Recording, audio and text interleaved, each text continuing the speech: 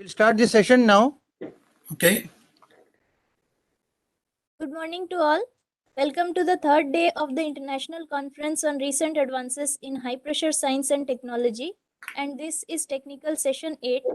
This session has two invited talks by Professor Rajiv Ahuja and Dr. Alexander Goncharov, and a plenary lecture by Professor Valery Levitas.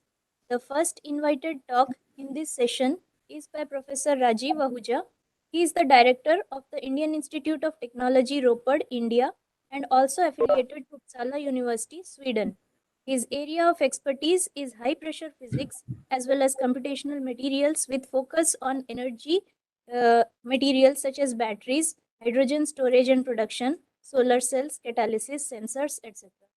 He is a fellow of Royal Society of Chemistry of London, APS Fellow of American Physical Society, USA, and an elected member of Swedish Royal Society of Sciences. He is recipient of many awards, including Beller Lectureship for the APS March Meeting 2017, Wallmark Prize, Edward Lilly and Sven Thurius Prize, and the Benzelius Prize from Royal Swedish Academy of Sciences. Professor Ahuja is advisory board member of Journal of Materials Chemistry A and Materials Advances from Royal Society of Chemistry, England. He is also associate editor of Nano Energy. The second invited talk in this session is by Dr. Alexander Goncharov. Dr. Goncharov is senior staff scientist at Carnegie Institute for Science. His area of research includes simple molecules at extreme pressure temperature conditions, chemistry at extreme conditions, and transport properties of earth materials. He is recipient of many awards, including Friendship Award, China, 1000 Talents Award, China, Lawrence Livermore National Laboratory Associate Director Award, Research Fellowship of the Alexander von Humboldt Foundation, Annual European High Pressure Research Group Award. The plenary talk in this session is by Professor Valery Levitas. Professor Levitas is from the Iowa State University, Departments of Aerospace and Mechanical Engineering, MS, USA. His area of research is interaction between phase transformations and plasticity at high pressure, multiscale theories, simulations, and experiments, high pressure mechanochemistry with applications in physics, material science, and geophysics. He has got many awards. Some among them are Khan International Award for Outstanding Contributions to the Field of Plasticity 2018, Richard von Mises Award of GAM, Society of Applied Mathematics and Mechanics, 1998, International Journal of Engineering Sciences Best Paper Award, 1995, von Humboldt Foundation Fellowship, Germany, 2012. This session is going to be chaired by Sri R. Bhaskaran. Sri Bhaskaran is the head, Squid and Detector Technology Division, Material Science Group, Indira Gandhi Center for Atomic Research. His area of expertise includes superconductivity, weak localization, squids, inverse problems in the context of NDE and MEG.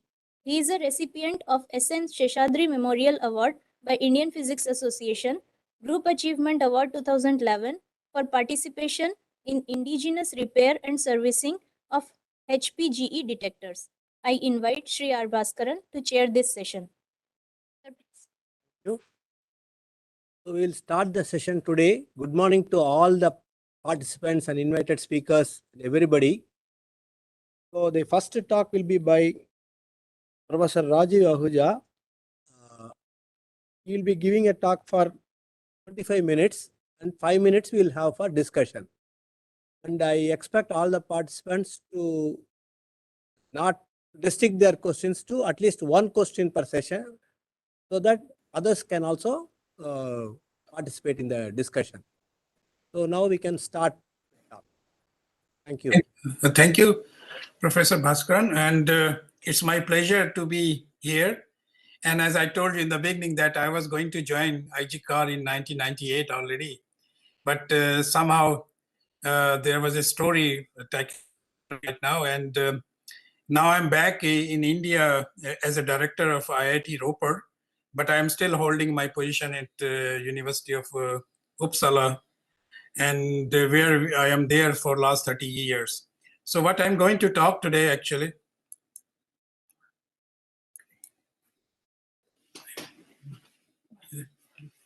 Here.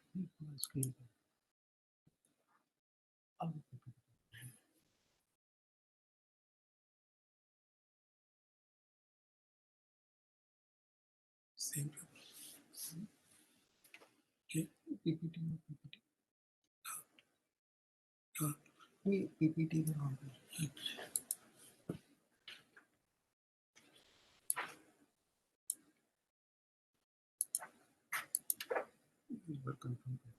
Full screen, right? Yes. Can you see my screen? Not yet. Not yet.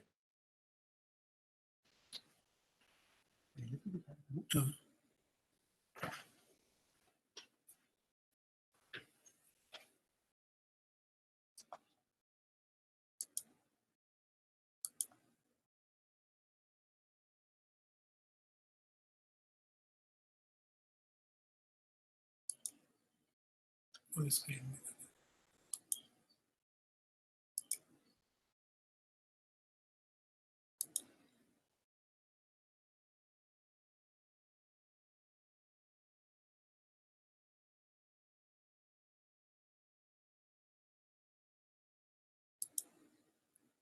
Sir, you can use that instead of share only PPT, use that share full screen Okay. at your PC itself. Okay. That was working, I guess, earlier. Okay. Close it. इसको disconnect कर देना. Go Share again. entire screen, Okay. not only application.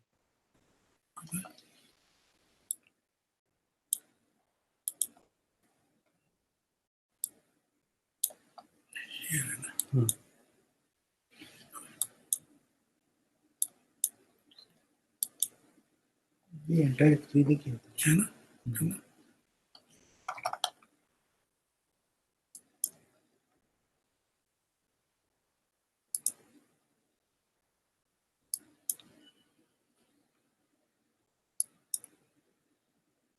दोबारा join कर ले. और disconnect.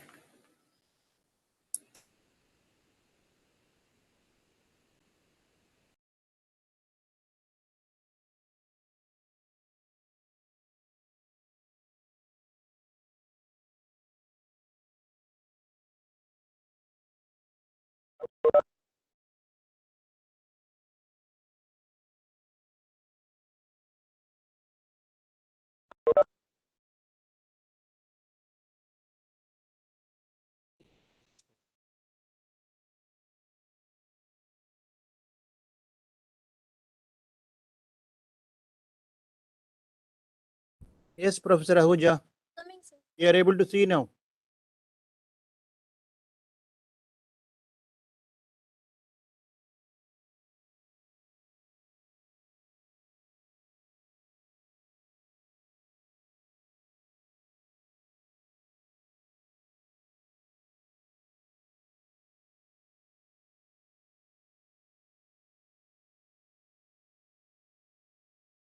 Can see your screen now. We cannot hear you.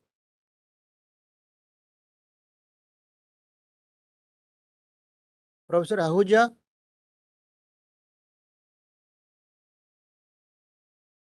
are you there?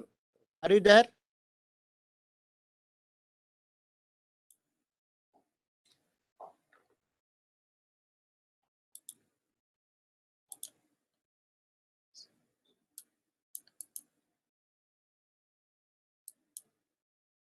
Can you see now? Yes, we are able to see the screen now. Are you able to listen, hear us? Yes, yes, yes. You can proceed. Okay. So, so I recently have started as a director at IIT Ropar also. So this is a picture from the entrance of the IIT Ropar. So what I'm going to talk, since I'm going to talk about materials related to the energy, and we are all talking about the energy crisis. So there's no question that if there is an energy crisis, but we cannot say that there will be an energy crisis, but we have to think when will be the energy crisis. So it's you cannot say that there will be no energy crisis. So should we wait for energy crisis when energy crisis will come and we should prepare ourselves, or we have to prepare ourselves in the advance? So what is the solution? How we can tackle this energy crisis? We can have a many ways to tackle this energy crisis. One is we can change our lifestyle, and another is that we can find a new energy source which are abundant, secure, renewable, clean, and affordable. And we all know that the sun is abundant, so there are a lot of efforts are going to harvesting the solar energy. So what I'm going to talk about today is I will talk about basically the materials for solar energy application or for solar cell application. But if you look at the how the energy demand is in the world, and then how it's be fulfilled right now, actually, if you look at the mainly all our energy demands are fulfilled by these three main players. So I say coal, gas, and oil. And you can see that other renewable, biomass, hydroelectric, this is very small amount. So, and when we are talking about renewable energy, so it's in principle, it's basically 1% of the total demand. So what we want, if we want to replace oil, coal, and gas, we have to make other renewable energy is a substantial factor to change this demand. So for example, we have to go for 1% to maybe 30-40%, so we can less rely on oil, gas, and coal. When we talk about materials for energy application, so as you know that when we are talking nowadays, we are talking always about the batteries, or we are talking about any small scale device application, we need a batteries. And when we are talking about the solar cells, we are talking about putting solar cells on the roof of our houses, how we can convert solar energy to the electricity. And basically right now what we are using basically silicon based solar cells. So we can design a new materials which can fulfill the energy demand what we are facing right now. So either we can invent new materials, or we can take a material which already exists and how to improve that, and we can make it suitable for a particular application. So for example, when we talk about power generation nowadays, we are talking materials for photovoltaics, we are talking about wind energy, we are talking about fuel cells and thermoelectric, and where we can generate power from the waste heat recovery also. Then if we are talking about transmission, because we are losing a lot of energy in the transmission from power station to the at the place where we are going to use it. And then if you can make this power losses less and less, that is also a saving energy. For example, we can have a superconducting power cables, and same thing is we can have a superconducting transformer. And when we're talking about consumption, we are nowadays, when LED got the Nobel Prize, so nowadays we can use LED got a great push after getting this Nobel Prize. And now in all our houses, lighting is a solid state lighting based on the LEDs, where we can also save energy also. And then when we are talking about another application where material research is needed is like in the area of the battery supercapacitor. And so we need advanced materials to fulfill this energy demand which is coming from the different sectors. And when we want that, when we want any solution, we want to have a sustainable solution, and we want a sustainable development. And we can see that solar could be a sustainable development. So if you look at the energy landscape, you can see that on the right, on left hand side you have a energy supply, and on the right hand side you can see the energy consumption. We are using a lot of, we are consuming a lot of energy, especially in the transportation sector. And when we're talking about energy supply, it can be from coal, and we already talked, it can be nuclear, hydro, or it can be solar, or it can be wind. And in the middle, you can see that you can use we are talking about batteries like electrical storage, or we are talking nowadays about the hydrogen storage or hydrogen economy. And India is going to put a huge amount of money in, especially in hydrogen economy. And so we have also, like right now, we are also using for energy carrier, we are using natural gas and the biofuel. So what we want to have a sustainable solution. And how the topic or high pressure, for example, what we are talking nowadays about high pressure research, how high pressure can help to achieve a materials which can help us in a sustainable development. In case of when we're talking about photovoltaics, then we can find a new material for solar energy application. So what I'm going to talk today, I'm going to talk about how the pressure can use to design or improve the existing photovoltaic materials. Since I come from Sweden, and Sweden has their own synchrotron source, and which is operating from 2016. This is the 4th generation synchrotron source, and this is the brightest source right now in the world. And this is situated in the south part of the Sweden. And beside this synchrotron source, Sweden is also going to build is a European installation. So this will be a European facility, and there you can study neutron, and then we will also have the beamline where we can study the magnetic or neutron. Using neutron, we can go to high pressure also to look at really what is the magnetic structure, how they are changing under pressure. So these two facilities are side by side in southern part of the in Sweden, in Lund, and this facility will be start operating from next year also. So what I am going to I am working, my main work is what I'm doing. Basically, I'm doing a computational material science actually, and what we do, we call in our community, we say that we are doing like electronic structure calculation. If you look at the field, it's not very old. The field is started itself from the last century in 1900 when Planck has given his first hypothesis, and it has developed during that time. Then quantum theory has been pushing and pushing, like when Schrodinger has given us this time independent Schrodinger equation, and it was further modified by Dirac.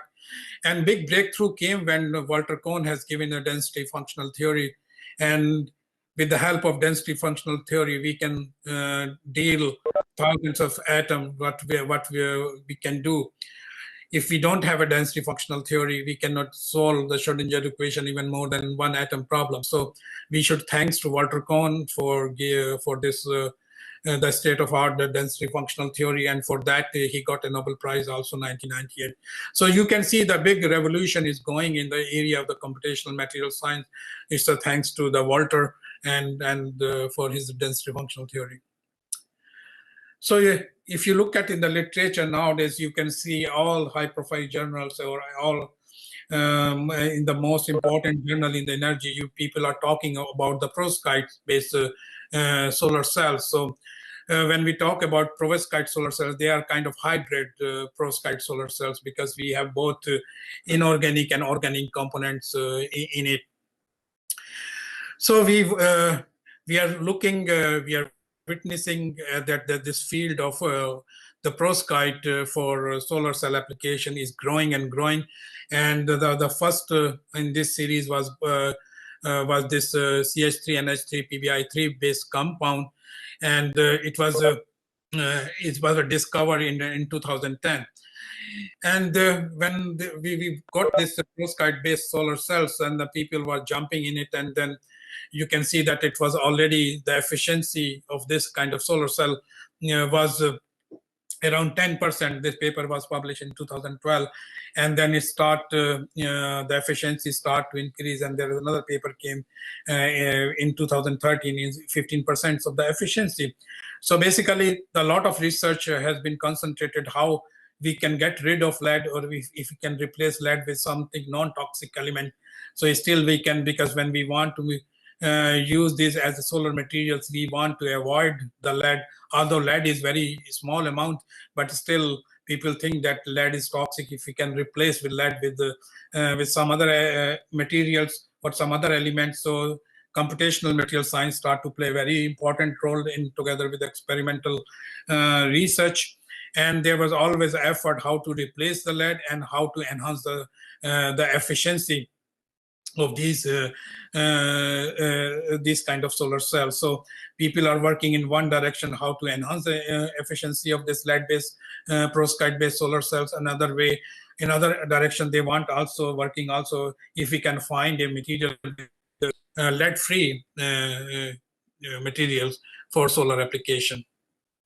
And if you have seen maybe this kind of chart for many occasions, if you're working in the area of solar cells, so this is very crowded graph here. But if you look at if you look concentrate on the perovskite-based solar cell, what we are talking nowadays. So it started the efficiency of almost around 10 to 12%, and within up to 2021, we can reach up to already 26% of the efficiency. So this is a great jump. You can see that we are talking about a dye synthesized solar cell where the efficiency started from 5%, and still we cannot go more than 11 to 12% of efficiency in dye synthesized based solar cells. So the people who are working in the area of this perovskite-based solar cell, basically those are the people like Grassel, and those are the people who were initially working in the dye synthesized solar cell. They jump in the area of the perovskite-based solar cell, because this is, again, here we have organic inorganic combination, and so this area has got a lot of push, and we can see that now we have a perovskite-based solar cell with efficiency of 25 to 26%. So this is a big jump, and how one can make this jump even to take to the further in increasing the efficiency. So to start this material, so I want to show you one example. As a simple material, so like not going to very complicated organic or inorganic material. We start with the titanium dioxide. We are using a lot. But if you look at all those people who are working in the dye synthesized solar cell, so they were using titanium dioxide layers, and then they are putting a dye on the surface of the TiO2. So TiO2 they were choosing because it has a rutile structure, and it has the band gap close to the visible region around 3 electron volt. So we have also looked these kind of dye synthesized solar cells, and then we have published this paper together with the group of the Grassel, and we have shown that you can achieve this femtosecond charge transfer from absorbed to the semiconductors. So, but since this field has not gone far behind because of the problem with the dye did disintegrate very fast. So people working in this in dye synthesized solar cell, they cannot achieve higher efficiency more than 10%. And then when the perovskite-based solar cell comes in the get the momentum, so all those people working in dye synthesized solar cell community, they switch over to the perovskite-based solar cells. So we just start to look also how if we can working rather with inorganic, organic, and this complicated compound, how about titanium dioxide.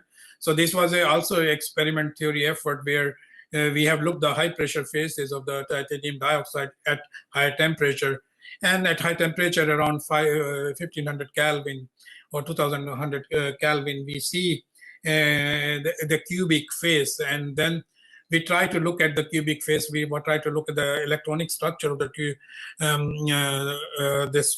this high pressure, high temperature cubic phase. We find that this cubic phase is a fluoride type of structure, which is basically calcium difluoride structure.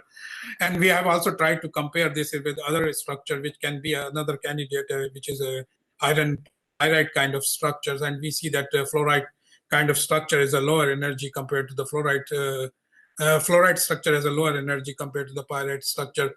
And then we have looked at the absorption optical properties for this phase of TiO2. You can see that if you look at the dielectric function or absorption, if you take the cubic rutile phase, tetragonal rutile phase, which is ambient pressure phase for TiO2, though you cannot absorb any light in the visible region. But if we start to doping, by doping you add some extra nitrogen, you can see that you can see some absorption in the visible region on this right hand side. And then when it comes to pyrite structure, you can still see that there's a small portion we can see in the visible region. But when we talk about the fluorite kind of structure, you can also see that there's a big absorption in the visible region, and we can absorb basically blue and green light. So this gives us a guide, and that one can use pressure to find a new structure of a new materials, and which can help us to be used in the solar application. If you want to use pure titanium dioxide in rutile phase, you cannot use for the solar application. But if we can synthesize with the combination of the experiment and theory a cubic phase, which is a fluorite structure, we can have a substantial amount of absorption in the visible region, and it can be used as itself also a material for solar application.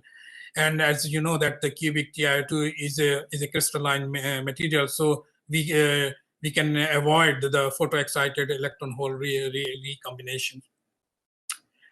So what I'm going to talk today, this is a work which we have recently published. It's going to appear next month actually in Applied Materials today, and where we have looked at how we can use pressure for other compound like a silane compound. These are the photovoltaic compound. How a pressure can play a role in this material, so they can be used as a material for photovoltaic application. And these materials are very important class of materials. They are nowadays people are using for the ferroelectricity, and we are using also for photocatalysis, and we are using these materials also for hydrogen production and the photovoltaic application for sure. So when we started this work, we also came to know about there was a recent work also which was published by the group in HPStar, and then they have looked pressure-driven chemical log structure and optical properties of silane compounds. So this was published in the Journal of Material Chemistry in 2020, and so this was a starting point for us, whether because any materials, when we design for specific properties, we have to know about the structure of the materials. So we have to look to, first we have to define the structure. We have to, once we are clear about the structure, then we can go with the material specific properties. So we have looked these materials under pressure. And if you see the structure, which we have looked in the 3-4 structure, and this structure we have used with the search from the quasi-random structures, or nowadays there are many genetic algorithm or genomic material genomics. So we can search this kind of niche structure in our computer. So we have find these 3 main structure, play important role under pressure and in ambient pressure conditions. So if you look at in the top, we have a tetragonal structure with I4 with a different configuration. With the different configuration is this arrangement on basically how we arrange bismuth and lead in this system, and then you can have a 3 arrangement which we call configuration in tetragonal structure, configuration 1, B1, 2, and 3, and then we have the structure which is called the CMCM structure, is the orthorhombic structure, and then we have another structure which is the C2M phase structure. So we have this starting structure which we got from our screening of using the different searching code to search the structure under pressure. So this is how the lattice parameters look like as a function of pressure for three materials, basically lead, PB, bismuth, O2s with the, because then we thought why we should just look only one material. So we have looked at all the halogen. We took at the chlorine, bromine, and iodine. You can see that in figure A, B, and C, we have plotted three different materials as a function of pressure. And you can see that how the structure for this different structure, how the lattice parameters varies under the pressure. So then we have tried to compare the enthalpies of these three different structure, and we find out that for the first material, which based with the chlorine, so you can see that the basically the CMCM structure is lower than that the tetragonal structure, and finally we got to the high pressure phase, which is a C2M structure.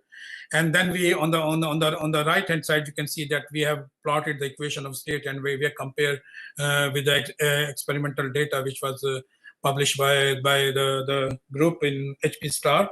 And you can see that in HP star group, with the structure which they propose is a tetragonal structure with I4MMM, but we don't see that structure in our calculation. Rather than we see the CMCM orthorhombic structure. So there was a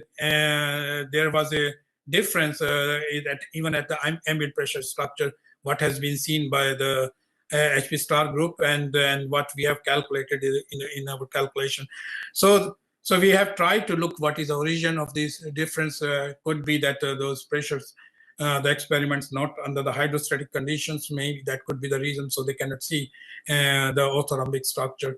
So in that sense, you can see that already the theory is providing information that it could be a orthorhombic structure, and its optical property will be different than compared to the tetragonal structure. So we have looked at the band gap as a function of pressure. Basically, for solar application, we need a band gap in the visible region. So we need a band gap around between 1.2 to 1.5 or electron volt. And you can see that with these three compound, if even we compress it, the band gap doesn't change. But the silane compound with the iodine, you can see a drastic change in the band gap. So, and when band gap changes, the color of the materials changes, and this when color of the materials changes with the pressure, and this is called basically the piezochromism. And because band gap is changing, so the color of the material is changing. So this is a direct indication when we do the optical measurement that the band color is changing, because in semiconductor, this is due to the change in the band gap. So this is what we plotted the absorption for optical absorption. You can see that. And so now we can see as a function of pressure for different structure for all three compounds, a big amount of absorption in the visible region. So this also confirmed that, for example, these materials can be used for a solar application if we use the pressure. And other thing is, one can ask already that these materials are under pressure, how we can use this material at ambient conditions. So we have to find a way how we can quench back these materials at ambient condition so they can be used for solar cell. But one idea we got this kind of high pressure experiment, at least that one can use pressure as a parameter or as a input to tune the structure or properties of a materials, and for different application, in this case for about the solar application. So then I take this is the last example. So I want to show one. We have looked also lead-free perovskite structure, and these are basically a monoclinic primitive structure, and here we don't see any structural phase changes from, and we have looked at in between 0 to 15 GPa. And so if you look at here also the band gap, so we have plotted the band gap. If you look at the band gap when we start putting pressure on these materials, and I have plotted both direct and indirect band gap as a function of pressure. You can see that and these two lines, the violet and red line, gives you the absorption in the visible regions. If band gap is in the visible region, so we can use this kind of material for solar applications. And you can see that, of course, we can see the band gap in the visible region for above 10 GPa or above even 5 GPa pressure. So this material can be also used for photovoltaic applications because their band gap is coming under pressure in the visible region. And this is how we have plotted the absorption cross section as a function of pressure, and you can see that we can see a lot of absorption in the visible region. So this is another candidate for solar cell application, and which is lead free. So theory can predict something, and theory can tell something, and one can learn from the theory how to design a new materials for photovoltaic application using pressure. So finally, this is the conclusion that what I want to say, that we have find a new structure even at ambient condition, which is orthorhombic structure but not a tetragonal structure, and both the orthorhombic and then at high pressure we find a monoclinic phase, and both these phases are not observed in the experiment. And then the absorption, if you look at the absorption spectra, it show the piezochromism in these materials.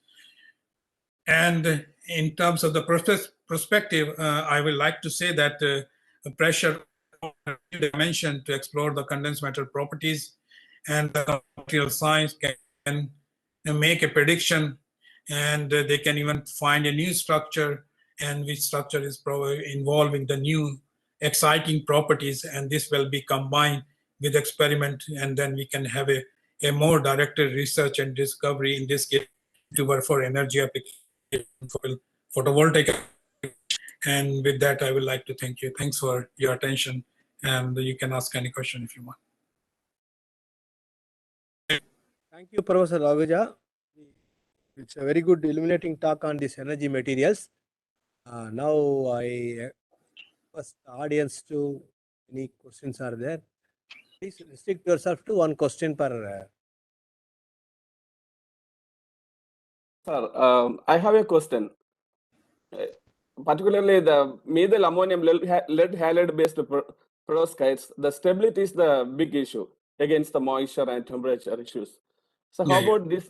How about these materials? Are they stable? How about the temperature dependent properties? When we done this experiment, they are done at the room temperature, right? For example, so they are stable in room temperature conditions. So all this high pressure experiment, especially for the saline compound, is done in the ambient conditions. So they are stable. So you can see that. But the stability issue in I the mean, lead. I mean, over the period of time. Over the period of time, it will. Over the So that, period of, yeah. So for the over a period of time, I don't think there's any experiment is done on that direction for, especially for these materials. But with the perovskite material, because they are using it, so there are a lot of work has been done already for over a period of time. And we always say that this is still in the perovskite based solar cell, and now they say that they have found it, because before they were working in the lab condition in the glove box only, but now they say that they find there also a way how to stabilize in the open environment. And so, but in this compound, this kind of study is not yet performed. This has to be performed. Thank you, sir. I think Gautam Dev also requested similar question about halide perovskites. Yeah. I think we will go over to the next question. I think since you have answered. Professor Ashok Mani wanted to. Yeah, Professor Ashok Mani, welcome after a long time. Yes, even a.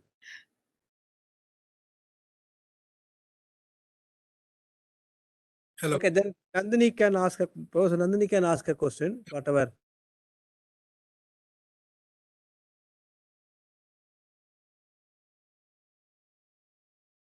Hello. Professor Dr. Nandini, you can unmute and ask the question. Okay, if there are problems with Yeah. Hi, Dr. Ahuja. It was a very good talk. Good morning. I just wanted to ask, how difficult is it to model these metal organic frameworks? Oh, Because you have the rattling CH3, NH3 in those cages, right? So how do you sort of model them for high pressure studies? so in high pressure studies, for modeling part, we have performed those calculations already, and we don't see any issues for modeling part there. Okay. So, yeah, and we have shown that we have also tried to replace lead with the because people were concerned with the lead. So we have tried to replace lead also with the non-toxic material, and we have seen if you don't take lead, efficiency will go down to even 5% from 25%. So lead is the magic there. So if we don't have this lead-based perovskite, the efficiency, even you replace by tin, the efficiency will go down. And we have modeled that one, and we can show that why lead is working only, why the other element does not working. This we can show also for modeling. For modeling side, there's no issues.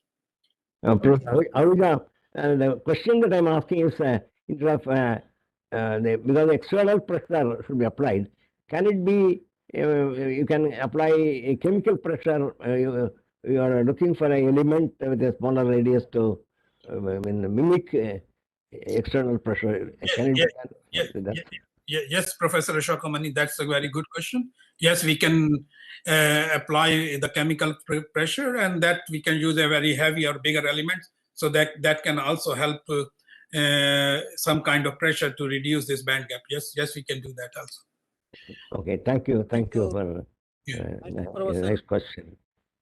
Yeah, so I think now the time getting over. Thank you, Professor Ahuja, for your illuminating talk on energy materials. Okay, so your thing is being shown here, so it will be sent to you by post. Okay. Thank you. Thank you very much. Yeah. Okay, thank you, Professor Ahuja, because you have become a very knowledgeable person that hair loss shows, and also I'm very happy to see Bhaskar. Ashokamani, it was great to see you after a long time. And then same thing to me also. I'm very happy to see you, and a very, very long. Thank you. Okay, next talk is by Professor Alexander Goncharov on novel polyhydrates and polynitrites synthesized at high pressures. Now I invite Professor Alexander Goncharov to start his talk. Good morning, everyone. It's a pleasure talking here. Well, we have a huge difference in time, so it's late night in Washington, D.C. Anyway, I'll try to make my best to present my work today. So this is about novel polyhydrates and polynitrites synthesized at high pressure. So first of all, I'm very glad that Professor Ahuja gave a lot of introduction to what we're trying to do. So we're trying to synthesize essentially new materials using high pressure. And my first slide shows you that I'm going to talk today about essentially two systems, but these systems are one of the systems on the left side is of interest for energetic materials. This is materials which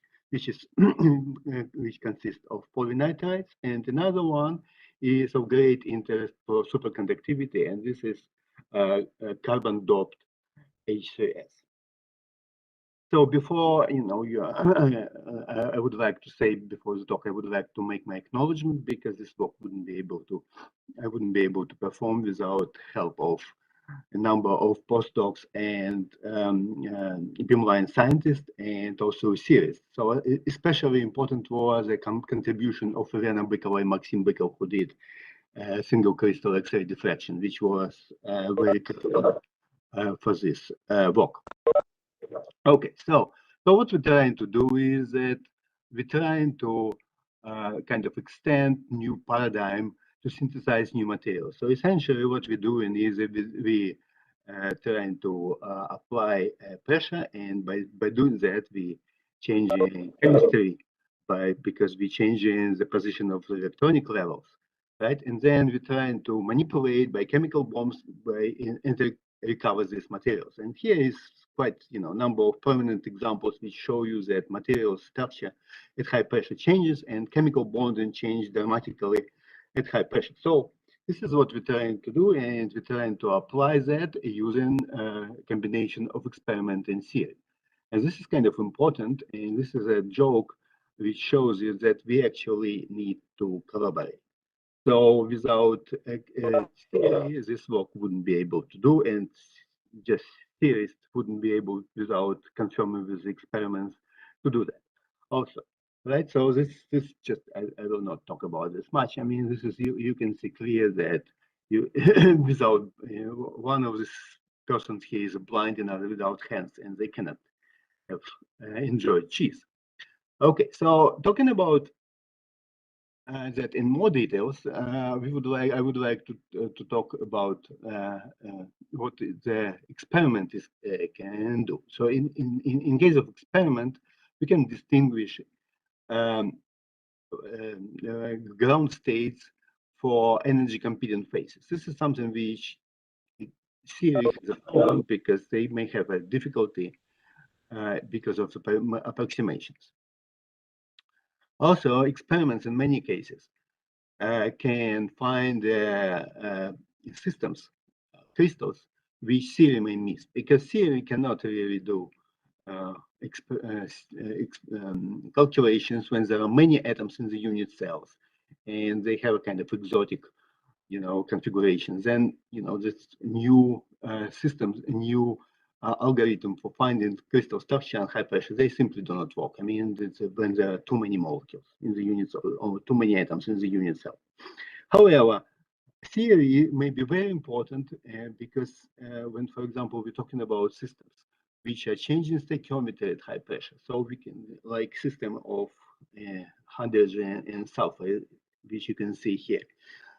With the help of theory, we can make this convex Hull phase diagrams, and so we can see that at high pressure stoichiometry, all the ground states can change.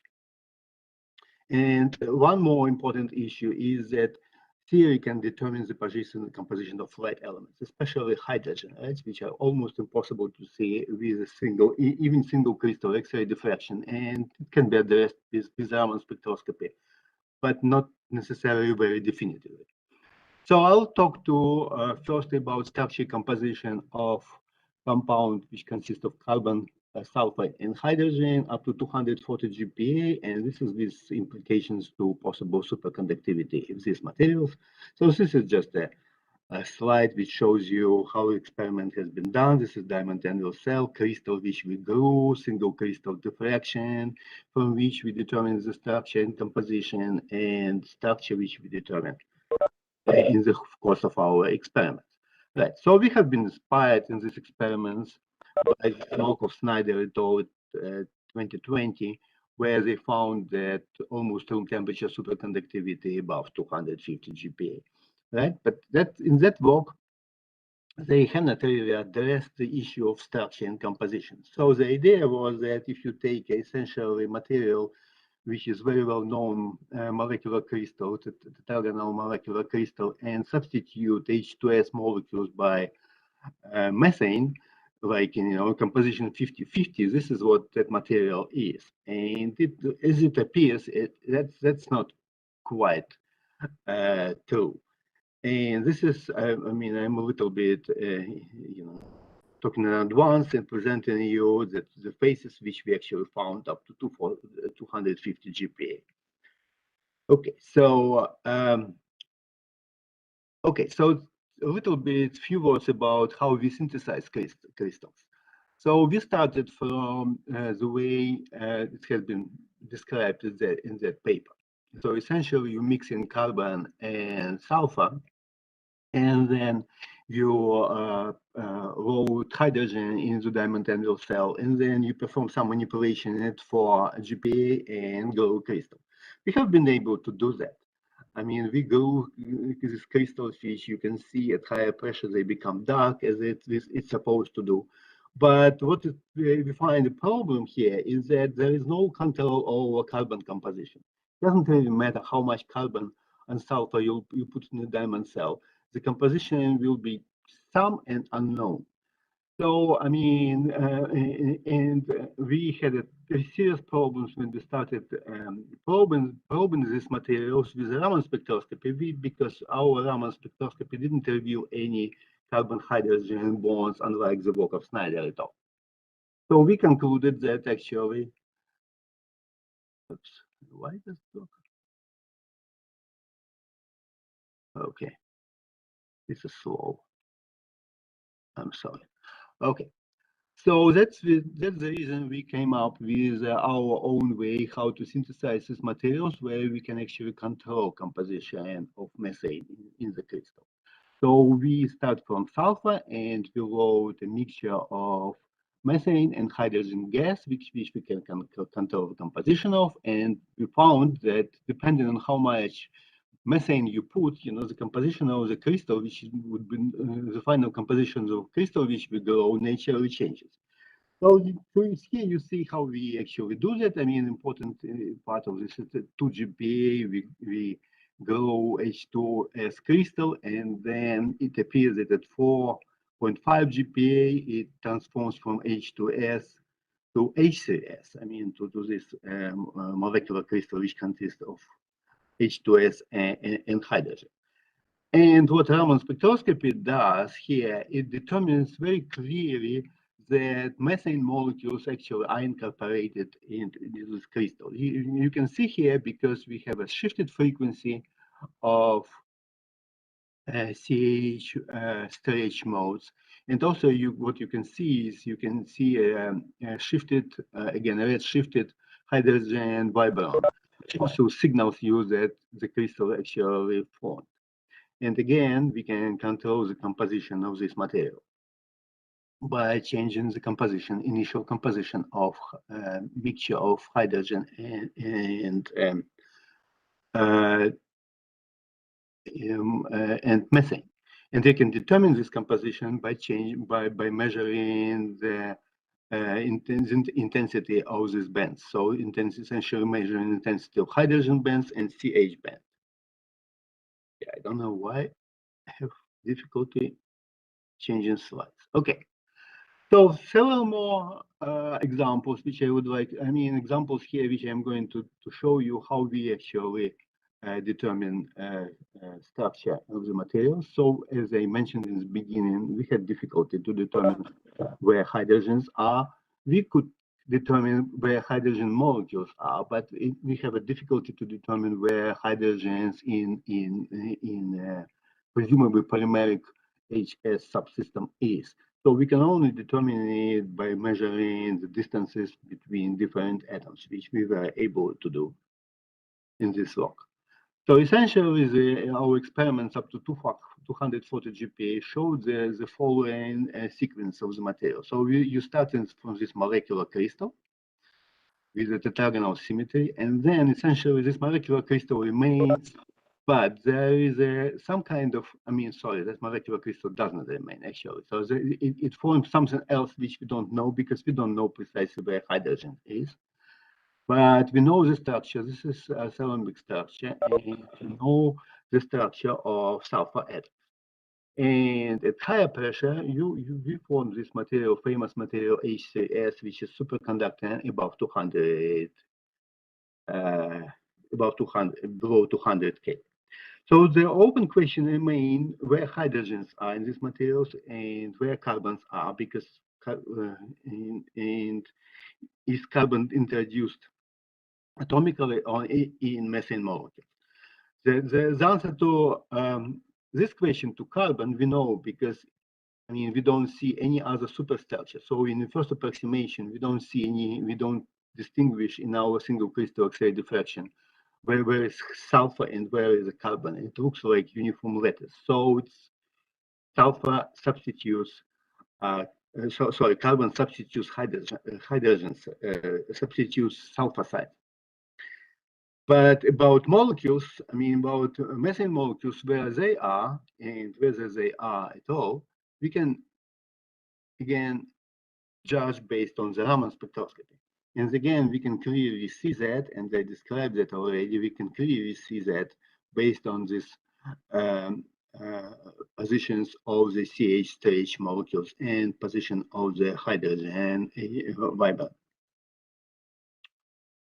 Okay, so finally, for this work, I would like to show you the phase diagram and volumes of these materials, which also are kind of important. So we studied a number of different materials, which we had a different composition. So one of the material which doesn't have any any carbon, carbon poor and carbon rich material. And what we found is that dependent on that, we have essentially different phases.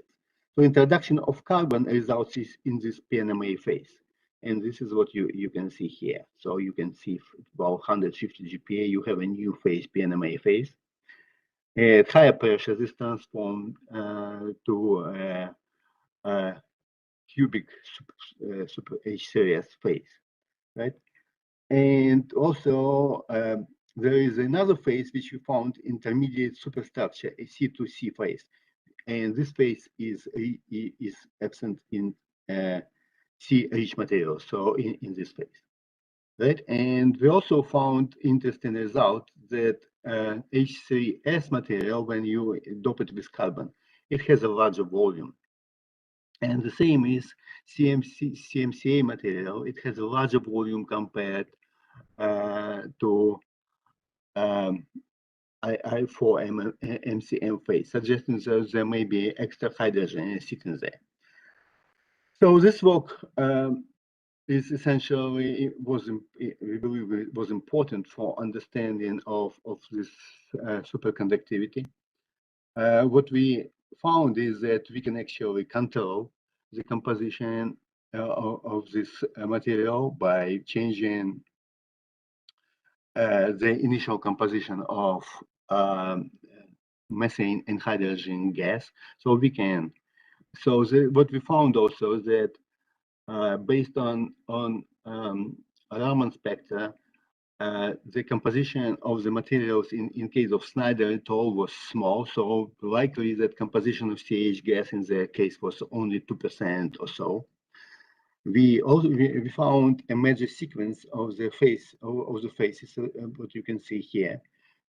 However, if you compare that sequence with the TC which Snyder et al. Found, we don't have any explanation into why that TC increases so dramatically at high pressure. So likely that increase of this TC is related to formation of H3S phase, but it's unclear why this phase provides you so high so high temperature of superconductivity.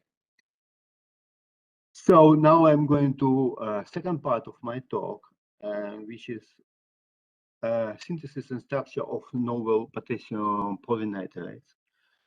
So I'll start from theoretical work which has been done on this potassium polynitrite, because it's kind of interesting how many different phases and how many different species you can expect actually from series.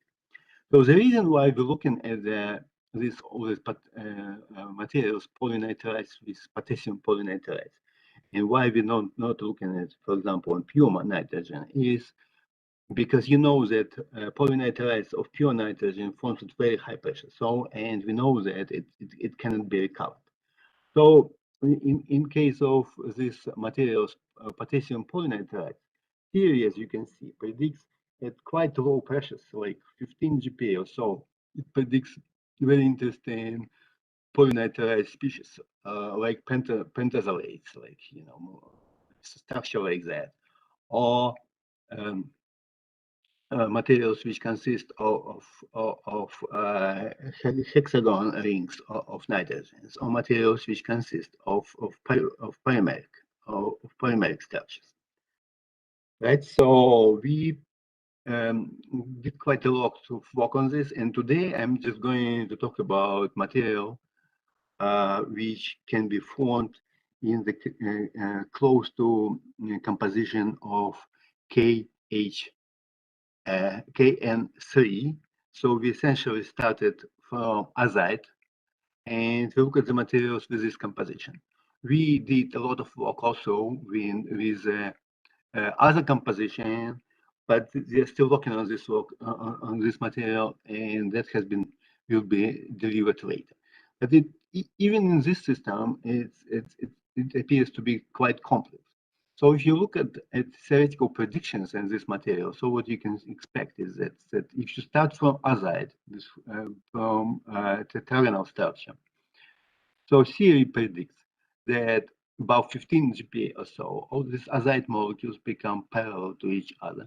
And then at higher pressure, about 40 GPa roughly speaking, they form this hexazine rings. Right, and what you can see here, this is what our collaborators calculated. They calculated the reaction coordinate and how much actually energy we have to put into the system to overcome the barriers. So what it appears to be is that it's the transition between azide structure to P6 to this structure to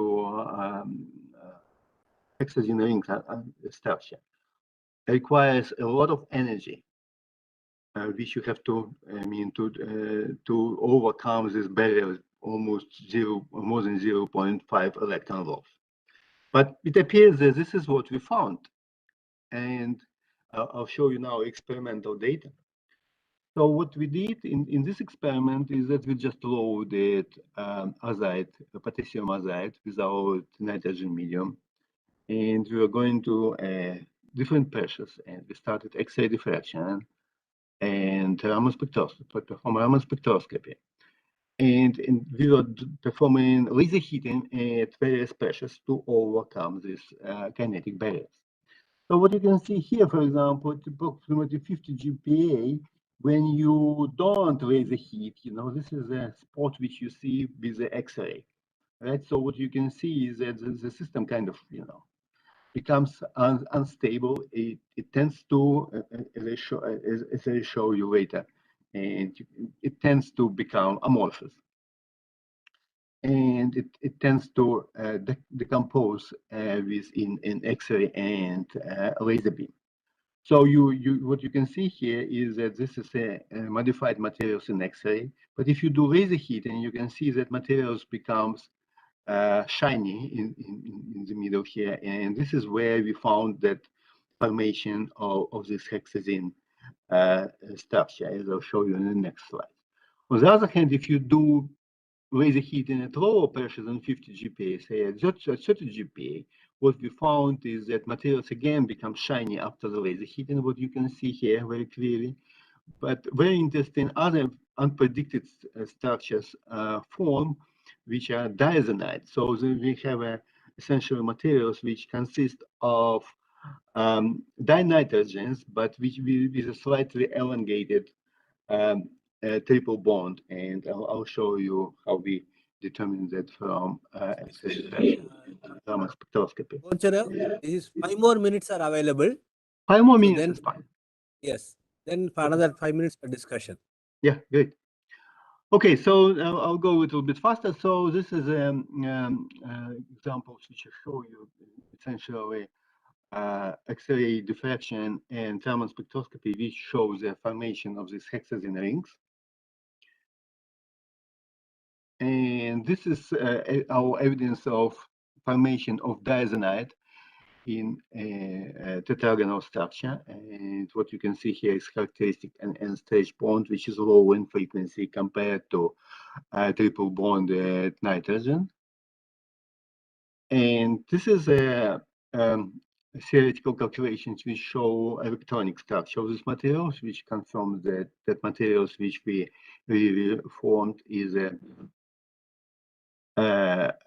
metallic kind of materials. We also perform compression and decompression behavior. We found that this hexazine rings stable up to 120 GPa, but when you unload them, they transform back into azide below 20 GPa. And we found that there is a large change in volume from transition from azide into hexazine rings system. Okay, so I came to the conclusion for polynitride materials. So essentially, we found that azide group is prompt for chemical destabilization at high pressures. And this is what we found from our experiment in Raman experiment, the X-ray diffraction experiments. And we found two new crystalline materials which are formed upon laser heating. And this is a hexazine ring system and the diazonide system. And both systems are metastable but not recoverable. There are other polynitride materials if you study these materials with excess of nitrogen, which we did in a number of experiments, there are other systems, including pentazolase, which we will be these results will be presented in the later on. And we believe that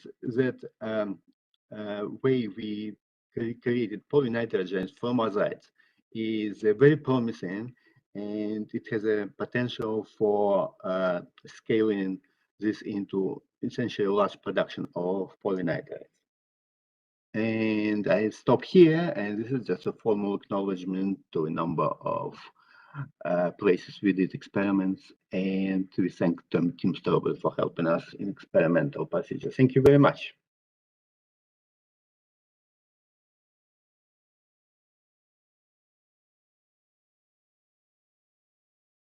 Yeah. Hi, Alex. How are you? Okay. This is Ravi Yeah. here. Yeah, I'm here. How are you? Yeah. Okay. Good work. A lot of results. I have a couple of questions. One is you mentioned gentle laser heating at 4 GPa on sulfur Yeah. and first part Yes. of the talk.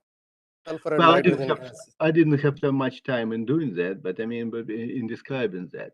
Okay, so essentially, when you have a sulfur in a system, you need to see sulfur react with hydrogen, right? So gentle meaning that we didn't reach temperatures below above 1,000 degrees, definitely. I mean, this was just a few hundred degrees, and we were using several milliwatts, I mean, several tens of milliwatts of visible lasers.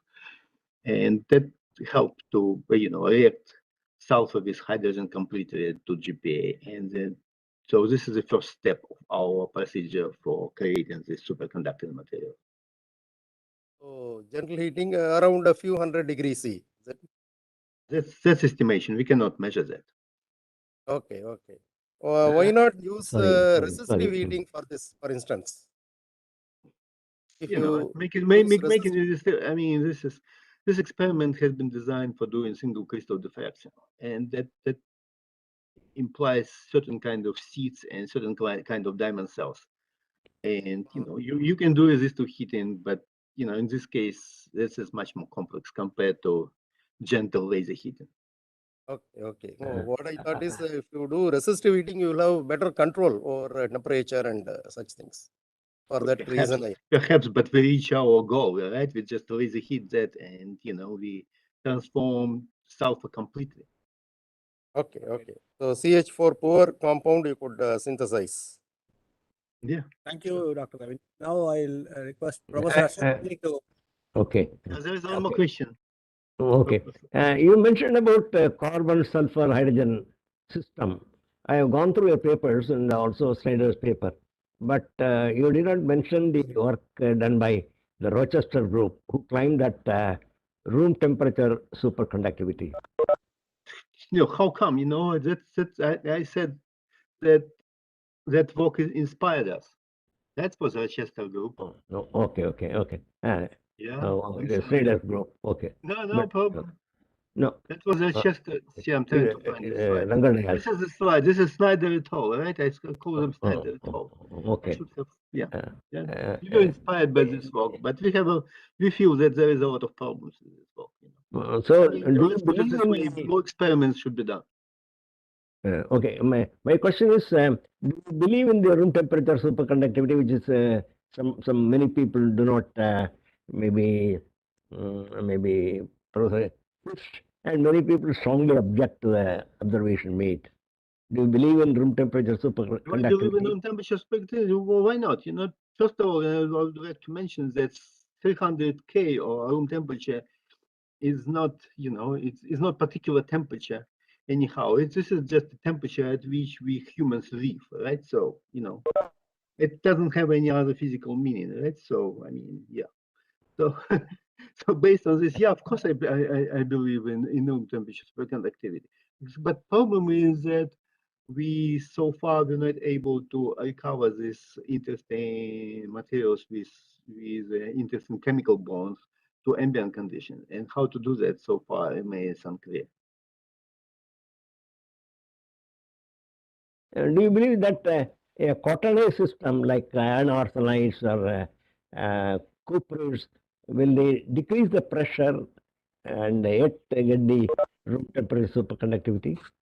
Sure, Because, I mean that's okay. great, but I mean, this is where we need theory, right? Because that's what Bias shows this cartoon.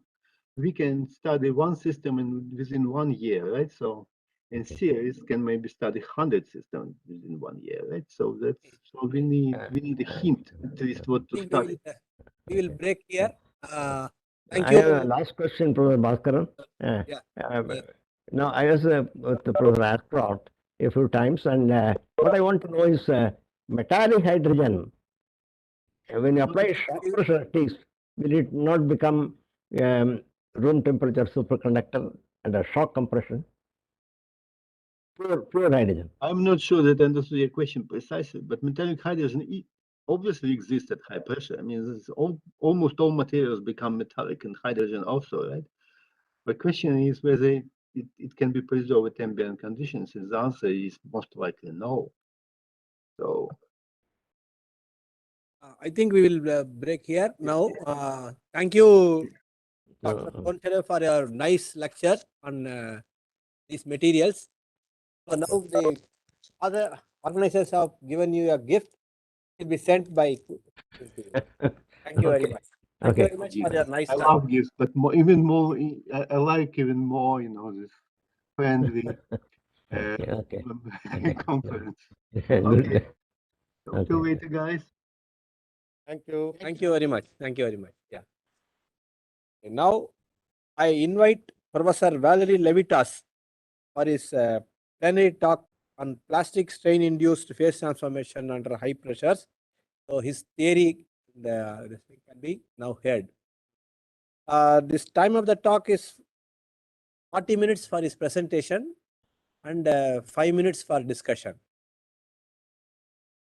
Sir, are you already there in the? Yes. Okay. Good morning, and okay. can you please start my video recording, and then I will take questions.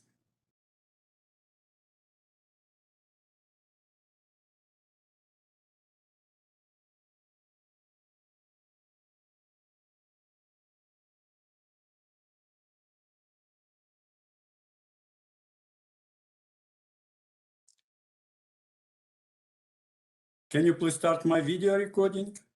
Yeah, just hold on. Yeah, it is being done. Okay, it's coming. Okay. Just a minute.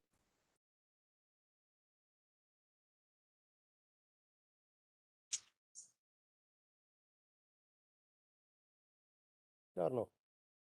No?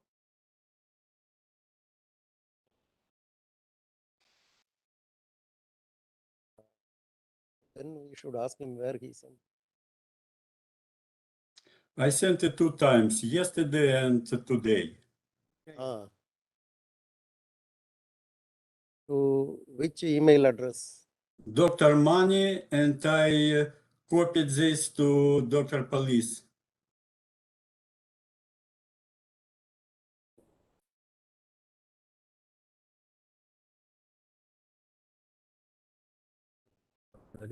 Send it to ICReACH2022@gmail.com. Maybe you can send the Gmail ID in the chat box. It is there, no? Anand. I found second one. This is Penguin. Oh, okay. Okay. Please send it to Gmail address. Chat, give it. The Gmail ID in the chat box. Send it to that. Oh, I did not get it. To which address? I have email of Dr. Mani. Sir, we just send it to you in the chat. Please look at the chat. Please see the chat box. Okay. Please send it to that address. This one? Yes. Right. Okay, that is where I send it to. Just a second, let me.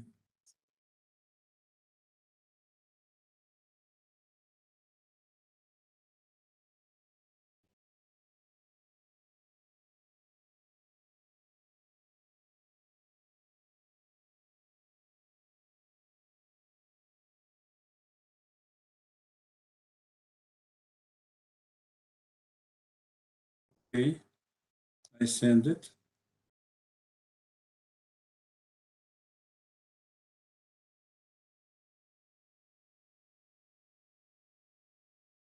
Did you get it? Not yet. Not yet. Must be on the way.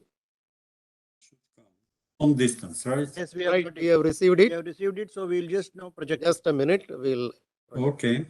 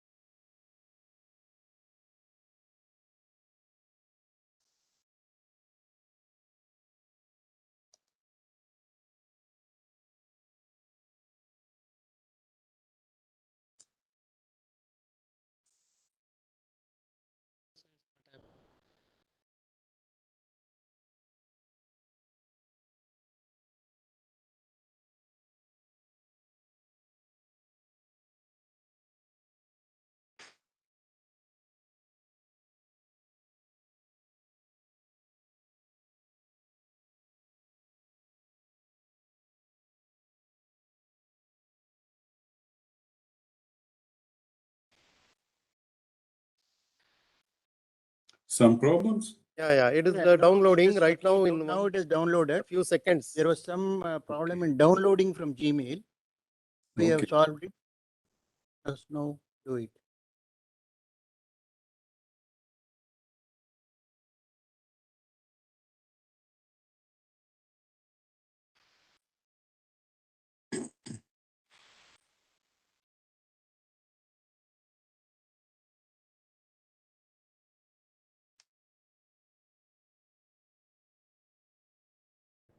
Any tools? No, no, it has.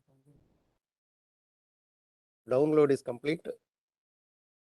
It is being played in VLC.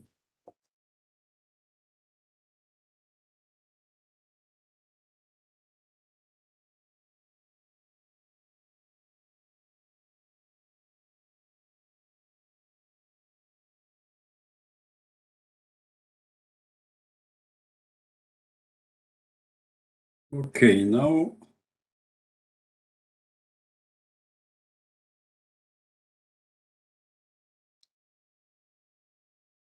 Yeah, with sound it will be much better.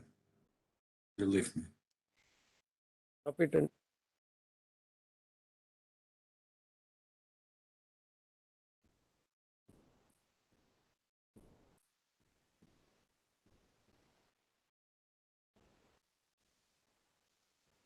Yes, there is no audio, right?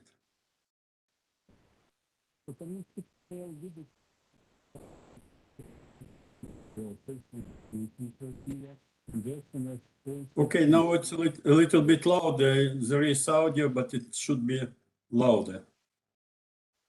Is it loud? I Want more loud? We are finding it okay. We are finding it fine. it is loud and clear here. It's clear. Yep. Okay. So please start from the beginning. From the Okay, beginning. the Yeah. beginning you start, Sanand.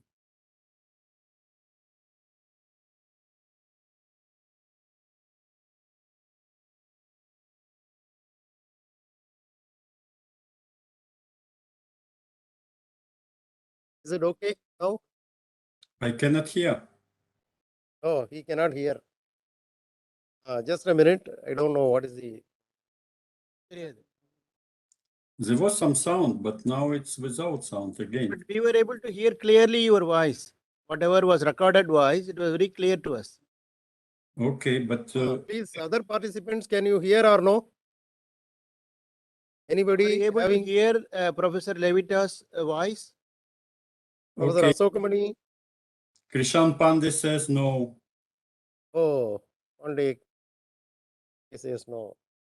Okay, there is some problem. Just play again. Play again. Yeah, we are looking into We it. had played Feng's video. It was okay. First of all, I would like to thank organizer for How giving can you me hear? chance to How can you present hear? this plenary lecture. Title of my talk is Plastic Strain-Induced Phase Transformations under High Pressure, Full-Scale Theory, Experiments and Phenomena. I would like to acknowledge all my collaborators, which will pop up in proper place, and funding agency. I will start with description of experiments on phase transformation and the plastic deformation produced in a unique device, rotational diamond anvil cell.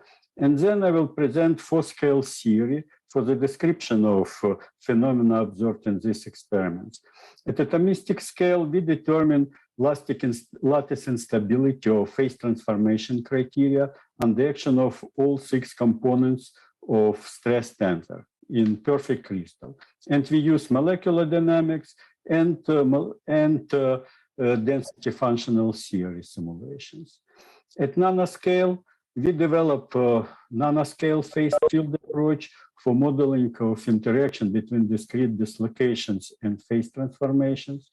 Then we scale up this theory to be able to treat large samples at the microscale. And also we use a micromechanical approach to derive strain control kinetic equations for phase transformation. And this equation is part of our macroscale model for modeling of couplet phase transformations and plasticity in a sample compressed and twisted in a rotational diamond anvil cell. Each high-pressure lab has a diamond anvil cell, 2 diamonds compressed sample within gasket or without gasket, and the modern diagnostic is used to probe sample. What we are doing differently after compression, we twist one anvil with respect to another, and this changes everything.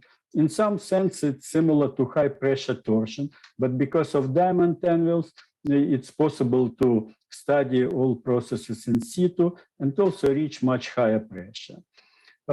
We produce experiments in our laboratory at Iowa State University, but most of experiments are produced at synchrotron radiation facilities at APS. Also, we are about to receive final version of dynamic rotational diamond anvil cell, which will be able to produce controlled strain rate in the range from 10 to minus 4 to 10 to 4, 1/2. So what we can measure?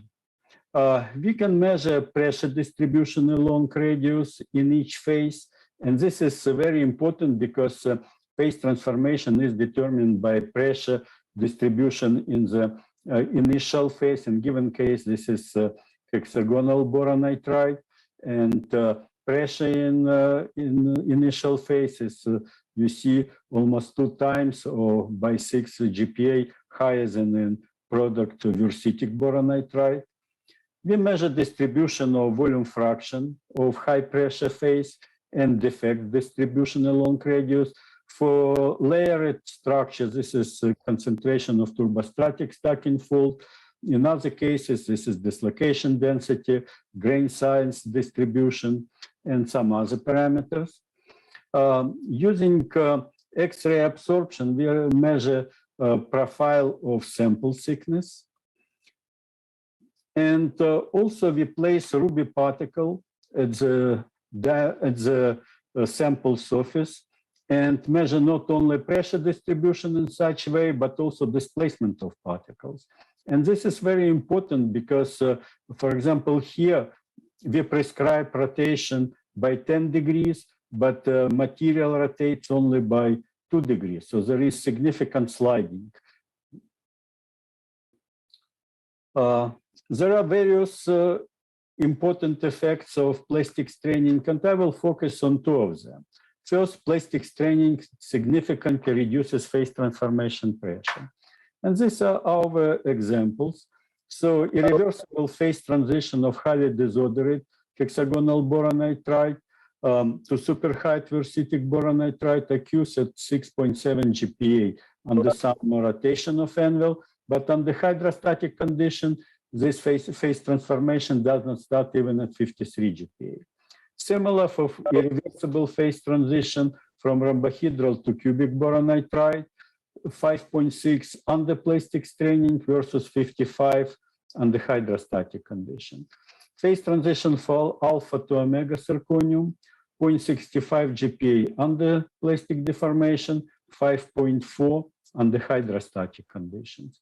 And phase transition from nanograin silicon 1 to silicon 2, 0.6 GPa under shear and 16 GPa under hydrostatic conditions.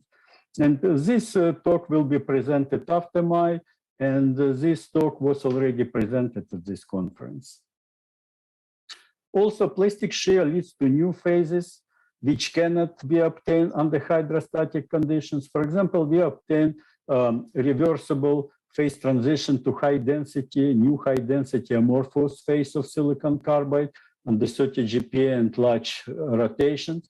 And under hydrostatic conditions, amorphization was not observed even at 135 GPa.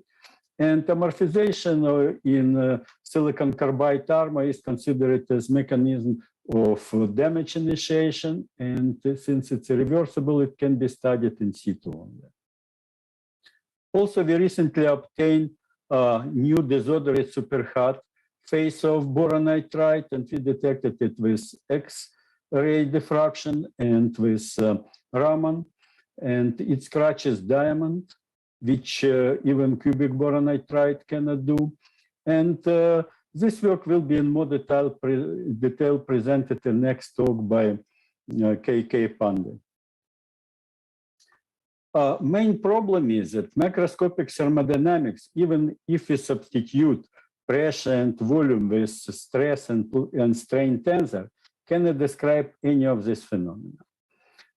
This is mechanical part of thermodynamic driving force for phase transition, pressure multiplied by volumetric strain plus shear strain multiplied by transformation shear.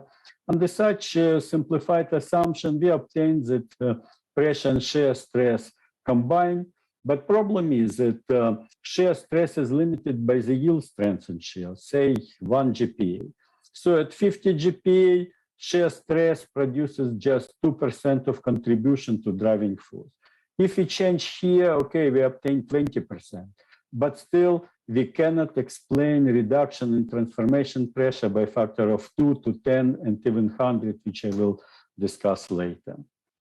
And that is why we developed four-scale theory.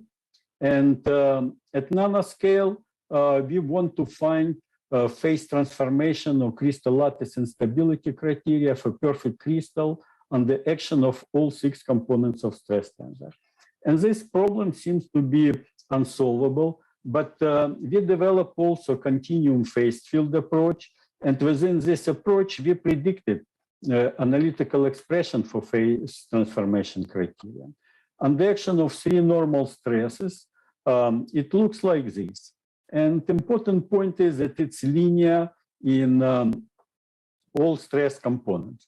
That means that in space sigma 1, sigma 2, sigma 3, we have plane. And if we rotate this picture until plane is visible as a line, we also can put MD points and DFT points. And you see that they perfectly coincide with our prediction. That means that we confirm our phase transformation criterion. and also determine two material parameters. Then we add three shear stresses, which results in additional term, but with no additional material parameters. And again, we obtain that the deviation of MD and DFT simulations from our criterion is within 5%. That means that we obtain analytical expression, simple analytical expression of phase transformation criterion and the action of all 6 components of stress tensor, which contain just 2 material parameters. And this is far beyond from what was known in literature, mostly to application of 2 components. And we also found 5th degree elastic potential at large strain for silicon 1 from DFT simulations. And you see it describes well stress strain curves for different complex loading for strains even above 35%. Let's consider one example.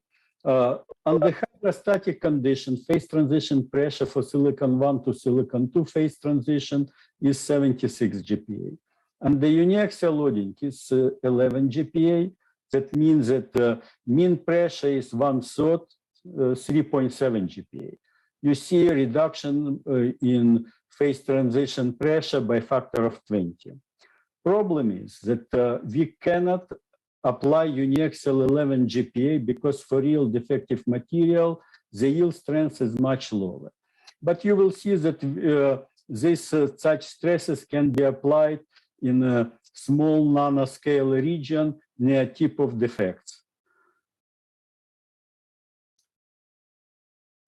The main problem which high pressure community did not realize before appearance of this paper was that there are 2 completely different types of phase transformation: pressure-induced phase transformations and plastic strain-induced phase transformations under high pressure. Pressure-induced phase transitions start at pre-existing defects, for example, dislocation pile-up, which represent pressure concentrator. For example, let me have this pile-up consisting of 4 dislocations. It produces strong stress concentrator here for all components of stress tensor, and at some pressure, nucleation occurs here. Then we need to increase pressure to produce phase transformation at set of 3 dislocations pile-up, then further increase for 2 dislocations pile-up, and so on. So pressure has to be increased. In contrast, strain-induced nucleation occurs at new defects permanently generated during plastic flow. That is why it's possible to keep constant pressure and inject new defects and local stress concentrators and promote phase transformation near them by increasing plastic shear. And since strain-induced defects contain much more dislocations in the pile-up, it can be 10 and 100, then external pressure can be drastically decreased. Also, in this small nanoscale area, probability to find defects is very low. And that is why deviatoric or shear stresses are limited here by theoretical strengths, which is 1 to 2 orders of magnitude larger than macroscopic yield strengths. And such unique stress tensor state at the limit of lattice instability are not achievable in bulk and may lead to new phases and drastic reduction in phase transformation pressure. We obtained first results using this simple analytical model. Then we spent more than 10 years to develop phase field approach with advanced mechanics for phase transformation, for dislocation, then for their interaction. And let's consider a model problem for material with phase equilibrium pressure of 10 GPa. Phase instability or phase transformation pressure in perfect crystal is 20 GPa. And if you introduce 1 dislocation, phase transition occurs at 16 GPa. Now let's consider bicrystal under compression and shear, dislocation free initially, dislocation nucleate at grain boundary, and produce strong pile up against grain boundary and produce strong stress concentrator. And that is where our phase transformation criterion obtained from atomistic simulation is fulfilled. This is defect-free region. And it happens at 12 GPa, average over the sample. And this is conceptual proof that indeed dislocation pileup can increase phase transformation pressure by more than order of magnitude and even almost order of magnitude in comparison with phase equilibrium pressure. So it's deeply in the region of stability of low pressure phase. When we increase shear, you see evolution with quite large stationary region of high pressure phase, but in this problem, we neglected dislocation plasticity in the right grain. When we include dislocation, you see the transform region is much smaller. That means that plasticity plays dual role. It promotes phase transformation by creating stress concentrators, but also it suppresses phase transformation by relaxing these stresses. And we found some combinations of shear stresses and pressure for which solution without dislocations and with dislocations is approximately the same. So that means that phase transition won competition over dislocation plasticity. And let's summarize our nanoscale results as new possible routes for defect-induced material synthesis under relatively low pressure. So instead of increasing external pressure, one can successively fill material with strain-induced defects like dislocation pileup, and this causes stress concentrator and unique stress tensor state at the limit of lattice instability near the tip. Deviatoric stresses are limited by the theoretical strengths in small nanoscale region, which are 1 to 2 orders of magnitude larger than the microscopic yield strength. And this may lead to new phases inaccessible under different conditions and to drastic reduction in phase transformation pressure. This is our first atomistic conformation of nucleation and dislocation pileup. And here we consider pileup of 60-degree shuffle dislocations in silicon 1 under applied shear and pileup against these 3 grain boundaries. And you see that dislocations shift grain boundary. This is like super dislocation. This produces huge stress concentrator and causes amorphization. And without dislocations, amorphization occurs at 9 GPa, with 8 dislocations at 1.6 GPa. So it's reduction by factor of 6. And what is also important is, for example, screw dislocations pass through all the 3 grain boundaries and cannot produce pileup and phase transition. So not all dislocations can be helpful. Main problem for nanoscale phase field approach is that interface width is 1 nanometer, and we have to resolve it with 4 or 5 finite elements. That means that we cannot consider large sample. That is why we develop completely different scale-free phase field approach to phase transformation, but still we need the local stress concentrator. So we use dislocation plasticity along some prescribed planes, and we treat this by solving contact problem of continuum mechanics. And you see here, we consider not just one, just high pressure phase, but here 3 crystallographically equivalent variants of high pressure phase. And this is evolution. Red is evolution of high pressure phase. You see evolution of dislocations. And this is evolution of first and second martensitic variant. This was sample, which we consider. Here, evolution of volume fraction in each grain. This number is grain number. And we also, you see, it's very heterogeneous. And we also average parameters over entire sample and obtain macroscopic evolution of pressure, shear stresses, volume fraction of silicon 2, and each martensitic variant. And this is very important kinetic information for developing macroscopic model, but also we found you see, this is transformation work equal to jump in strain in thermal energy. This is a local phase equilibrium condition for in point of interface in elastic material. But it's expressed here by white lines, and you see that even despite the fact that we have huge plasticity, still the same, all these white lines are along the interface. That means that even for elastoplastic material, such phase equilibrium condition is satisfied.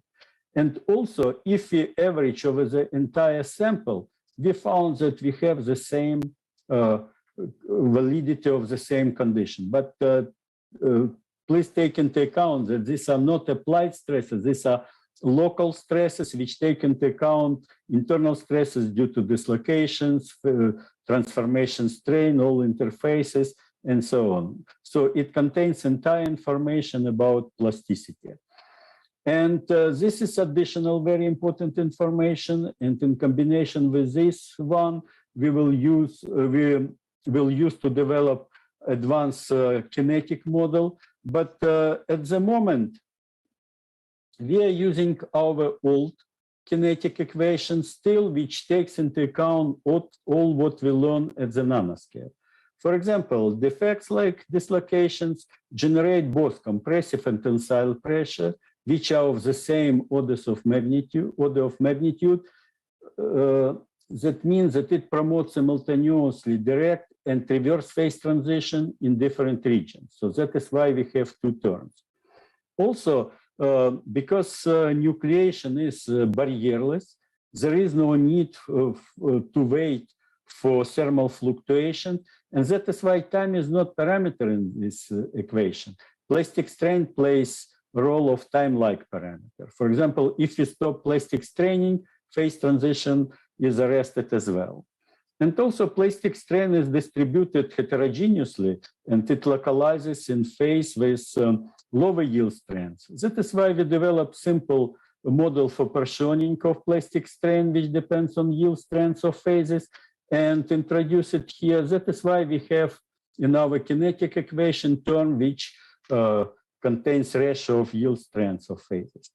And even in such form, this kinetic equation describes various non-trivial phenomena qualitatively, but I would like to focus today on description on quantitative description of kinetic or phase transition and checking our equation. It took just 16 years before we were able to confirm it experimentally.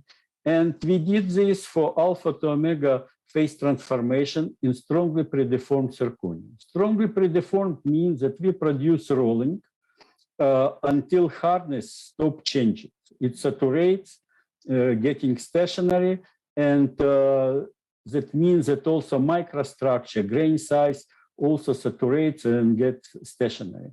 And this is extremely important conditions because we simplify drastically our problem. And that is why we can obtain some useful information. If we don't reach strong stationary or critical microstructure, results are much more sophisticated and we cannot rationalize them yet. So this is our kinetic equation.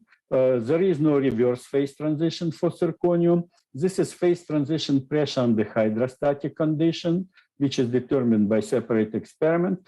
This is minimum pressure for strain-induced phase transition. We found it's 1.2 GPa, so it's 4.5 times lower than phase transition pressure under hydrostatic condition, and almost 3 times lower than phase equilibrium pressure. Also, this is loading path pressure, plastic strain path. You see here in experiment, we realized 3 different pressure share passes. And the solid line here corresponds to our analytical equation. And all experimental data from this picture are here. And you see they are well described by our analytical solution, which means that that we confirm this kinetic equation. But there is much more here. So we varied initial plastic deformation, and the results are independent of this initial plastic deformation. And also this kinetic equation is independent of pressure plastic strain path. This is pressure distribution for various compression shear stages. And these are points for pressure for initiation of phase transition at different radii. And you see that they are practically the same. But at the center of sample, we have just compression without shear. And with increasing radii, shear contribution significantly increases. So, but the result is the same. That means that minimum pressure for strain-induced phase transformation in zirconium is also independent or independent of the compression shear straining path. So this is a lot of very important and non-trivial information. And this result is especially important from practical point of view because it means that strain-induced phase transition on the compression in traditional diamond cell and shear in rotational diamond cell don't fundamentally differ in terms of kinetics, and that means physical mechanism and modeling. So they should be treated even in traditional diamond cell like plastic strain induced, not pressure induced. But rotational diamond cell has significant advantage that pressure and plastic strain can be controlled independently. And in particular, for practical point of view, that means that we can run phase transition to completion at pressure which is quite close to minimum pressure for strain-induced phase transition, which is impossible in traditional diamond cell. So we used our kinetic. What I also would like to mention that this work is further developed in two directions. First, we used diamond cell with rough diamond cooling to reach maximum possible friction, and in this case, minimum pressure for direct phase transition was reduced further to 0.65 GPa. That means that we reach different critical nanostructures. So diamond anvils with rough surface lead to new opportunities, new kinetics, and different mechanism of plastic flow. And second, here pressure is determined based on measured volume and equation of state under hydrostatic conditions, but this is non-hydrostatic condition. It involves significant error. So we develop different method which does not use this equation of state under hydrostatic condition, and Achyut Har from our group presented this method yesterday. So we used our kinetic equation as a part of our macroscale model for phase transformation coupled to plasticity. We used fully nonlinear kinematics. Yield strength depends on pressure, plastic strain, and volume fraction of phases. Murnaghan elasticity rule is used. And using finite elements algorithm, we solved 1,000 problems. And I just I will mention two important results. So this is pressure distribution in Fullerene before rotation of anvil and phase transition, and this is after rotation of anvil and phase transition. Force is fixed, volume reduces by 30%. Everyone would expect reduction in pressure, but it grows. And this looks like formal contradictions to Le Chatelier principle, but as I mentioned, classical thermodynamics does not work for plastic strain-induced phase transformation. And our model describes this pressure self-multiplication effect without any tricks.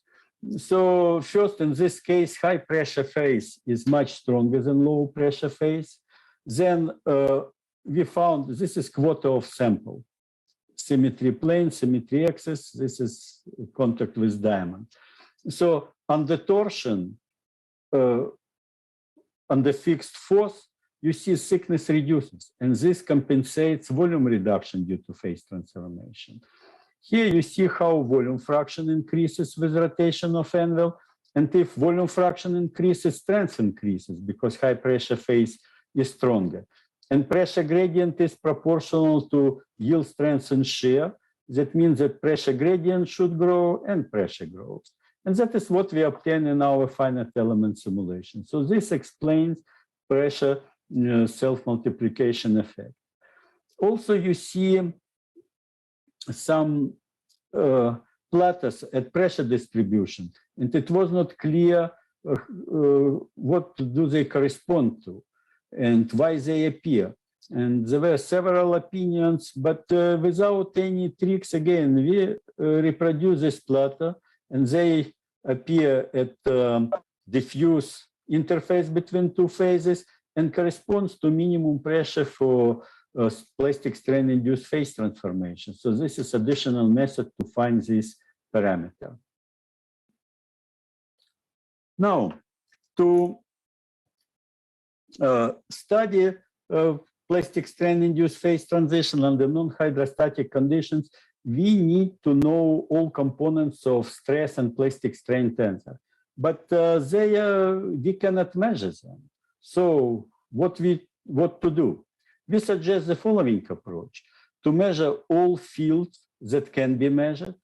You know, we already discussed this. Then to develop material model and to determine material properties in the model by fitting simulated field to the measured field. And then verify model with independent experiment. And with these properties, simulations give all fields, including stress tensor, plastic strain tensor, and because it's verified by experiment, these are reliable fields. And as proof of concept, we found all fields for compression of tungsten sample up to 400 GPa. We use published experiments in this paper, and you see 4 pressure distributions and 4 distributions of sample thickness profile. We use 2 lower pressure distributions to calibrate our model, and then you see quite good correspondence with pressure distribution for higher pressure and with sample profile, but we did not use any geometric parameter to calibrate our model. And because we have such strong verification, our results are reliable, and our pressure dependence of yield strength is much more reliable than all previous one. And you see scatter of experiments in different works.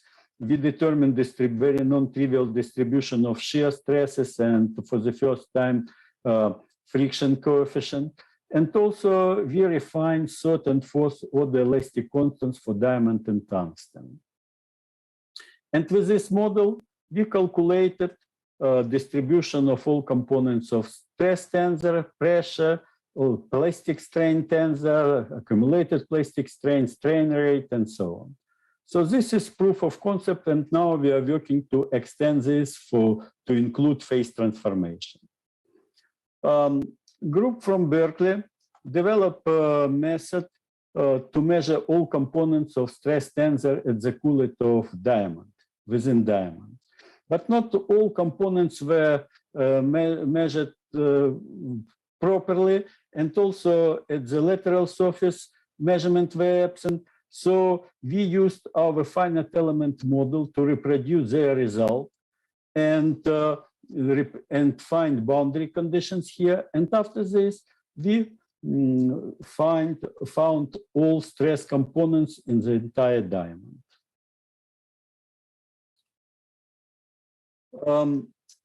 Okay, as I mentioned, friction is with traditional diamond does not reach maximum. That means the traditional method to measure yield strength in shear or in compression does not work because friction stress is much lower than yield strength and shear. So to resolve this problem, we developed diamond anvils for cell with rough diamond cooler, and FemClean presented this result in flash presentation 2 days ago. And you see pressure distribution here. And if we shift this the pressure distribution along normalized radius by proper length, and this is eligible operation based on our equation, we see that they practically they overlap. They will produce single line. And this single line can be described by with such pressure dependence of yield strength. And so it's not only much more precise than previous approaches, but also it contains additional deformations that yield strength is independent of plastic strain and strain path, because plastic strain and path are completely different for different compression stage. And that means that after large plastic deformation and even after phase transformation, material behaves like perfectly plastic and isotropic. Now, I believe it's most impressive experimental result. Let's consider graphite to diamond system under hydrostatic conditions. Phase equilibrium pressure is 2.4 GPa. Lattice instability for imperfect graphite occurs at 250 GPa. In experiments, diamond appears at 70 GPa. This is at room temperature.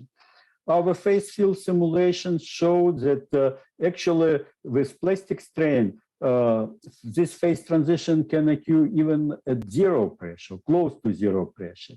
And this motivated experiments at low pressure, and indeed, diamond was obtained at 0.7 GPa and moderate plastic shear. And this is record reduction in phase transformation pressure by 2 orders of magnitude. And if it will be repeatable and scalable, this may be precursor of new technology of diamond synthesis, let's say plastic strain-induced diamond synthesis. And this has also implications for geology. In geology, diamonds appear in Earth. Diamonds appear in high pressure and temperature region at the depth of 100-150 kilometers. But also microdiamonds were found in cold Earth crust at very low pressure. And traditional hypothesis is that the material subducts to this high pressure temperature region, and after appearance of diamond uplifts to the surface back.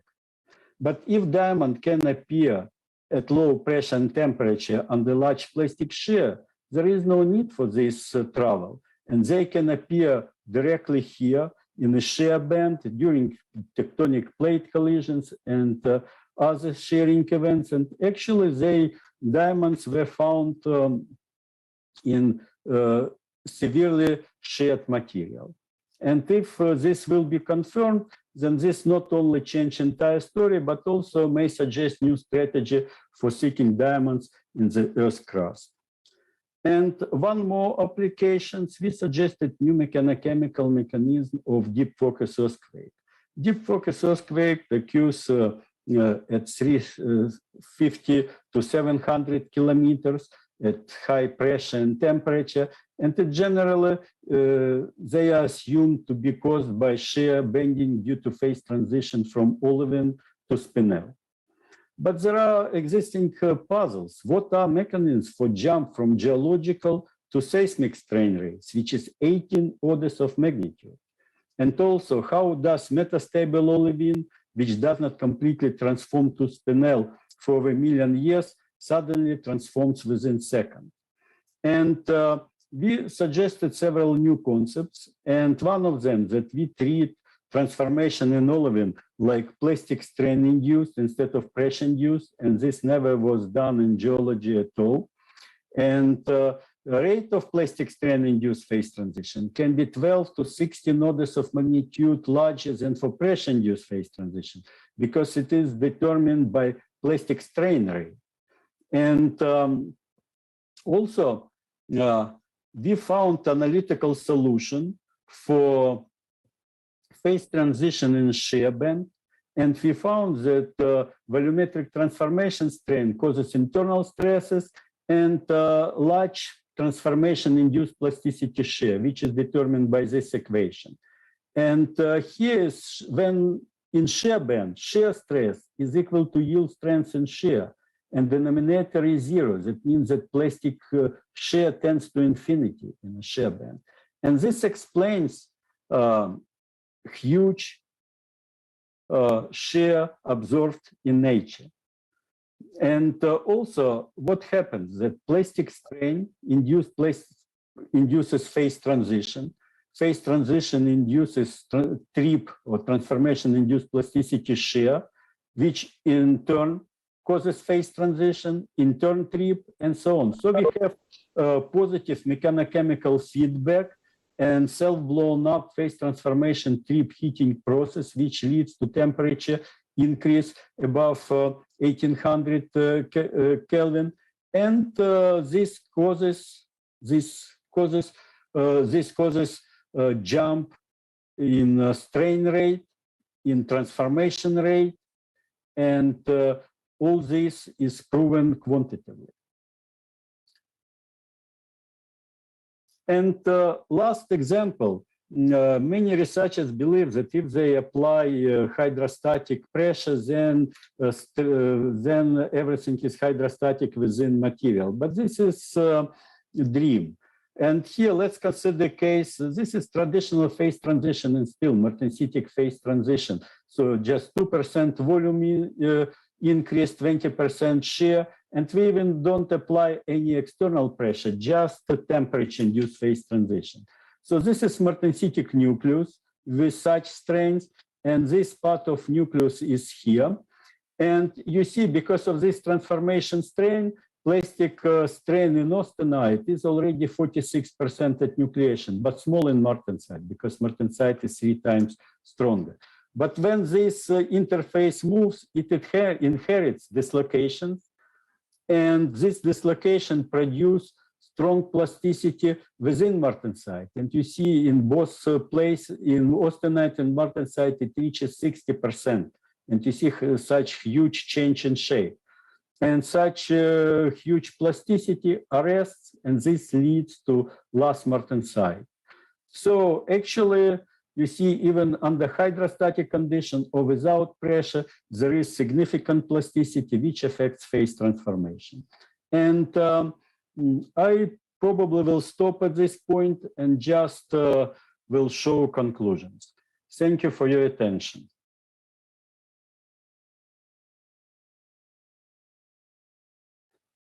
First of all, I would like to thank the organizer for giving me a chance to present this plenary lecture. Title of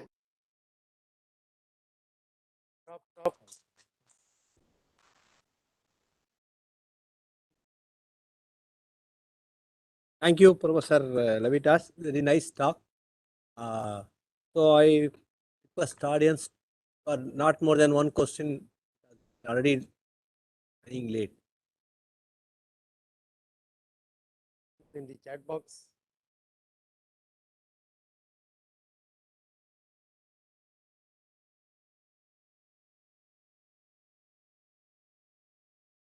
Okay, now I can unmute myself. Yeah, you are audible, sir. You are audible.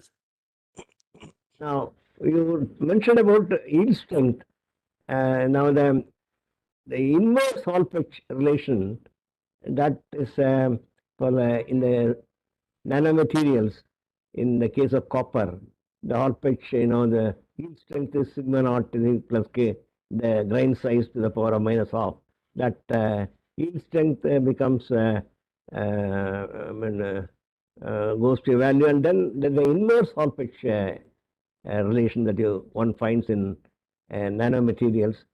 And can you comment on that, and whether that has been explained by not the classical thermodynamics will not hold good, and as a function of you showed the Emily's work on yield strength as a function of and pressure and temperature.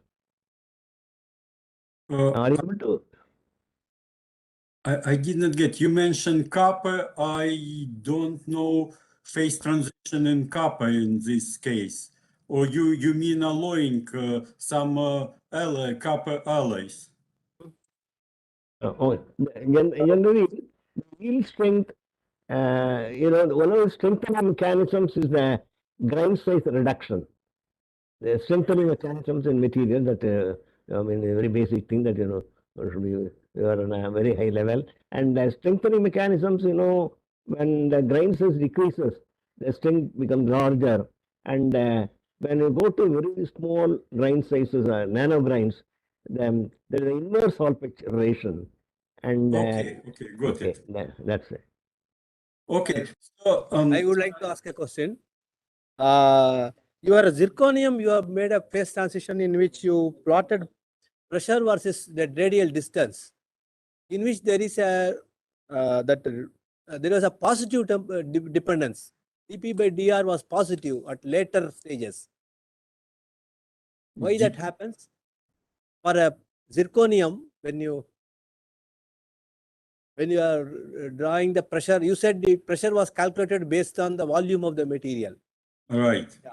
But then there was some type of a positive dependence at a much later radial distance.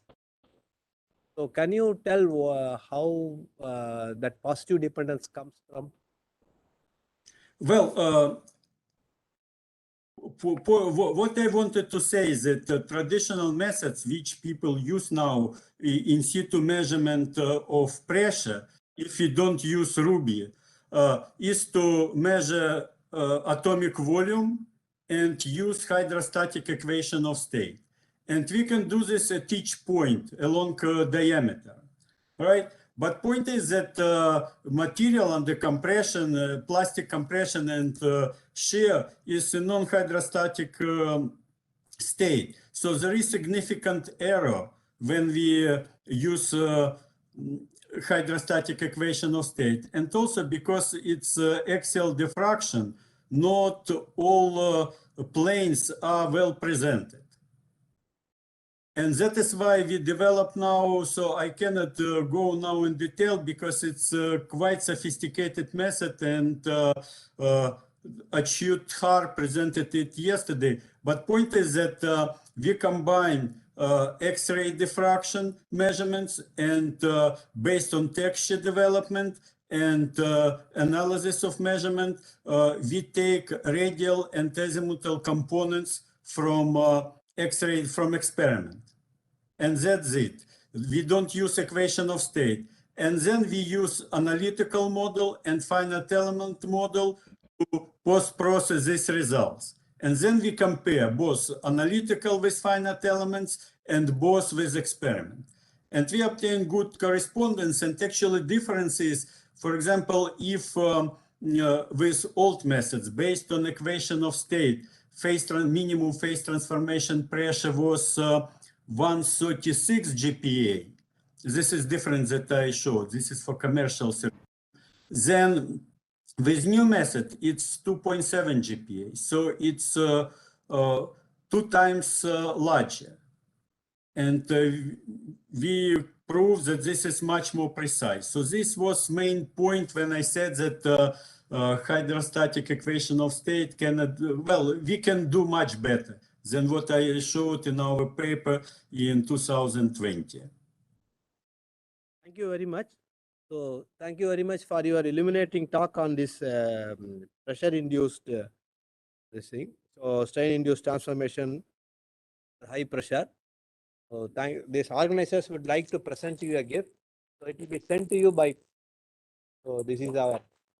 Thank you very much for your talk. Okay, thank you. Very nice talk. Thank you. Now, thank you, sir, for chairing this session. I request the Publication Secretary, ICReACH 2022, Professor T.R. Ravindran, to present a memento to the chairman of this session.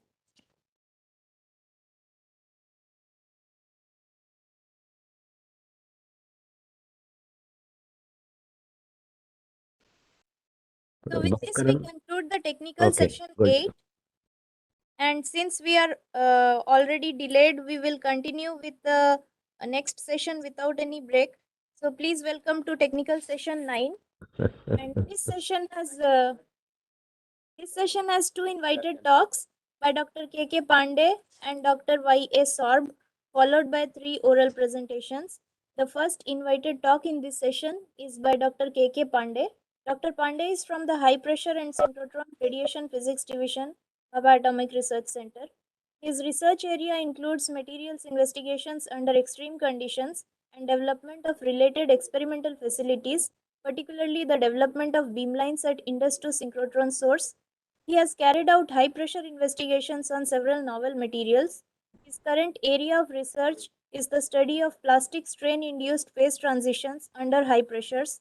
He is recipient of Department of Atomic Energy Group Achievement Award 4 times for synchrotron beamline development and utilization activities. He was also a postdoctoral research fellow at Iowa State University, USA. The second invited talk in this session is by Dr. Y.A. Sorb. Dr. Sorb is a postdoctoral fellow at Iowa State University. His research area is strain-induced phase transformation studies using rotational diamond anvil cell. His paper in Journal of Physics Condensed Matter in 2016 is among the top 1% most cited papers in physics. Now I welcome the chairman for this session, Professor V. Jayaraman.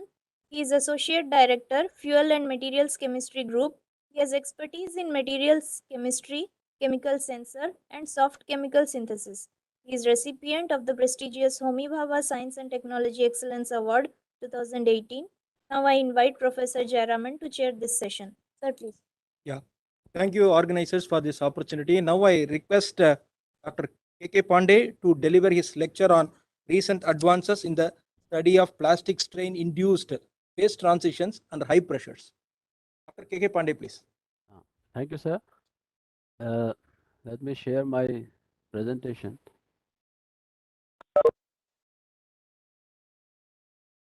Is it visible? Yes, it is. Yes, sir, it's visible. Okay, first of all, I would like to thank the organizers for giving me the opportunity to present my work in this meeting.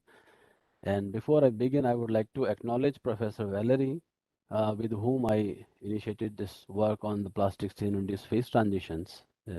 And he has guided me a lot. And basically, I will be continuing this high-pressure plastic strain-induced phase transition studies here also in my department. Here is the outline of my talk. So first, I will briefly introduce you to the plastic strain-induced phase transition. Actually, this will be just a summary of what Professor Valerie has just presented.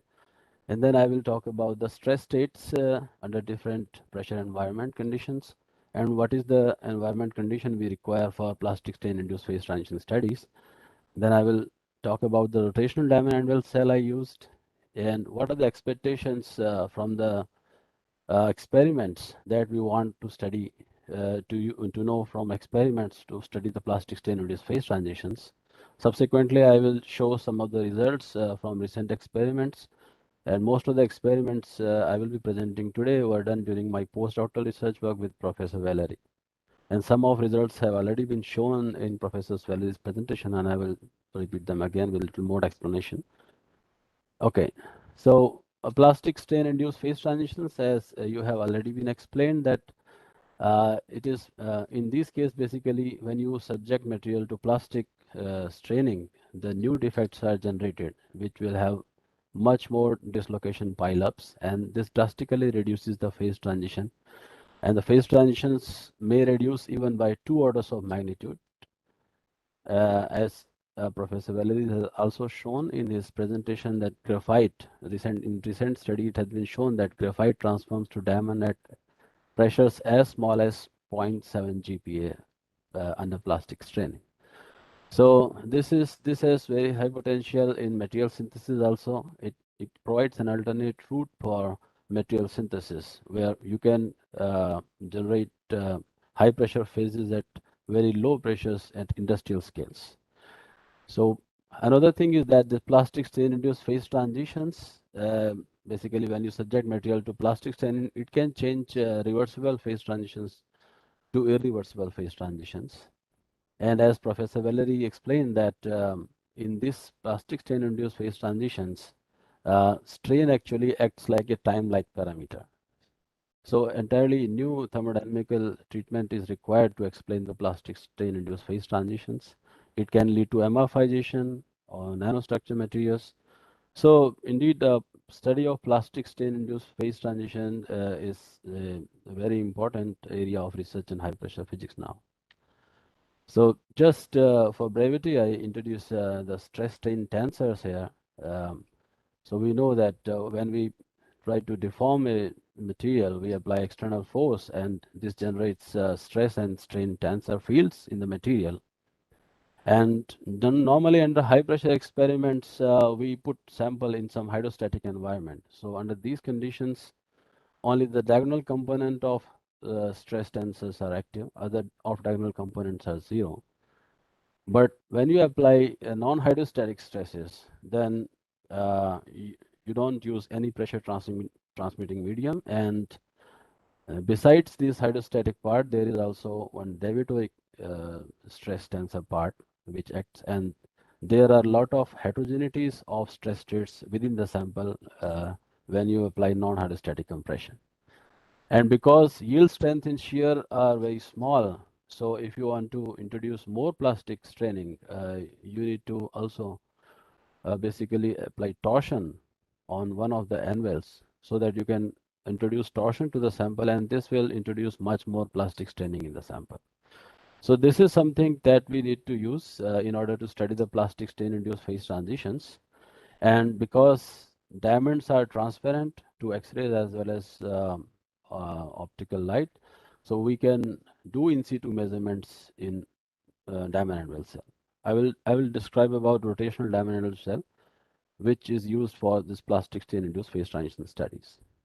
So here now, what are the experimental expectations? Means what fields that we want to know from experiments are basically, as I told, there are a lot of heterogeneities within the cell. So we need to know the heterogeneities in strain field, stress field, phase fractions, grain size distribution, dislocation densities, textures, and all these things basically evolve as you introduce more and more plastic staining.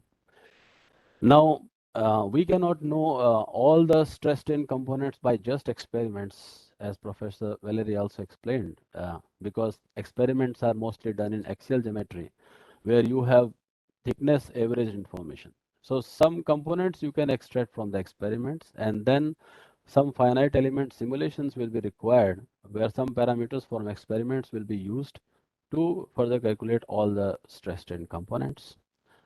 And basic idea is basically to establish this kinetic equation. As Professor Valery mentioned, this was published in 2004. And this describes how the concentration of transformed phase should change as a function of accumulated plastic strain. It depends on the pressure, minimum pressure at which the transformation occurs under plastic staining, and then pressure at which it occurs under hydrostatic conditions. It depends on the yield strengths of initial phase and final phase. So with this equation, one can describe the kinetics of the plastic strain-induced phase transitions. And so what are the kind of experimental requirements? So these are the requirements. Basically, one needs a special kind of diamond anvil cell to introduce plastic staining in the sample, and for that we use rotational diamond anvil cell. And then we need a very intense X-ray source where the beam size is quite focused for about of the order of 4 to 5 microns, so that we can scan the entire sample in the QLED and map all the heterogeneity in the sample. Then we need depth resolved microconfocal Raman system also for Raman studies, spatially resolved Raman studies. And then one new method that we developed is the displacement field measurements in the rotational diamond anvil cell. These are very important measurements in order to get the boundary conditions for the finite element simulations, and in order to get the strain field in the diamond anvil cell, rotational diamond anvil cell. So here I have shown you that rotational diamond anvil cell that I used for most of the studies. So it is similar to other diamond anvil cells, but with additional degree of freedom of rotation of one anvil with respect to another. So these cells actually are very challenging to fabricate because you need to not only maintain the alignment of anvils with respect to each other, but we have to align the anvil with respect to the rotation axis of the cell. And this alignment has to be maintained under high pressures. So this is the cell which was designed and developed by Professor Valerie's group in Ukraine and brought by him to USA. And actually these cells are not commercially available. So one who wants to study, they have to develop their own rotational diamond cells. And I'm proud to say that in BRC also we are working on development of similar cells with some more modifications, and very soon we'll be ready with the rotational diamond cell. So now what are the experiments we can do at synchrotron? So basically, as I told, we need very small focused beam size. So we can do micro XRD, and it is mostly done in axial geometry in order to map the heterogeneities across the diameter, sample diameter. Then we also need to do radial X-ray diffraction measurements. This helps in getting information about how yield strength changes under pressure. And in order to know the accumulated plastic strain, we need to do thickness measurements. So absorption is very good method for having accurate estimation of thickness in the sample. So we can measure the thickness using the absorption law. And then here I have just shown you the schematic, how you get the different strain components from the axial diffraction measurements. So basically when you shine X-rays on the sample, so you get diffraction rings, and different section of diffraction rings can be used to extract some of the strain components. This has been explained in this paper. Okay, in laboratory also we can do several measurements. Like one thing is we have to we can put this ruby particles on both the surfaces of sample, and then we can do spatially resolved pressure distribution from ruby particles, and then we can also know normal stresses by using the edge of the Raman peak from diamond anvil. And these these informations can be combined with the XRD measurements and then can be used in the finite element simulations to get the stress states. Okay, so this was the microconfocal Raman scattering setup that I developed at Iowa State University, and it has got very good spatial resolution.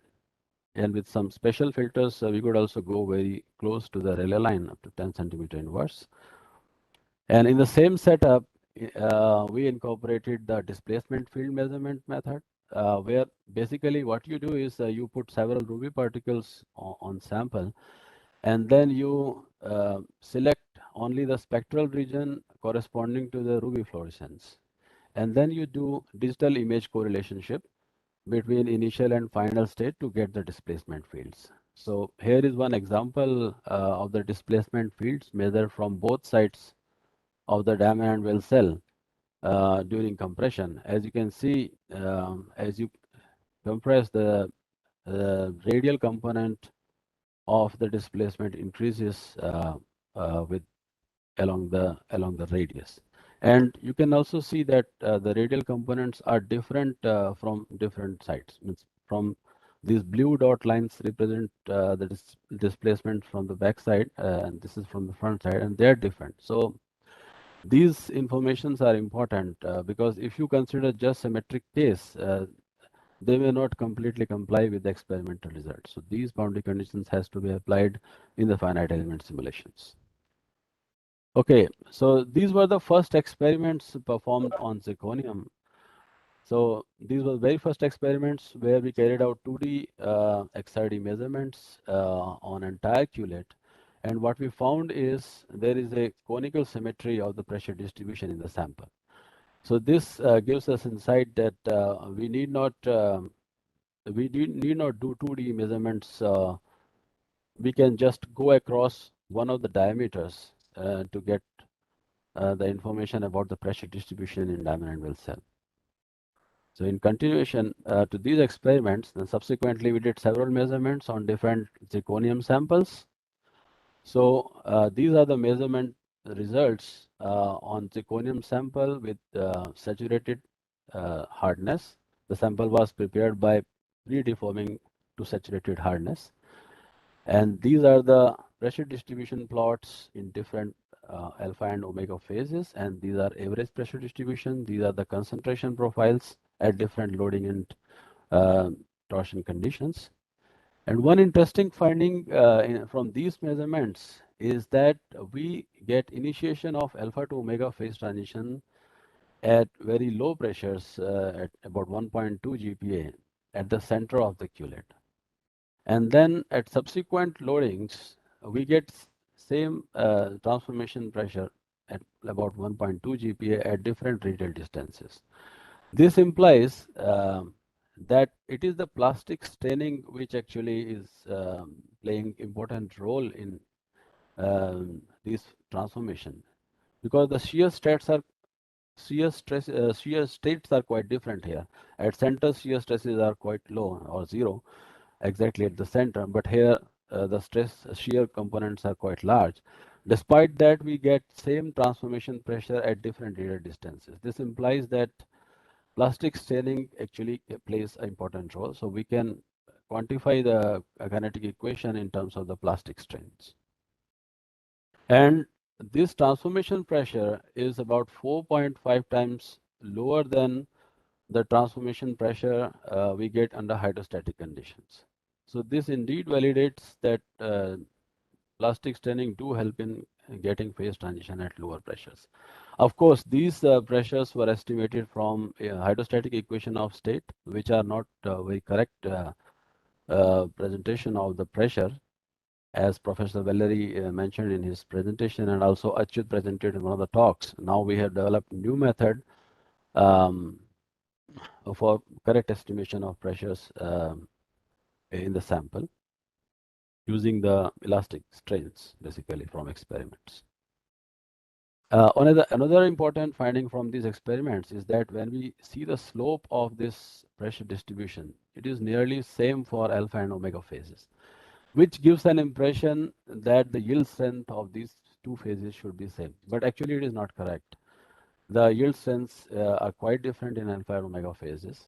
So actually the yield strengths people generally estimate by the slope, assuming the ideal friction condition between the sample and diamond anvil. But this measurements clearly show that this ideal friction conditions are actually not there. So in this regard, the displacement field measurement that I described earlier is quite helpful. Okay, these are the measurements on annealed zirconium sample. In this case, you can see that the transformation actually begins at little higher pressures as compared to the earlier case. It starts at about 2.3 GPa. But if you see the transformation pressure at higher loads, you see that the initiation of this transformation occurs at nearly 1.2 GPa at the near the edges of the diamond anvil cell, a rotational diamond anvil cell. What this implies that in case of annealed sample, because sample did not have the saturated hardness, so there are some strain hardening going on when we apply this load. So still some microstructural changes are happening in the system, and that's why at center you are getting at higher pressures. At the edges, because again shear stresses are quite large, so the plastic staining is reaching somehow the saturated state, saturated hardness state, and that's why we are getting same transformation pressure as we were getting in pre-deformed saturated sample, sample with saturated hardness. Okay, and this is these are the results from the constrained loading. In case of constrained loading, we use a steel gasket, and the zirconium was loaded inside the steel gasket, and then we applied this torsion, pressure and torsion. And what we observed that in this case, there is a uniform pressure distribution, more or less constant pressure across the sample. And as you increase pressure, as you increase load, you get this initiation of transformation happens at more or less at same loading condition at all radial distances. So this implies that we can basically homogeneously transform the sample across the sample diameter if we use constraint or confined geometry.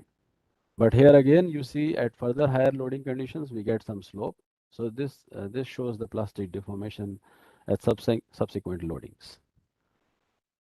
Okay, so using from these measurements, using all the information from these measurements, we try to establish the kinetic equation that Professor Valery also described in his talk.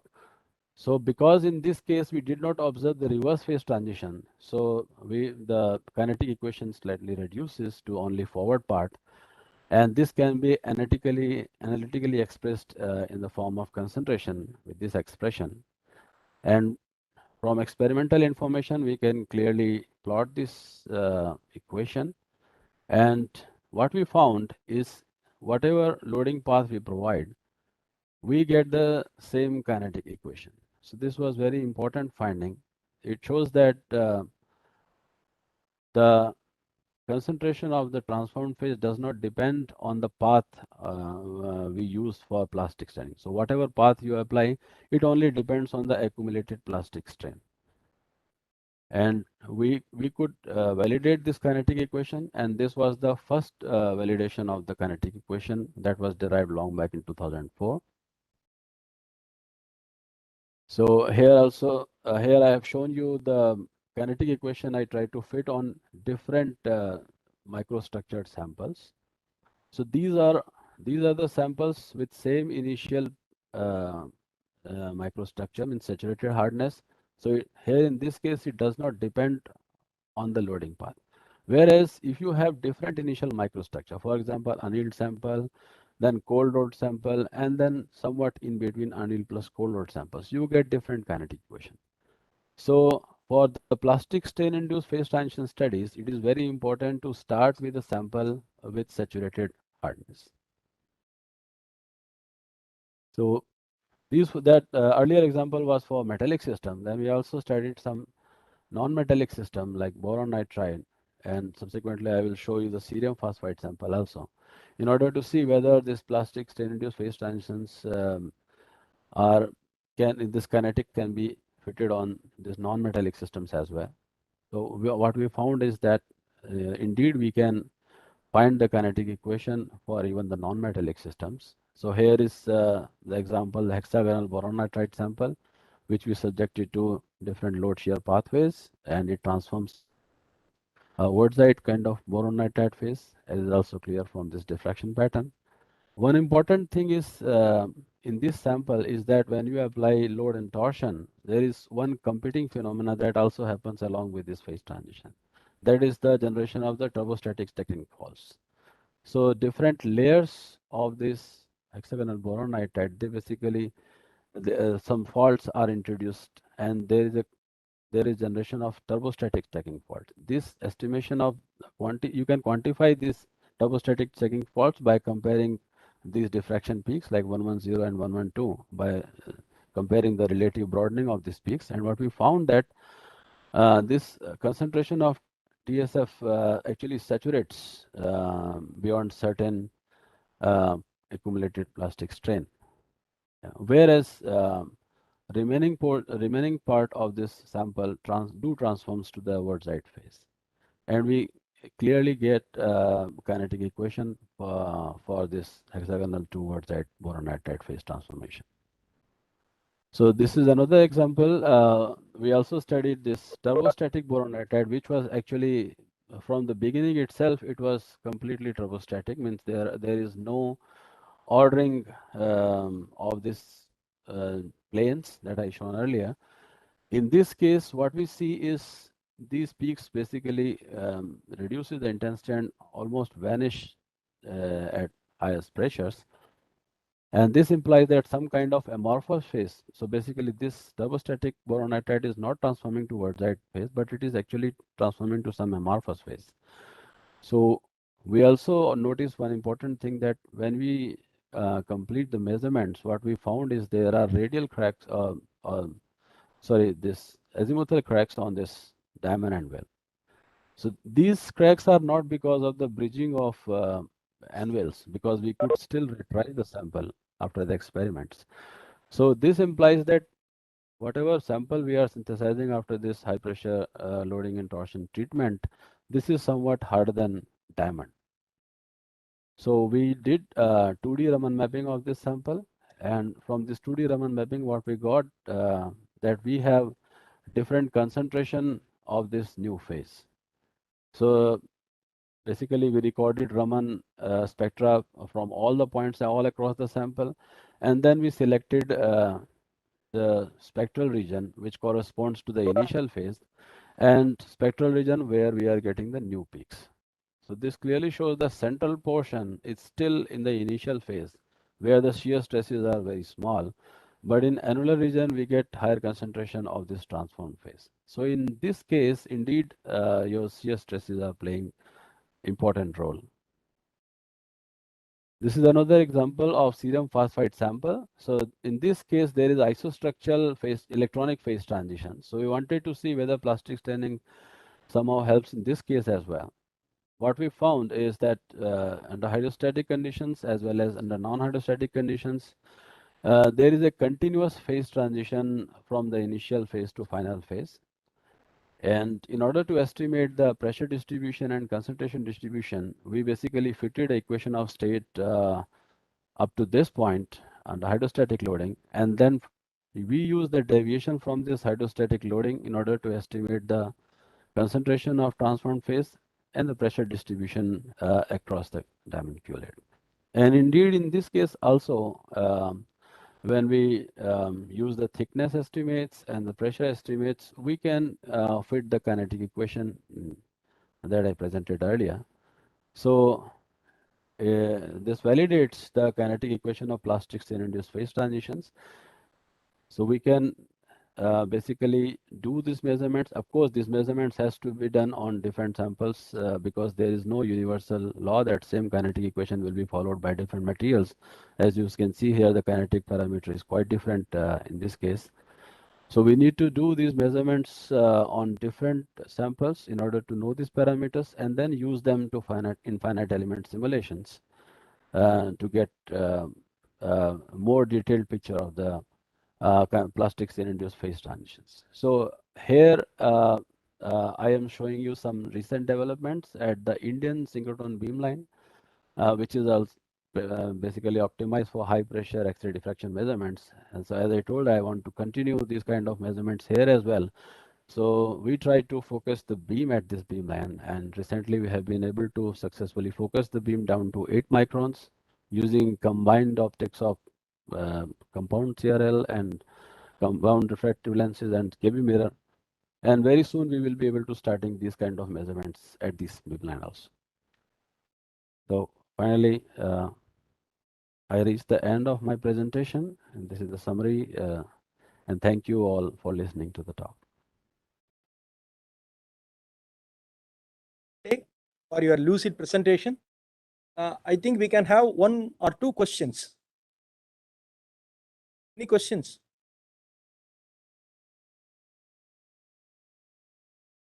Yes.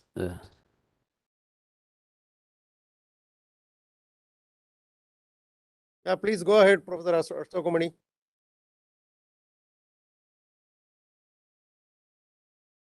He is unmuted. No. Graphite to diamond transformation should be irreversible, right? If it is reversible, everybody will be getting more diamond and diamond annual cell will become super. Is that right? Yeah, I also feel so because graphite has sp2 bonding and diamond has sp3 bonding. So if it transformed from graphite to diamond, it should not come back. Okay, So, okay, that's right. Yeah. That's what I mean. Okay. Then the dislocation time will, when you are heating, whether the positive and negative dislocations will annihilate each other and plastic flow will be made easier. With heating? Strain will be propagation will be disrupted, the dislocation climb and the dislocation pile up will, plastic flow is disrupted, right? Is that right? Plastic flow is disrupted by dislocation pile up. Yeah. And what is the role of temperature? Temperature will remove the dislocation pile up. Yeah, temperature should affect adversely. Yeah, because it will relax your stress concentrators, and that's why these experiments were done at ambient temperature. Okay, that's right. Okay. So, okay. Yeah, but for geophysical samples, yeah, definitely if you want to study geophysical samples and you want to mimic the geophysical conditions, we have to incorporate temperatures as well. Okay. Thank you. Maybe Jupiter interior, as mentioned by Professor Levitas, maybe Jupiter interior is superconducting. It has a diamond at the center of the core. Maybe I don't think what is the temperature and other things I'm not aware of, but the pressure also. Anyway, in the superconductor, diamond is that. I don't know that much about the geophysical problem. Any comment in that? I can't comment much on this. Yeah, I think Professor Valerie can comment. I've not been in the study of this graphite sample yet. Okay. Thank you. Thank you very much. Thank you. Any other points? Chat box.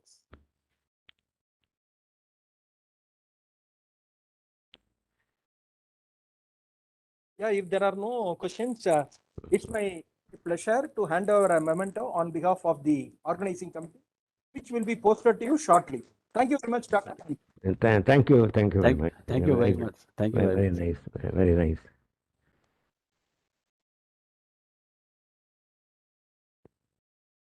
Yeah. We will move to the next talk. This talk will be presented by Dr. Y.A. Soap. He will talk to us on plastic strain-induced phase transformations in silicon. Dr. Soap, please.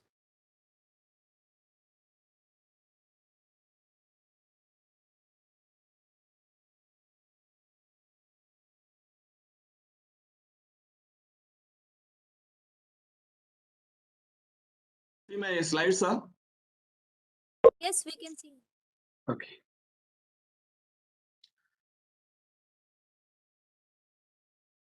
Good morning to everybody. I am Sorbesh Das, working with Professor Valerie Levitas as a postdoctoral research associate at Iowa State University. First of all, I thank Dr. N.V. Chandrasekhar and other committee members for this wonderful opportunity. I'm very happy that I could present this talk in my parent institute. While I was doing my postdoc at HP Star Beijing, I met Professor Valerie Levitas during the ERAPT conference in 2017. So then I showed my interest about working on rotational diamond anvil cell. So then, and it was, I was very much interested on this topic. Then it was realized in 2020. So today I'm going to present plastic strain-induced phase transformations in silicon. These are collaborators and co-authors of this work. Krishan Kumar Pandey from BRC, Fenglin colleague, Jesse Smith, HPCAT, Argonne National Laboratory. I thankfully acknowledge National Science Foundation and Army Research Office for funding. This is the outline of my talk. I will start with high pressure synchrotron XRD study of micron and nano size silicon under hydrostatic compression. Then under non-hydrostatic compression. After that, I will present nano size silicon under torsion in a rotational diamond anvil cell. After that, distributions of pressure and volume fractions of silicon phases for micron size silicon along the sample diameter. Finally, I will present a high pressure Raman study of micron size silicon under non-hydrostatic compression. So a couple of these slides I don't want to discuss much because already Professor Valerie Levitas and Dr. Krishan Kumar Pandey already covered these slides. The key point here is that pressure-induced phase transformations initiating at the pre-existing defects, whereas the strain-induced phase transformations initiating at new defects which are generated during the plastic deformation. So these slides already covered.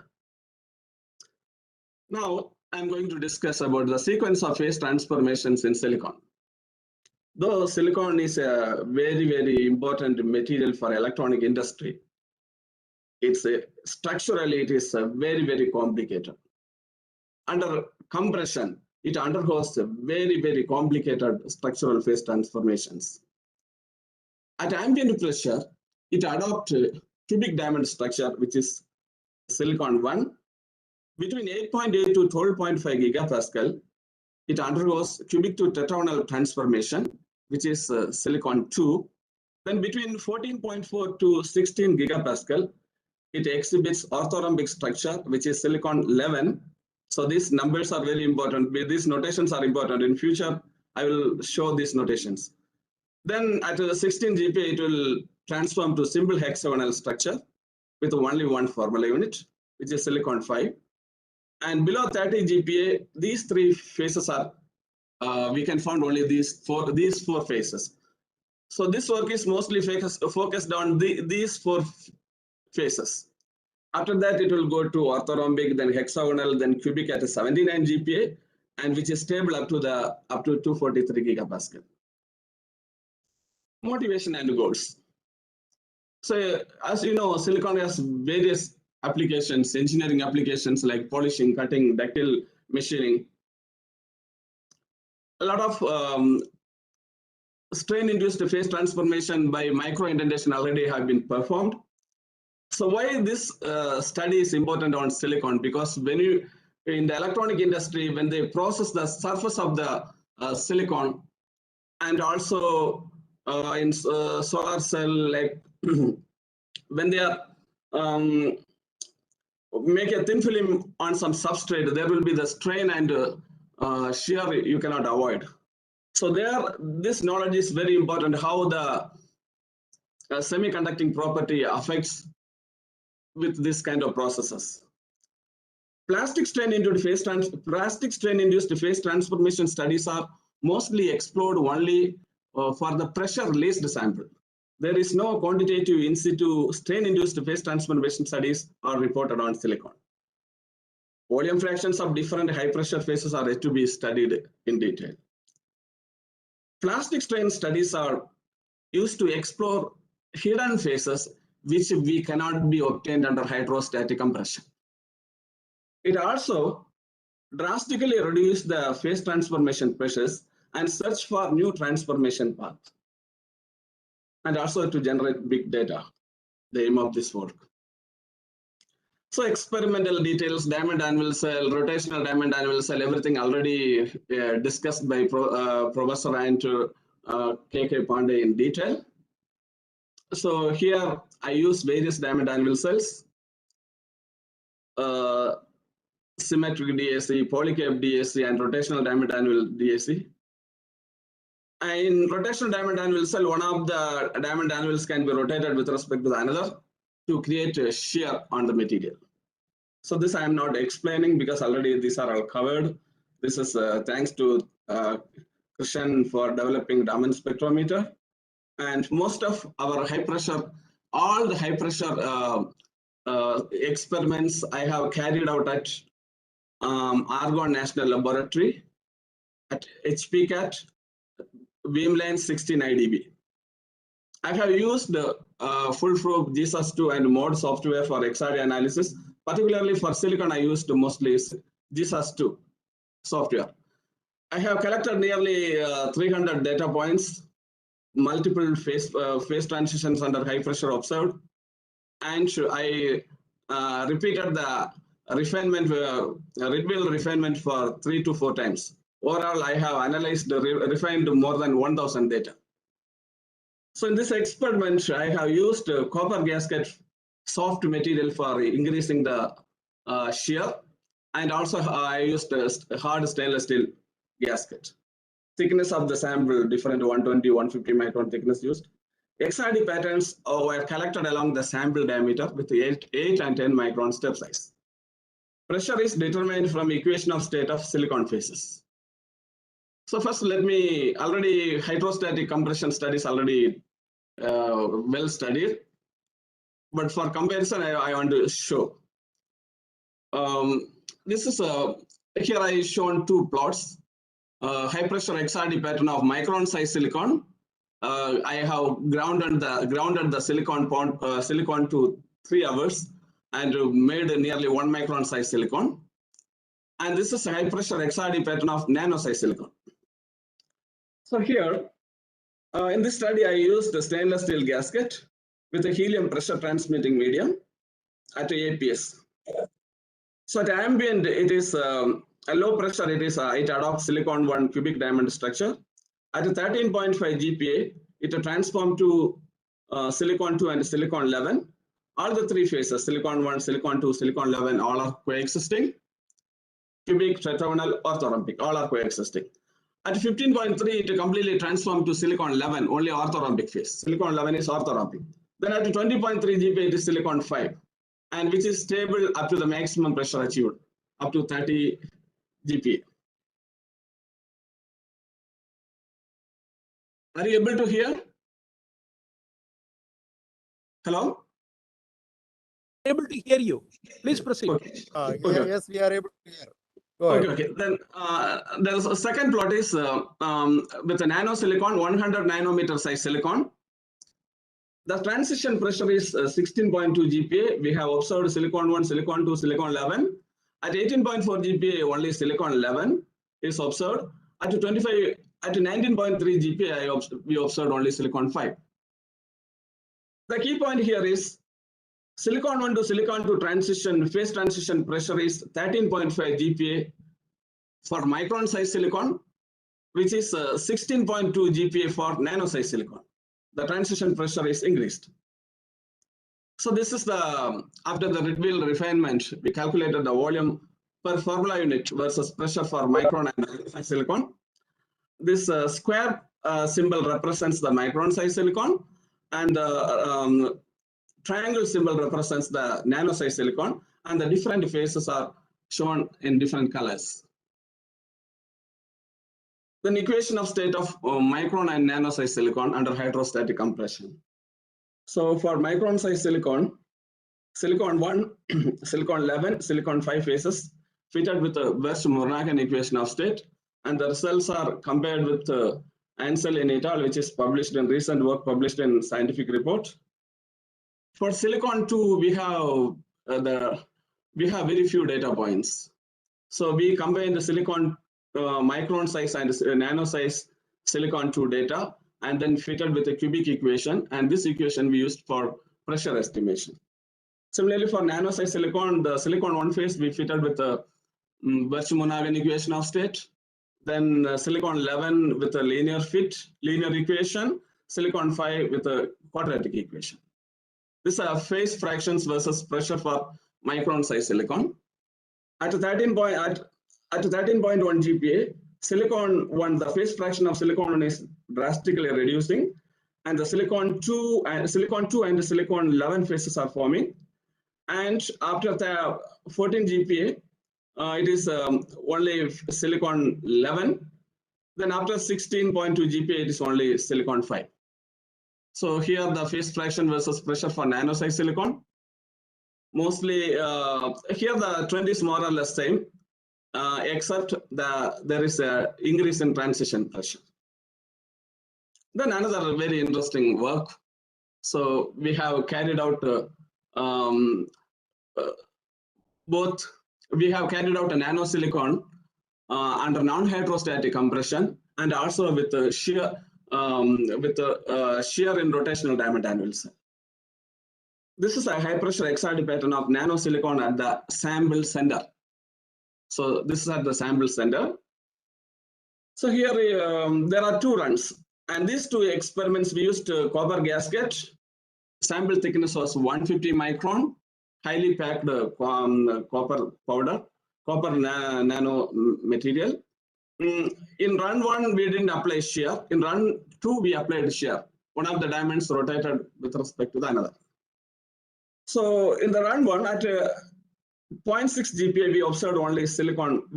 Silicon 1 is stable at 0.6 GPa. Then if you see at 2.3 GPa, there is one peak here, one new peak emerging, and this peak belongs to the silicon 2.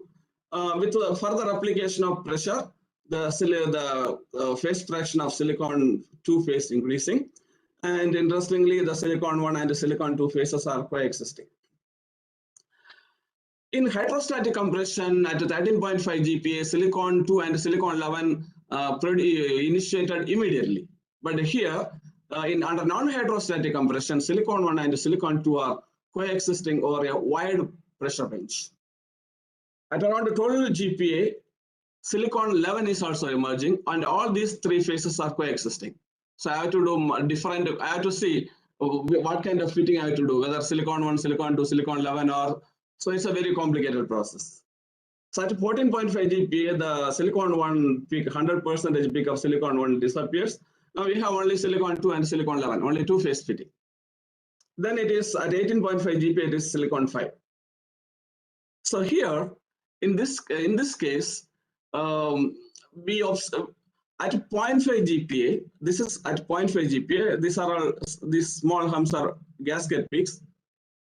Then we applied shear, 5 degree shear. The blue XRD pattern is with 5 degree shear at 70 micron away from the sample center. Very interestingly, we saw silicon 2. So with the hydrostatic compression, the nano silicon, silicon 1 to silicon 2 phase transition is at 16.2 GPa, but with the shear, it is at 0.5 GPa. This is very interesting. That means the transition pressure is reduced by a factor of 32. So this is seriously to be considered in while when they process the silicon surface in electronic industry. So at 60 micron away from the center, silicon 1 to silicon. So at here also at 60 micron away from the center, the transition silicon 1 to silicon 2 transition is 1 GPa in here, and at the center it is 2.3 GPa. But with the shear it is 0.5 GPa. So this is a plastic deformation of nano-sized silicon in rotational diamond anvil cell. At ambient, it is a silicon 1. At 0.5 GPa, it is a silicon 1. This small hump, this is from copper gasket. At 1.7 GPa, we have to note that it is at the sample center. At 1.7 GPa, silicon 2 phase is emerging. So this is silicon 2, the star represents. So silicon 1 and silicon 2 are coexisting. Then at 2.9 GPa, a small, even without a shear, a small peak is appearing. That we identified as silicon 3. This silicon 3, usually we can see when we release the sample pressure to the ambient. So it's under decompression, the silicon 3 is stable. But here we are seeing the silicon 3 under high pressure after silicon 2. So then so here silicon 1, silicon 2, and silicon 3, all the three phases are coexisting.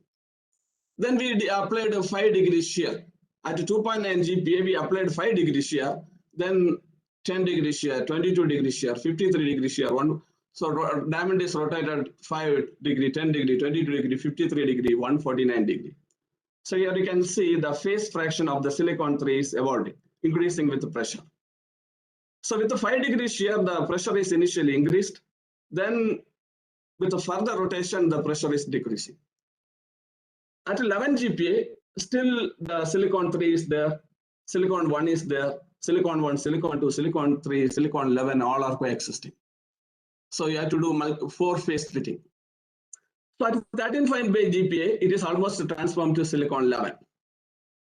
So the important observation here is with a shear, a new phase transformation sequence is observed for the first time. Silicon 1 to silicon 2, then silicon 3, then silicon 11, then it should be, if I apply more pressure, it will go to silicon 5. But still we need further analysis required, because which one will come first, whether silicon 3 will come first or silicon 2 will come first. But our experiment says that silicon 2 is coming first, silicon 2, then silicon 3. So this further study is required. Silicon 3 phase initiates under plastic straining at 1.9 GPa. So here at the sample centers, the silicon 3 phase is initiating at 2.9 GPa, but with the shear it initiates at 1.9 GPa. So this is the red wheel refinement of silicon, all the silicon 1, silicon 2, silicon 3 phases at 9.3 GPa. These are all silicon 3 peaks. So space group IA bar 3, 6.437 angstrom, it's the lattice constant. Next, we did a high pressure XRD study of micron size silicon, and it's a non-hydrostatic compression with a stainless steel gasket. So nearly 250 data collected for this experiment. All the data were refined. So at 1.4 GPa it is silicon 1. At around 5 GPa, silicon 2 phase is emerging. Then these two phases, silicon 2 and silicon 1 and silicon 2 are coexisting. Then silicon 2 phase fractions increases with pressure. At 12.8 GPa, silicon 11 is appearing. Then all the three phases are coexisting. And then at 15 GPa, silicon 11, then silicon 5, etc. So it is stable up to 22.8 GPa, which is the maximum pressure achieved. So this is near the sample center. So this is this XRD pattern at 48 micron away from the sample center. Here we have observed different phase mixing: silicon 2, silicon 11, silicon 5. And if we go away from the sample center, then the transition pressure is usually reduced. So this kind of how the sequence, how the phase mixture is going, it's a very, very tedious XRD analysis. And we have to estimate the phase fractions as well. So this is, I'm just showing the reveal refinement of it at 6 GPa. It is a two-phase fitting. Then at 10 GPa, it is a three-phase fitting. Silicon 1, silicon 2, silicon 11. Then at 15.6 GPa, it is near the sample center, it is silicon 5, only silicon 5, one phase fitting. So here we have all these silicon 2, silicon 11, and silicon 5 faces are highly textured. So I have used the spherical harmonic structure. I have considered while fitting the data. Here I present the volume versus formula unit, volume per formula unit versus pressure for micron size silicon. So this is near the sample center. This is 48 micron away from the sample center. So with the stainless steel gasket. So this is silicon 1, the volume per formula unit of the silicon 1 phase decreasing. Below around 5 GPa, silicon 2 appearing. So silicon 1 and silicon 2 are coexisting. Then at around 10 GPa, silicon 11 is appearing. And all the three, silicon 1, silicon 2, silicon 11, all are coexisting. Then at around 15 GPa, it completely transformed to silicon 11. Then after 15 GPa, it is going to silicon 5. So here also more or less same trend with a reduced transition pressure at 48 micron away from the center. So this is phase fractions of silicon phases versus pressure near the sample center. This is 48 micron away from the sample center. So with the pressure, the phase fraction of silicon 1 with the error bar. So it's decreasing with the pressure at around 5 GPa, silicon 2 is appearing. So silicon 2 phase fraction increasing, whereas the silicon 1 phase fraction decreasing. At around 10 GPa, silicon 11 is evolving. Then after that, both silicon 1 and silicon 2 phase fractions are decreasing, whereas silicon 11 phase fraction is increasing. Then after 15 GPa, it is completely transforming to silicon 5. Here also more or less same trend. Since it is away from the sample center, so phase is a transition pressure is reduced. So now let us compare different results with the hydrostatic compression and non-hydrostatic compression, and with a stainless steel gasket at the sample center and 48 micron away from the sample center. So this is a transition pressure for silicon with 1 micron particle size using stainless steel gasket. So different silicon phase transformations. So this is the first one is near the center, the second one is 48 micron away from the center. Silicon 1 to silicon 2 phase transformation, the phase transition initiate at 3 GPa at the center, and it is 2.5 GPa away from the center. Silicon 2 to silicon 11, 10.6 GPa at the center, near the center, 9.5 GPa away from the center. Silicon 11 to silicon 5, 15 gigapascal at the near the center, 15.1 away from the center. So this is nano silicon, different phase transformations. This is with the helium pressure transmitting medium under hydrostatic compression. This is with shear. So here we used a stainless steel gasket, here we used a copper gasket. Silicon 1 to silicon 2 under hydrostatic compression 16.2, copper gasket 0.5. Silicon 2 to silicon 3 under hydrostatic, there is no silicon 3. But here with the shear it is 1.9. Then silicon 2 to silicon 11 with a under hydrostatic compression it is 16.2. With the shear it is 8.3. The interesting thing is with the shear, initiation of silicon 1 to silicon 2 transition for nano size silicon is reduced by a factor of 32 in comparison with the hydrostatic compression. So then let us now, I plotted the pressure distributions along the sample diameter. So this is the 2D X-ray absorption. I am not providing the sample thickness. I have also calculated the sample thickness. So with a different compression, we can measure the sample thickness using the 2D X-ray absorption. So this is silicon. This region is red region is silicon, and this is gasket. With the pressure, since it is non-hydrostatic compression, the gasket will expand very quickly. So at 8 GPa, pressure versus radial distance. At the center, at the sample center, the pressure is highest. On either side of the sample center, here and this either side of the sample center, the pressure is decreases with on either side, or if we go away from the sample center. So pressure is determined using the equation of state of silicon 1 phase. So here the phase fractions at 8 GPa, I collected many at different pressures. I'm just showing few pressures. So here phase fractions along the radial distance of the sample. Silicon 1, so with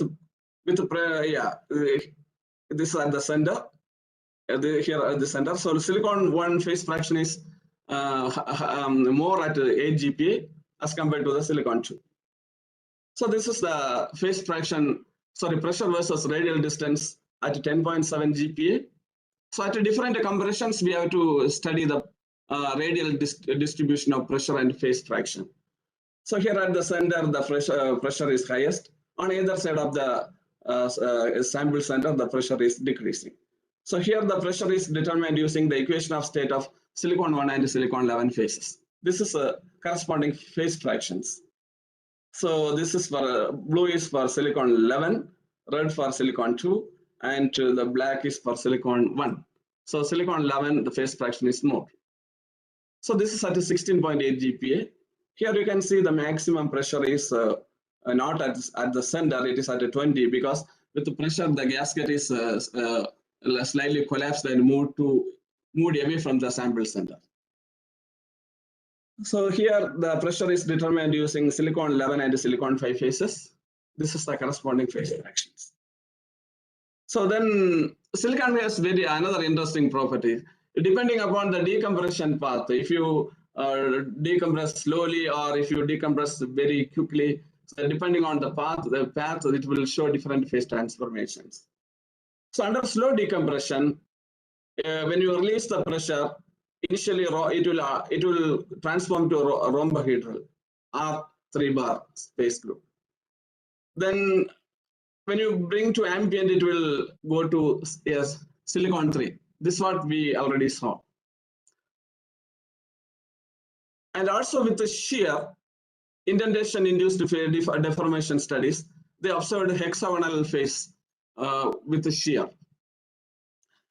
Fast decompression, and if you decompress the sample quickly, then it will show 2 tetragonal phases.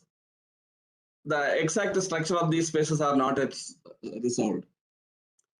So here I show our data after pressure release with a stainless steel gasket. So this is not at ambient, it is just above the ambient. Some pressure is still there. So I could fit with the silicon 3 and the silicon 11 phases. Both phases are coexisting. So this is Raman. When I released completely to the ambient condition, I can silicon 3 and the silicon 12 phases, not silicon 11, silicon 12. Silicon 3 and the silicon 12 phases are coexisting. In addition to that, we saw some little bit broad peak. There can be some amorphous silicon as well. So this is the phase transformation after complete pressure release. We could fit with the silicon 3. This is with the copper gasket on nanosilicon. So then also I did some Raman measurements. So I wanted to do Raman for all these samples. So I will finish all those things. Here I just show the micro Raman study under non-hydrostatic compression. At ambient, it is only transverse optical phonon mode.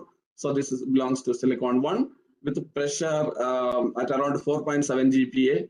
The intensity of this TO mode decreases dramatically, so indicating that it is going to the metallic state. And we estimate that transition would have occurred between silicon 1 to silicon 2 would have occurred between 2 and 4.7 GPa. Then at 9.7 GPa, this silicon 2 peak is very prominent. Here it is very weak, but at 9.7 GPa, it is very prominent. It is around 120 wave number. Then at 11.5 GPa, which is the maximum pressure achieved, so both the longitudinal optical phonon mode at 120 belongs to the silicon 2, and also one more mode at around 400 wave number that also belongs to the silicon 2 observed. So here we have a little bit silicon 1 contribution there. Peak is there. So then silicon 1 and silicon 2 are even coexisting at 11.5 GPa. So when we released the pressure, so we could fit these two are the combination of silicon 3 and silicon 11. So this is the Raman shift versus frequency. Here also I can, the silicon 2 peak is very big, so I didn't put the data points. If I extrapolate this, and I can see that this transition will be around 4 GPa. So finally, the conclusion. For nanosilicon, silicon 1 to silicon 2 transition phase transformation pressure reduced from 16.2 to 0.5 GPa by a factor of 32 under plastic compression in a rotational diamond anvil cell. Under plastic strain, silicon 3 phase initiates at 1.9 GPa while it does not appear under hydrostatic compression at all. Plastic deformation studies, so on nanosilicon with the rotational diamond anvil cell show a new phase transformation sequence. So this is a completely new result. We need to do much, Raman also have to do, and it's a very nice result. Then we have studied the evolution of the distribution of pressure and volume fractions of silicon micron size particles along the sample diameter. Then silicon 1, silicon 2, silicon 11 phases are coexisting in a wide range of pressure under plastic compression. This is also another important result. Silicon 1, silicon 2 and silicon 11 are immediately appearing when we use the helium pressure transmitting medium. But with under non-hydrostatic compression, and these phases are coexisting by a wide pressure range. Thank you so much for your patience and watching this video. Thank you. So. Thank you, Dr. Saab, for an elegant presentation. As we are running out of time, we'll have one quick comment. Yeah. Yes, Dr. Rasagamani. shall I stop sharing? Yeah. Yeah. Thank you. Yeah. Yeah. Go ahead. Yeah, Go ahead, yes. Dr. Asokamani. You mentioned about silicon undergoing several phase transitions. In between, the metallization occurs. Then ultimately it becomes a superconductor. Now, my question is, 16 GB is a very interesting point, the pressure at which many phases are coexisting. And so there are many metastable states. Is that right? The states are No, these are all, metastable? no, these are all stable phases. Then, of course, so many phases cannot coexist. It can be coexisting. Then my objection is you are using the equation of state given by Bush-Morgan, which is strictly valid only in the quantum mechanics, not Yeah, for this one. I got the point. I got the Yeah. point. This is already, so we have used this pressure determination using the data obtained under hydrostatic compression. So then Okay. we will consider the already we have developed the theory, and we will consider the non-hydrostatic effect also, and then we will modify this pressure.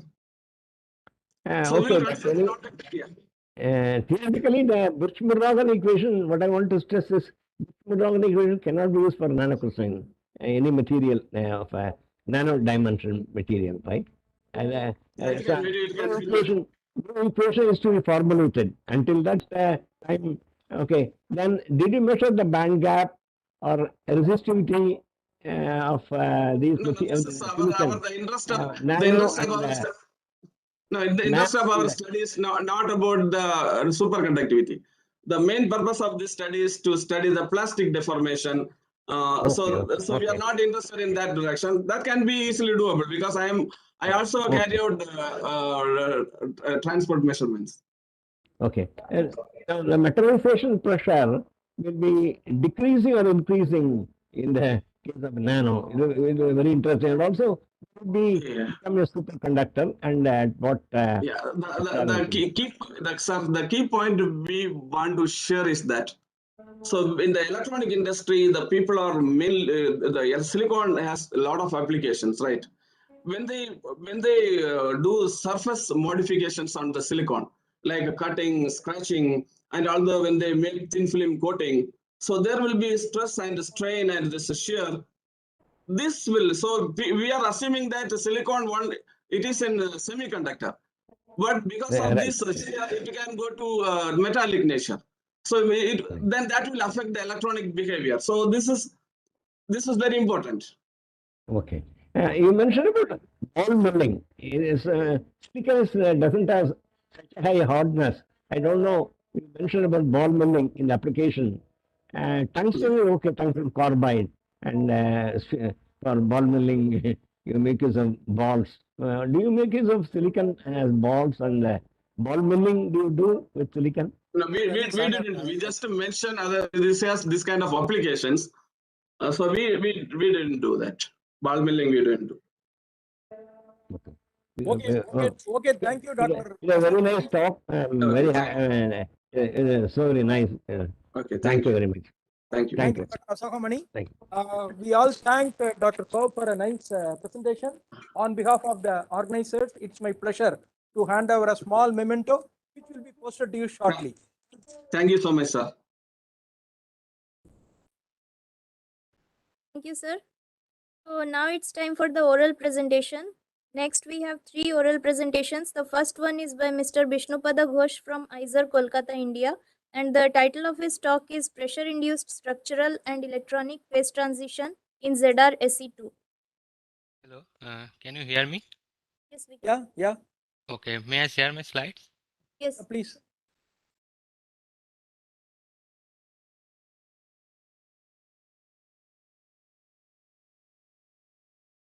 Is it visible?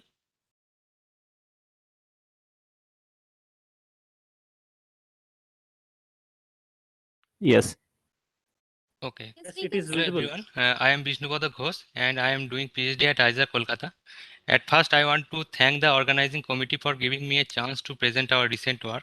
Today, I am going to talk about the structural and electronic phase transition and Kondo effect in JEDA-AC2. This is our high pressure research group at ICReACH Kolkata. Professor Gautam Dev Mukherjee is our supervisor. Dr. Raktima Basu, Mrinmoy, Devbot and Pidisa are my lab mates.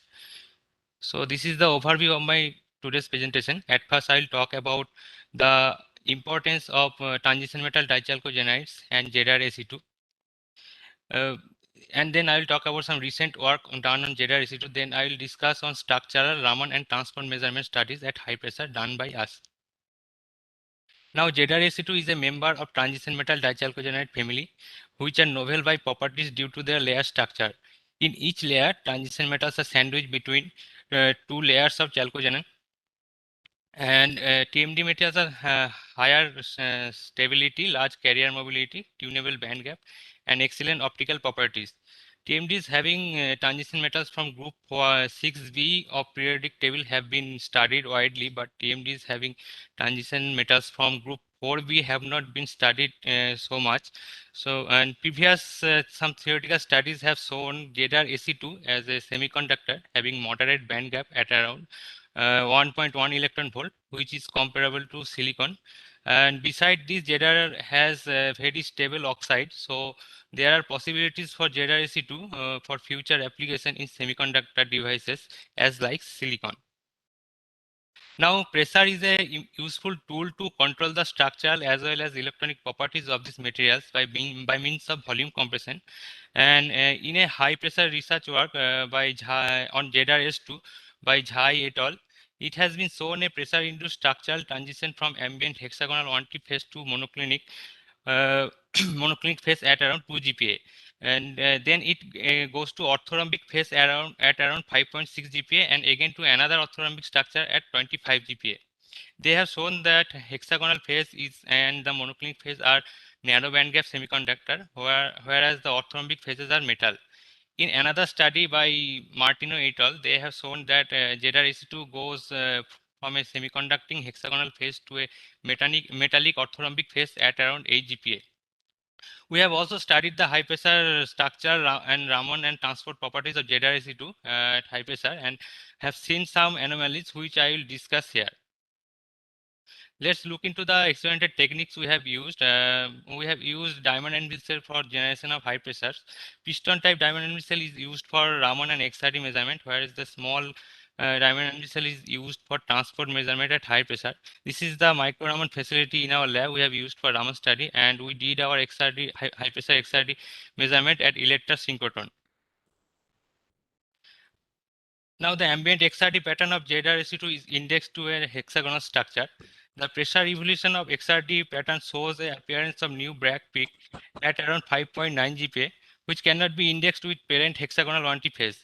This indicates an appearance of new structural phase along with the parent phase at around 5.9 GPa.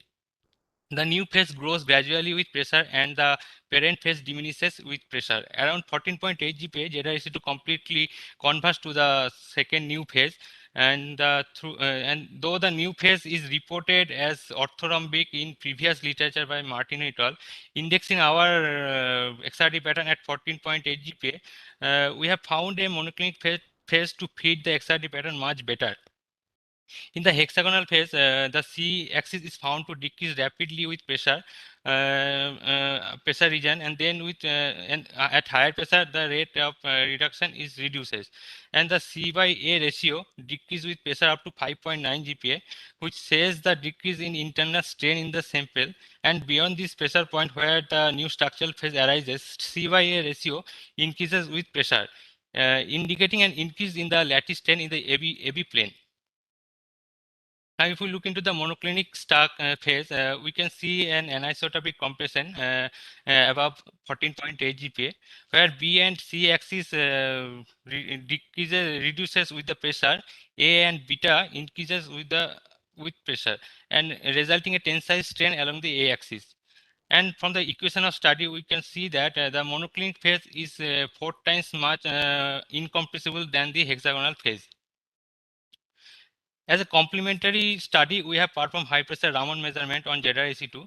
This is the ambient Raman spectrum of ZrAC2 at ambient pressure, and the most intense peak A1G mode is due to the outer plane vibration of selenium, and with application of pressure. High pressure, the intensity of the A1G mode of hexagonal phase decreases, and several new Raman modes are found to arise around 7.2 GPa with increasing intensity with pressure, which can be attributed to the monoclinic phase. Now, and also the mode frequency of this A1G mode changes slope change at around 7.2 GPa, and the FWHM of A1G mode shows a minimum at around 5 GPa, which can relate an electronic phase transition. And the FWHM again after this pressure point increases rapidly, which may be due to the arise of the new structural monoclinic phase. Now, to see how the electronic properties changes with pressure, we have carried out high pressure resistivity at room temperature as well as at low temperature region. And pressure evolution of the resistivity of ZrAC2 at room temperature shows a rapid decrease up to 5 GPa, then it saturates, and at higher pressure with a very small increase in value. Though in previous literature, though ZrAC2 is reported as a semiconductor, our low temperature resistivity measurements show a different nature. The resistivity decreases with the decrease in temperature and at very low temperature, there is an upturn in the resistivity. This type of behavior is being reported in several TMD materials due to excess transition metal present in the material. To check this, we have done EDAX measurement and found the presence of excess Jedi in our sample. So the upturn in this resistivity at low temperature is due to the scattering from magnetic impurities present in the sample, and which increases with the decrease in temperature. At higher temperature, we could feed the resistivity data with a linear term of temperature, and at lower temperature we could feed the resistivity data with a combination of t square and t to the power 5 term, which is a signature of both the electron-neutron and electron photon scattering in the sample. But at very low temperature, and another extra logarithmic term is added to feed the upturn in resistivity, which is called the Hammond equation. Now the resistivity versus temperature up to 22 Kelvin at different pressure point up to 8.1 GPa is also carried out by we also carried out using our facilities. And with pressure, the rho versus T curves you can see that goes down, and at the depth of this Kondo anomaly, anomaly also reduces above 5.1 GPa. Above 5.1 GPa, where a new monoclinic phase appears, we have seen before, the metallic nature of the sample completely changes to an insulating type behavior. And at higher pressure, above 5.1 GPa. And we have tried to feed the two resistivity data at 7.3 and 8 GPa using the exponential term of simple semiconductor, but it could not be fitted properly. So with the addition of this logarithmic term, which comes from the magnetic impurity, we could feed the our data properly, and here from there we have estimated a band gap of 3 milli electron volt at 7.3 GPa and 12 milli electron volt at 8.1 GPa. And we have seen that Jha et al. Has shown that the monoclinic phase of ZrAC2 is a semiconductor, and there are also evidences of band gap opening due to development of tensile strain in monoclinic structure. And in our case, we think the similar effect is happening in our case also. And but the high pressure resistivity data, we are still analyzing it. And so in conclusion, we can say that a structural phase transition from hexagonal 1T phase to a monoclinic phase starts at 5.9 GPa and completes at around 14.8 GPa. And 5 new Raman modes appear around 7.2 GPa due to the change in symmetry in the crystal associated with the structural phase transition. And the minimum of FWH indicates an electronic phase transition. And ZRSC2 shows metallic behavior and ambient pressure, which may be due to the excess ZR present between interlayer spaces. And beyond 5 GPa, ZRSC2 shows an increase in resistivity with decrease in temperature, which can be explained with a semiconducting nature along with a scattering from magnetic impurities. Thank you for your attention. Thank you, Mr. Ghosh, for the nice presentation. We can have one quick question. Your material sample should be having a magnetic impurity. Otherwise, the upturn will not be there. The quantum scattering. Yeah, we have. What is the magnetic impurity? Because I don't have. You have got zirconium and selenium or tellurium, whatever. Yeah, zirconium is there actually. We have done the EDAX measurement. Is not magnetic and quantum absorbed in because of magnetic iron or ferromagnetic element should be present. Zirconium is not ferromagnetic. What is the kind of impurity there? Then such a case thing should be observed in other chalcogenites also. If you do the experiment, then other maybe I think other chalcogenites also will not show this kind of upturn. Now this upturn, the impurity element, magnetic impurity should be identified. That is my observation. And again, there will be some systematic in all your, I can tell the energy gap will be getting reduced, and like silicon germanium, fourth group, they are also on the chalcogenites, we have done a lot of calculation, and the pnictides, sulfur, selenium, tellurium, the band gaps should be gradually decreasing, then go to metallization. Right? Are you in the metallic regime? Are you in the metallic regime? Yeah, in ambient we found metallic character. Okay. And okay. The semiconductor metal transition should be there, and metal is okay, but magnetic impurity is a bothering problem. I'm sorry, the upturn is cannot be explained without magnetic impurity. Should identify the impurity.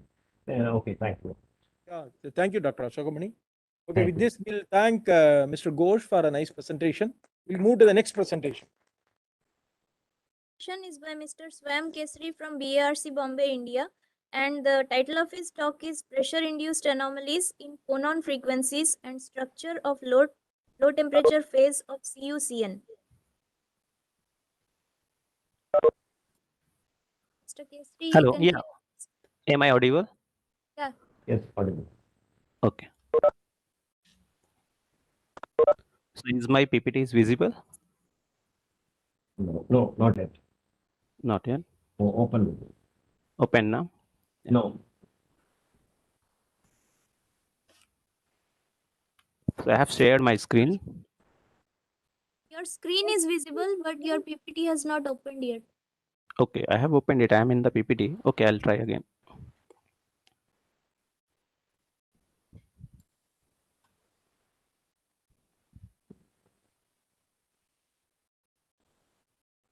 Okay, entire screen I should do. Yeah.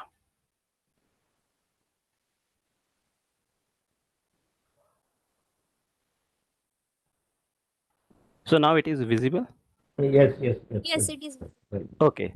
Thank you very much. You can okay. Okay. Hello all. Today I will be going to, first of all, I would like to thank organizers for giving me opportunity to speak my current work. So the title of my presentation is Pressure Induced Anomalies in Phonon Frequencies and Structure of Low Temperature Phase of Copper Cyanide. This work is carried by me under the supervision of Dr. Rekha Rao and Alka Garg. So this is outline of my presentation. I will just briefly give motivation and then show experimental details and then discuss some of the results and then I will summarize. So motivation. So the materials which are reported to show where external stimuli such as temperature or pressure, when they induces some anomalous responses are considered to be exotic. For example, the materials which are NTE means negative thermal expansion material or negative linear compressibility materials, they are considered exotic. NTE means the material contracts upon heating and NLC means material expand along a specific direction under hydrostatic pressure. So for such materials, we have key application in the development of some kind of composite materials where they can have like some effective zero compressible, zero expansion material with temperature, or incompressible materials with pressure. Also, there are some kind of things have been explored to develop some kind of artificial muscles or amplification of piezoelectric responses for next generation sensors and actuators also have been explored. So based on this negative linear compressibility materials. In literature, it is also speculated that strong negative linear compressibility can be found in framework structures that also show anisotropic NTE, although both NLC and NTE can have a different, like they can be independent phenomena, but if it has been speculated that where anisotropic NTE is there, their NLC is also stronger. There are some limited reports available for NLC. Among them, the cyanides, the silver, these cyanides show both the behaviors together, NLC and NTE. And cyanides are also have been reported to show pressure-induced structural phase transitions, amorphization, and decomposition. For example, this silver cobalt cyanide, it is actually reported to show colloidal anisotropic thermal expansion behavior. This shows pressure-induced structural phase transition at a moderate pressure of 0.2 GPa, followed by a pressure-induced amorphization above 13 GPa. The same compound is also showing pressure-induced decomposition when the pressure is released. Interestingly, this sample shows very large negative linear compressibility value, which is very large for this sample. But because this sample changes the structure at 0.2, so that negative linear compressibility range is quite low for this sample. So thus further many other samples have been explored for getting this NLC behavior for a longer pressure range. So this potassium and manganese silver cyanide have shown a pressure transition at 2.8 GPa with NLC at like it is not like as better as this, but this is also quite a better value. But the pressure range is actually increased from this.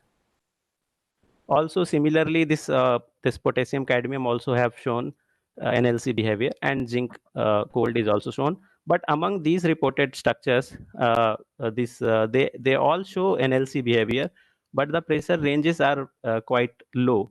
Up to this, they are showing NLC behavior. So, and the basic. Hello, am I audible now? Yes, yes. Okay. So the among all these cyanides, the NLC behavior is because of hinging of their framework structures. All are the structures are frameworks in these cyanides. So, and then in the literature, we found that this metal cyanide MCN, where M is gold, silver, or copper, they are linear chain structures. When M is gold or silver or copper, they are showing tetragonal structure. And copper has two structures. One is with this tetragonal, and one is orthorhombic. When it is in tetragonal structure, so these tetragonal structures are actually negative thermal expansion in C direction. And while this other structure of copper, which is that nomenclature is the tetragonal structure of copper is high temperature phase, and this orthorhombic phase is the low temperature phase, which is also NTE in this direction. It is in A direction. So in the literature, there exists only single report on from experimental point of view for the high pressure studies of this low temperature phase of copper cyanide have been explored up to 4 GPa using Raman spectroscopy, where a few soft modes were detected. So present motivation for our this study is we are going to study the high pressure structural behavior of this low temperature phase of copper cyanide using Raman and X-ray diffraction studies.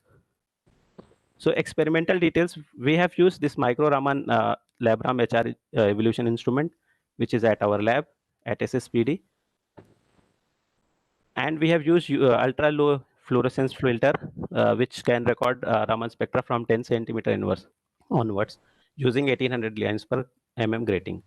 And for high pressure experiment, X-ray diffraction experiment, we have used Electra express beamline of Electra synchrotron source, which has been financially supported by DST.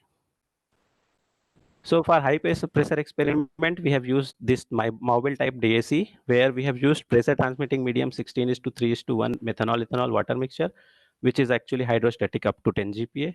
And for pressure calibration in Raman experiment, we have used Ruby fluorescence method, and in X-ray, we have used copper equation of state. For results and discussion, so that low temperature phase copper cyanide is orthorhombic with C221 space group. This is actually a wave-like 1D chains of two coordinated copper atoms, which are bricked by side disordered copper cyanide. So these are the unit cell of this copper cyanide orthorhombic structure. I have just shown it in this different directions. So the polycrystalline sample which we have used is actually purchased from Sigma Eldridge, and the X-ray also confirmed this the single phase of orthorhombic phase. This is the Raman spectra what we have recorded from our instrument. So this Raman spectra matches with the previous report, but additionally we have got two extra peaks using our low fluorescence filter, which at 20 and 30 centimeter inverse, and this mode I have been assigned using that report. So for high pressure experiment, this is the Raman spectra of this orthorhombic phase LTCUCN at different pressures. We can see these two peaks are moving in the forward direction. They are showing the hardening behavior, but the mode which are written here, the 6 modes, this is a CN stretching region. It is clearly showing some anomalous shift that this peak is moving in the this Raman mode frequency is decreasing. That means they are showing some softening behavior. And above 7 GPa, the Raman spectra also completely disappeared. So probably there is some kind of structural phase transition or maybe electronic phase transition happening above 7 GPa. And these soft modes are also maybe leading towards some kind of phase transition. So this is also this is a figure, a variation of Raman mode frequencies of LTCUCN with pressure. We have also listed the mode gradation parameter calculated using bulk modulus. Bulk modulus we have also found out from the X-ray diffraction experiment, which I will be anyway discussing in the next slides. So from here, these gradation parameters for these 6 soft modes are giving negative value. And in the expression of alpha, the thermal expansion coefficient, this mode gradation parameter is coming here. So probably these soft modes are also contributing to the negative thermal expansion behavior of this compound. But these two compounds, these two modes, which are very low frequency modes, they are giving positive value. So they might not be contributing in this alpha. So for X-ray diffraction experiment, this is the X-ray diffraction data for CUCN at different pressures. So we have used copper. So this is the copper for pressure marker, and this is a gasket peak. So the main reflection peak at 7.7 this 7.7 degree is showing positive behavior. But interestingly, the anomalous shift of this particular peak is seen here, which is moving left side. That is also actually, it is a 201 plane. That means the interplanar spacing between 201 is actually getting increased under high pressure. And in the preliminary observation, the structure looks stable up to 20 GPa, but the main reflection disappears above, like it gets disappeared. That needs to be investigated. But interestingly, this the main interest for this study is this particular peak is getting in like anomalous shift. So probably it is indicating some kind of negative compression behavior. So we have fitted the X-ray pattern up to 7.9 GPa with this ambient structure. It was fitted nicely. And this is the two ritual refinement data which we have fitted up to 7.9 GPa. This kind of fitting has been there. And then we have plotted the variation of lattice parameters using pressure. We can see the this C parameter and B parameters are decreasing, which is a normal behavior. But interestingly, the A lattice parameter is increasing. Here we have plotted the relative lattice parameter. Here also we can see A parameter is increasing. So we have fitted the this variation with second order Birch-Mirgon equation of state, and we have found out the compressibilities. But this was not fitted with the Birch-Mirgon equation. So we have fitted this with cubic polynomial, and found out the linear compressibility along A direction. Mr. Kesri, can you quickly wind up? Okay, yeah, just so we have compared this linear compressibility with the reported. But in our this studies, we got this NLC behavior in a longer pressure range up to around 6-7 GPa in comparison to these without any pressure transition. Okay, so this bulk modulus is also have been calculated here. So in summary, this structural vibrational investigation of orthorhombic have been investigated, and we have got NLC along A direction and for a longer pressure range without any phase transition within that range. So and the 2 soft modes were also 6 soft modes were also being investigated. Okay, thank you. Thank you, Mr. Kesari. I have Yes. a quick question. Yeah. Yes. Could you please go to your slide at 20 up to 20.2 GPa Raman slide? Okay, yeah.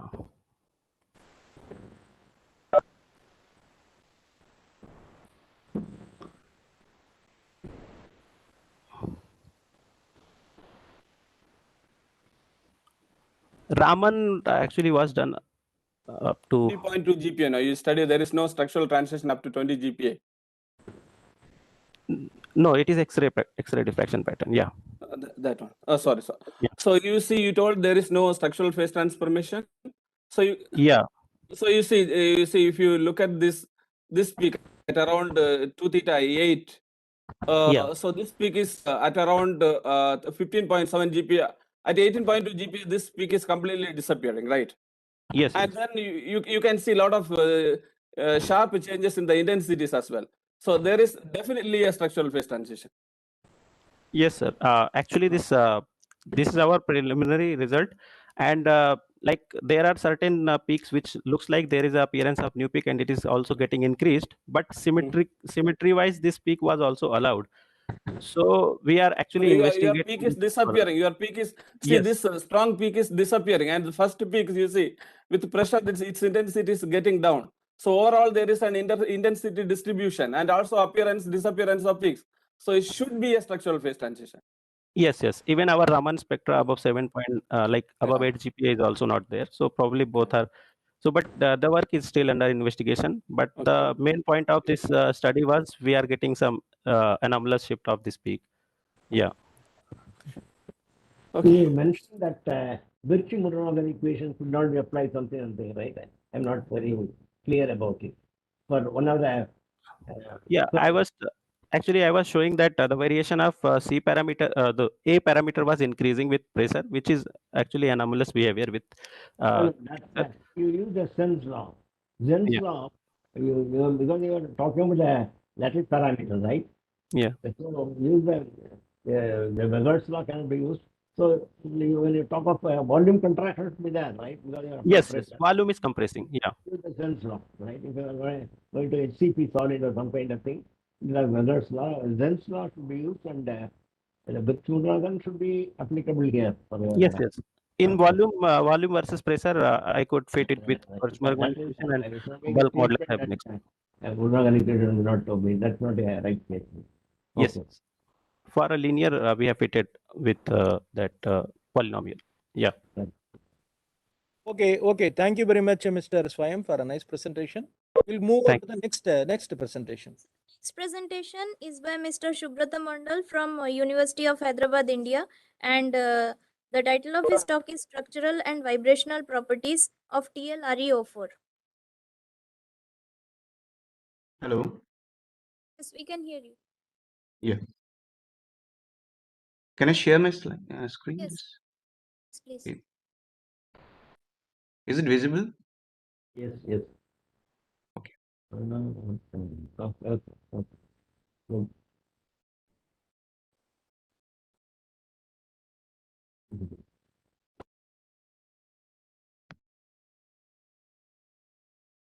Okay. So, good afternoon, everyone. My name is Subhrata Mandal, and the title of yes. Okay. So, title of my talk is like structural and vibrational properties of TLReO4. This work has been carried out under the supervision of Dr. G.S. Vaichiswaran. And the outline of the talk is like first I'm going to introduce the problem and then the computational details involved in this work. And then after that, I'll talk about the result and discussion and this conclusion. So basically here,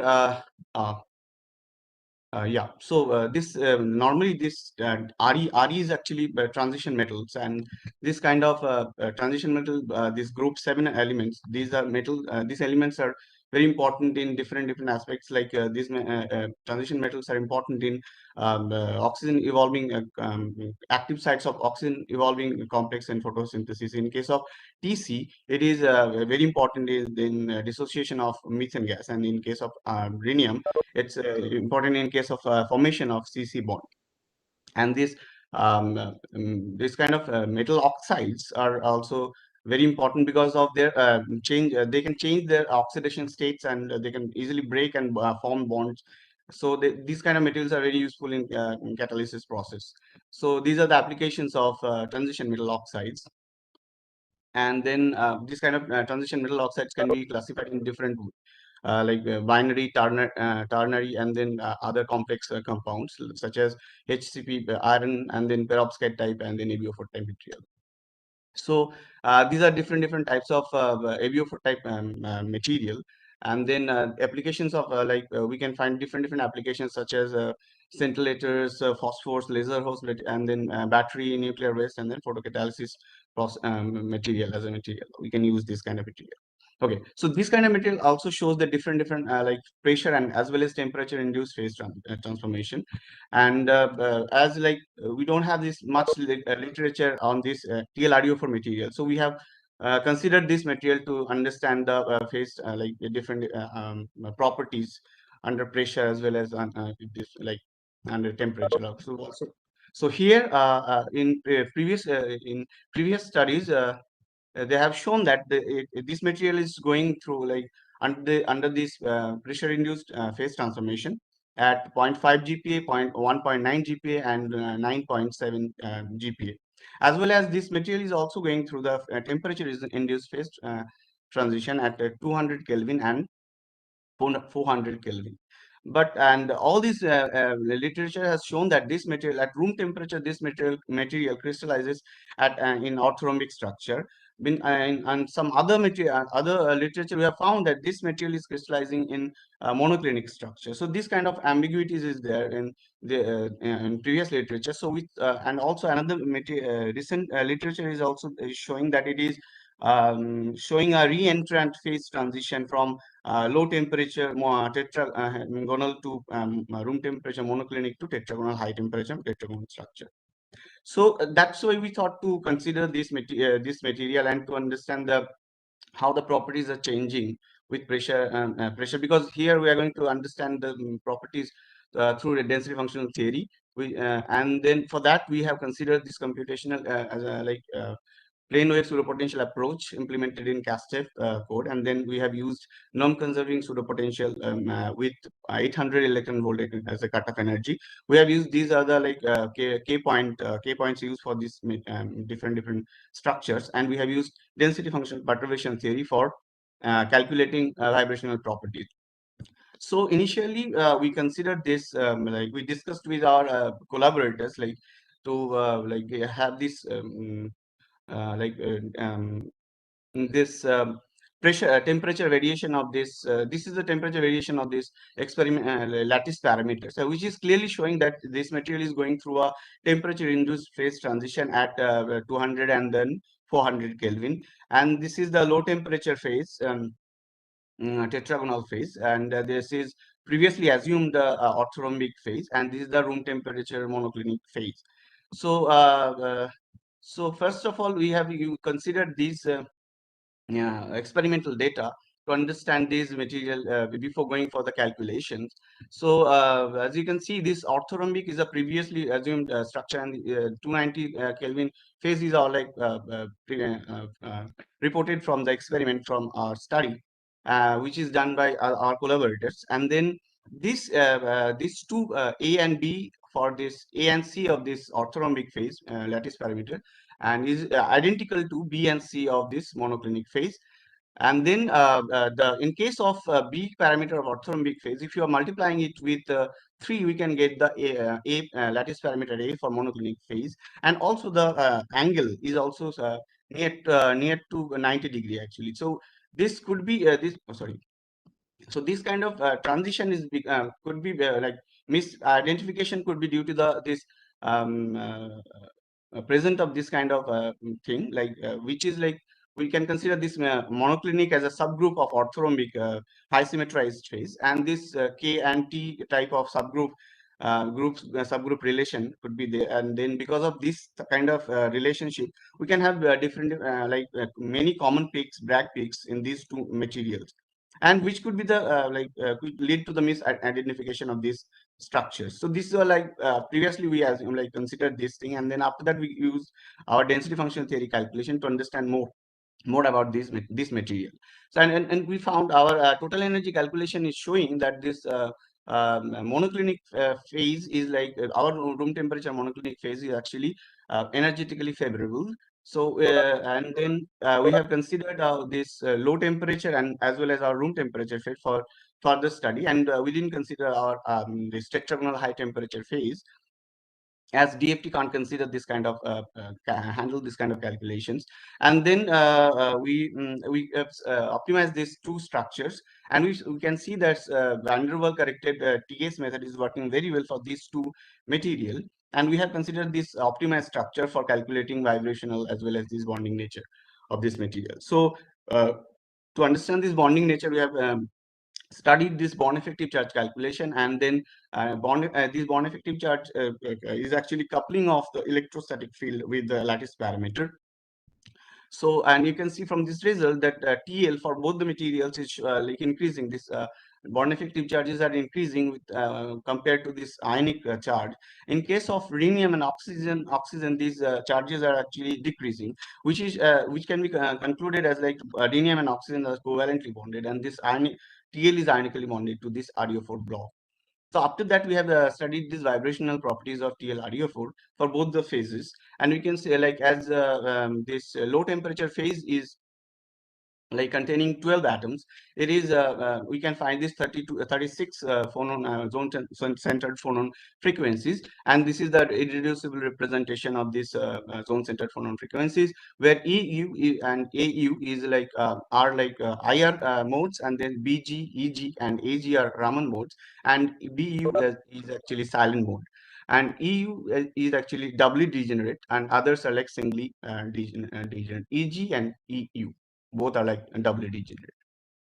And in case of monoclinic phase also, we have found like 16 phonon modes, and this is the irreducible representations. And we have also studied all the possible modes, and we have like considered all these assigned all the modes like vibrational and this thing, and we have checked with the reported results for Raman mode for this thing. But in case of, and we have also studied the measured Raman frequencies for room temperature TL-ReO4. So the left hand side are showing like low temperature calculated vibrational frequencies, whereas the right hand side is like measured like experimentally measured Raman frequencies for room temperature structures. And also we have studied the IR spectrum for these two phases, and this we can see that black is showing the low temperature phase, and red color is showing this room temperature phase, where we can obviously say like this high intensity because of this scaling, because of the involvement of so many atoms in this room monoclinic phase. And but in both the cases we can see like the pattern is similar actually, and these are like few vibrational animations, like how these vibrations are happening, and which are reasonable. Like for A1, A is showing the high intensity IR spectrum for monoclinic structure, room temperature structure at 937 centimeter inverse, and this B, C, D are like showing vibrational spectra, vibrational modes for low temperature phase, and where B is actually high intensity IR mode and be related to, and the C is related to second high intensity Raman mode, and then D is related to high intensity Raman, and which we can say like, okay, it is like D is showing like fully symmetrized vibration, which is like and in case of C it's not fully symmetrized vibration, it's asymmetric vibration is also involved. Yes, 2 more minutes. yes, thank you. And we have also compared these our results with our experimentally reported experimental results. And so I'll just conclude this thing. So we have carried out this computational study using this of structural and vibrational properties of low and room temperature phases of TLRDO4, and these calculated structural parameters are found to be consistent with the experimental results, and the total energy obtained from our calculation is showing that this monoclinic phase is energetically favorable.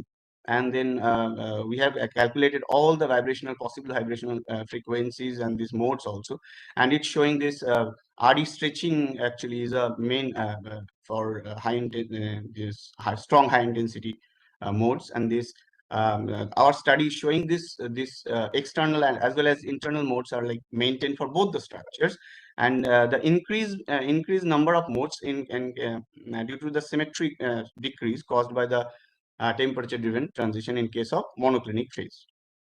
And this work has been published in JPCM. And I would like to acknowledge my guides, Dr. Vaidiswaran, and our collaborators, Professor Brendan J. Kennedy and Professor Daniel Arendonia. I would also like to thank DRDO for financial support, and CMSD from University of Hyderabad for providing computational facilities. And thank you. Thanks, Mr. Subrata Mandal. Thanks. If there are no questions, shall we close the session? Yeah, one question from Dr. Asokamani. Yes. Please go ahead, sir. Yes. You mentioned about the parameters, pressure and temperature. You Yes, are using the DFT perturbation and so on, but you didn't show. I don't understand what is DFT perturbation and all. And again, I don't see experimental total energy as a function of both temperature and pressure, right? Because you mentioned two variables, right? Pressure and temperature. The total energy is function of pressure and temperature you shown. Otherwise, I don't think. Yeah, actually, from DFT we can't include temperature. For that, we need to go for full dispersion calculation, and from there we have to consider TS part also.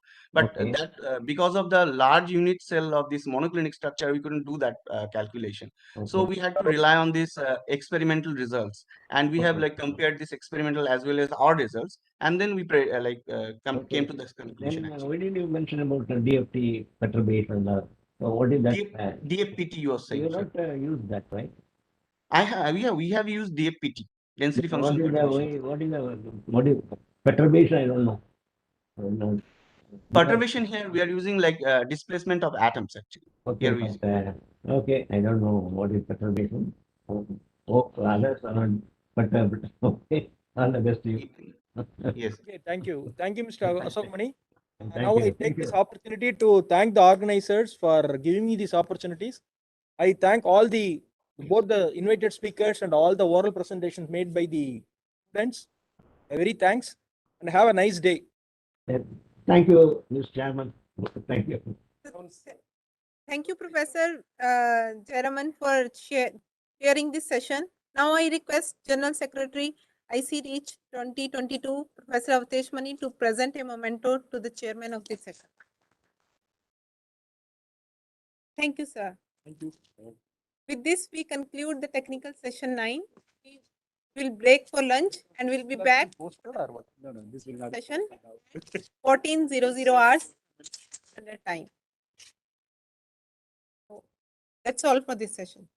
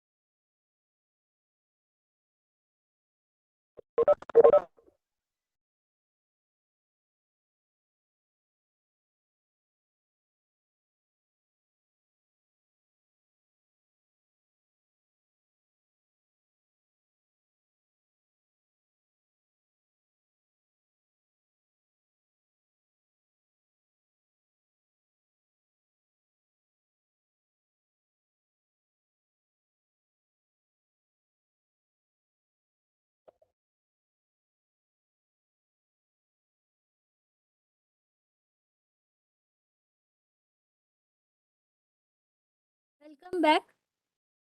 This is technical session 10. So this session has 2 invited talks followed by 5 oral presentations. The first talk in this session is by Professor T. Shakuntala. Professor Shakuntala is the head of the High Pressure and Synchrotron Radiation Physics Division at Bhabha Atomic Research Center, Mumbai. She is from the 31st batch of BRC Training School and she joined Material Science Division at ICReAcH in 1988 and moved to BRC in 1996. She pursued experimental research in the field of high pressure using Raman spectroscopic technique. Her work contributed towards improved understanding of phase stability as well as disordering or amorphization under high pressure or pressure-induced decomposition, role of vibrational enharmonicity in materials behavior, etc. Since July 2020, Professor Shakuntala is heading the High Pressure and Synchrotron Radiation Physics Division Physics Group at BRC. During the period 2009-2020, Dr. Shakuntala was in the Nuclear Controls and Planning Wing NCPW of Department of Atomic Energy, Mumbai. She was also National Representative of India in RCA IAEA during January 2015 to June 2020. Welcome, ma'am. The next talk in this session is by Dr. Balmukund Shukla. He is a scientific officer at the High Pressure Physics Group at Indira Gandhi Center for Atomic Research. His area of research is structural properties of actinide compounds at extreme conditions. He has been awarded with Best Presentation Award at RSM HBNI 2017, NCTP 2018, and DISSPS Best Presentation at 2019. This session will be chaired by Professor Avadesh Mani, General Secretary, ICReACH 2022. We all know Professor Avadesh Mani is the head of Condensed Matter Physics Division, Material Science Group at the Indira Gandhi Center for Atomic Research and Dean Physics, Homi Bhabha National Institute. His areas of research include magnetism, superconductivity, topological insulators, and strongly correlated oxide materials. Welcome, sir. Good afternoon to everybody. Already, Dr. Saumu has introduced all the speakers of this session, and without taking much time, I'll invite Professor T. Shakuntala to deliver her talk on phonon and harmonicity, the site for Raman spectroscopy.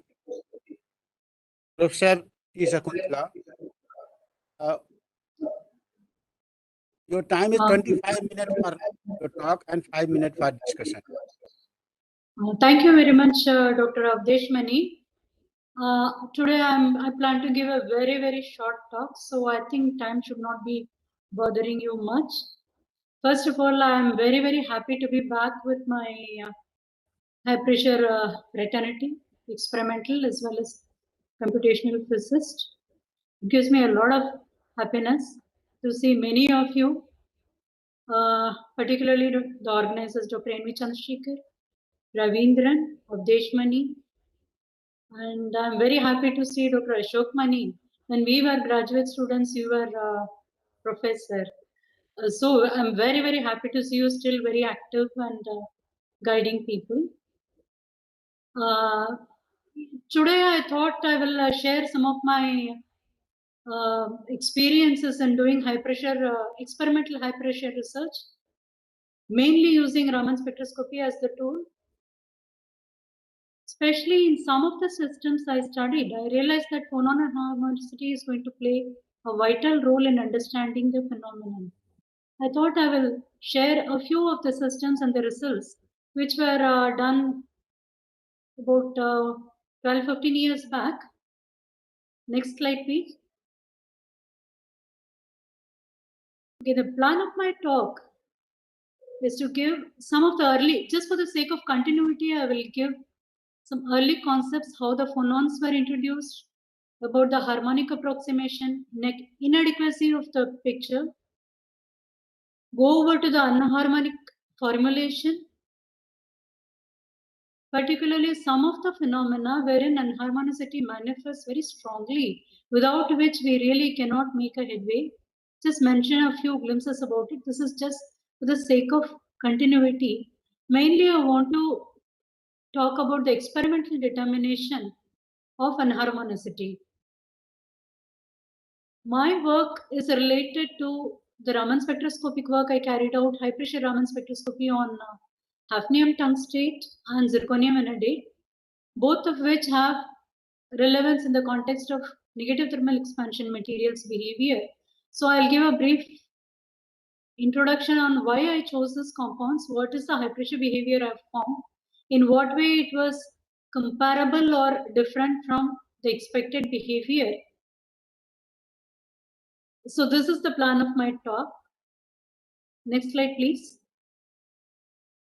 Just to give a historical perspective, the concept of phonon was first introduced in the early 1900s by Albert Einstein, mainly to explain the temperature dependence of the specific heat.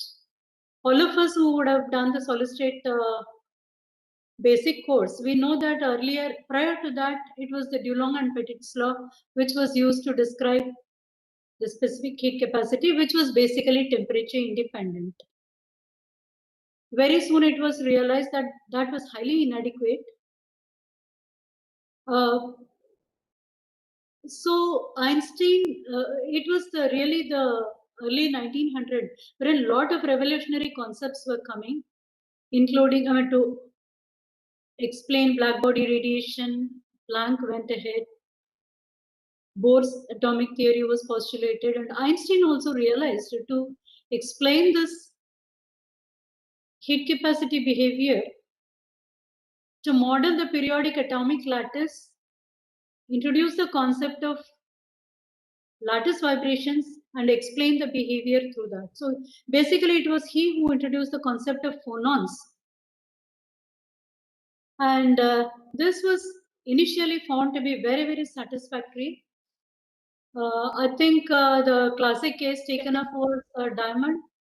Up to temperatures as low as 100 degree, his formulation, I'm sure that most of us would remember the expression relating to the CV as postulated by Einstein. It was giving a reasonably good picture, but below 100 degrees, 100 Kelvin, the deviation was still found to be pronounced. The formalism was inadequate.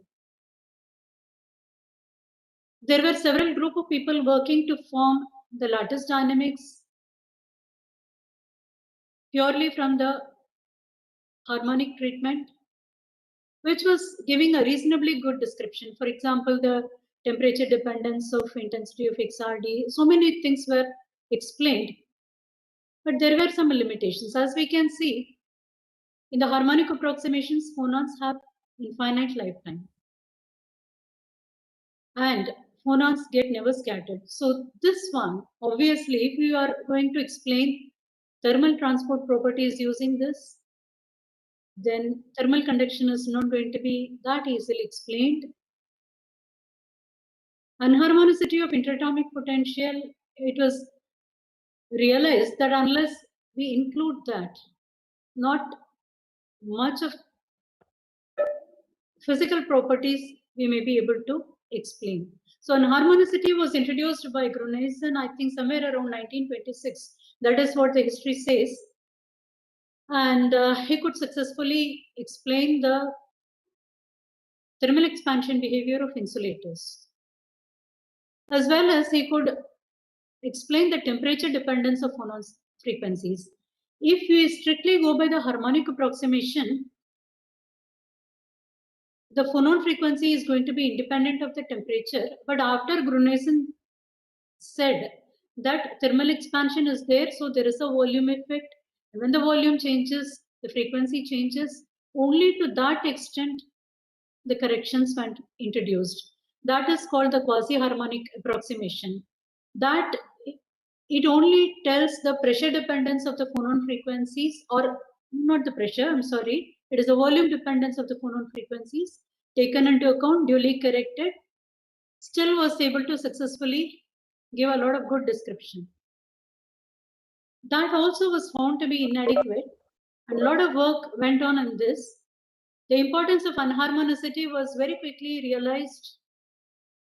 The young students present today, please see the article by Professor Maraduddin, 1963, Cowley, 1968, where they have summarized why there is a definite need for going from harmonic theory to the unharmonic theory of solids.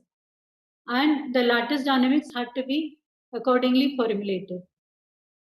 So with the unharmonic theory of solids well in place, quite a few things could be satisfactorily explained, namely the thermal expansion, which is given by this expression. You can see that the gamma average is the average motorization parameter, CV is the heat capacity, and B is the bulk modulus. Just from this expression, one can realize that we need to know quite a bit of pressure dependent quantities, namely the volume change. The bulk modulus one has to know. This necessitated growth in experimental high pressure research to have a estimate of what is actually the pressure dependence of volumes of various compounds. The bulk modulus of materials had to be evaluated. That, in my opinion, was very important for giving a push to the experimental high pressure research. So many other things also had to be factored in. Thermal, for example, thermal conductivity. Without anharmonic interactions factored in, it was very difficult to explain the behavior in the entire temperature range. Over a small range of temperature, perhaps this treatment was found to be satisfactory, but not throughout. The matching with the experiment was not good. And all of you who are gathered here, you know the importance of displacive phase transitions, which we cannot explain without invoking inharmonicity. Equations of state. This is another very important area. Many articles have been authored by Holzapfel. Some of you might have used the Holzapfel cell, high pressure cell design by him. He realized that quasi-harmonic approximation is not going to be sufficient for giving the equation of state, giving an accurate description. It was nevertheless present, and the principal pressure calibrations were all carried out by knowing the equation of state, comparing the experimental result against the predicted equation of state. But he emphasized that it is not just the pressure volume temperature relation which is important, but one has to reproduce all the thermophysical properties very accurately, for which it is absolutely important that you have to factor in the anharmonic interactions. This was repeatedly stated. He talked a lot about the Mead-Gruneisen formalism. So if you get a chance, I would say the youngsters, please read these articles, which is very, very informative. Another thing which picked up a lot of momentum, even though superconductivity was discovered much earlier, subsequent to the high temperature superconductors, mainly the cuprate-based systems. And in early 2000s, the MgB2 related compounds. There were a lot of experimental interest in superconductivity, and people were at a loss to know how to factor in various interactions, mainly the electron-phonon coupling. By the way, let me, just for the sake of continuity, let me say that Holzapfel has again reiterated anharmonicity has two origins. One is right from the potential, including the higher terms in the expansion of the interatomic potential. Second is anharmonicity also builds up due to very strong phonon-phonon interactions. So it is a really complex behavior. Same way the electron-phonon coupling also cannot be fully explained without invoking anharmonic treatment. So this was another thing wherein a lot of activity was happening to explain the isotope effect in some of the superconducting materials of interest. Geophysical context was another applied research context, wherein as you go down deep interior in Earth, both pressure as well as temperature plays there is a large increase in the pressure as well as the temperature. It has both structural as well as various transport properties, mainly the heat transport properties. The structure also varies. The upper mantle has different composition compared to the lower mantle. These things are amply described at the earlier phase of high pressure research was largely comprising of materials which silicates, carbonates, which are forming various layers in the upper and lower mantle. Their thermal transport properties and various other properties. Here also an accurate description was required. Otherwise, the temperature, the heat flow estimates at the fairly close to the interior of the Earth would stand not explained so well. Next slide, please.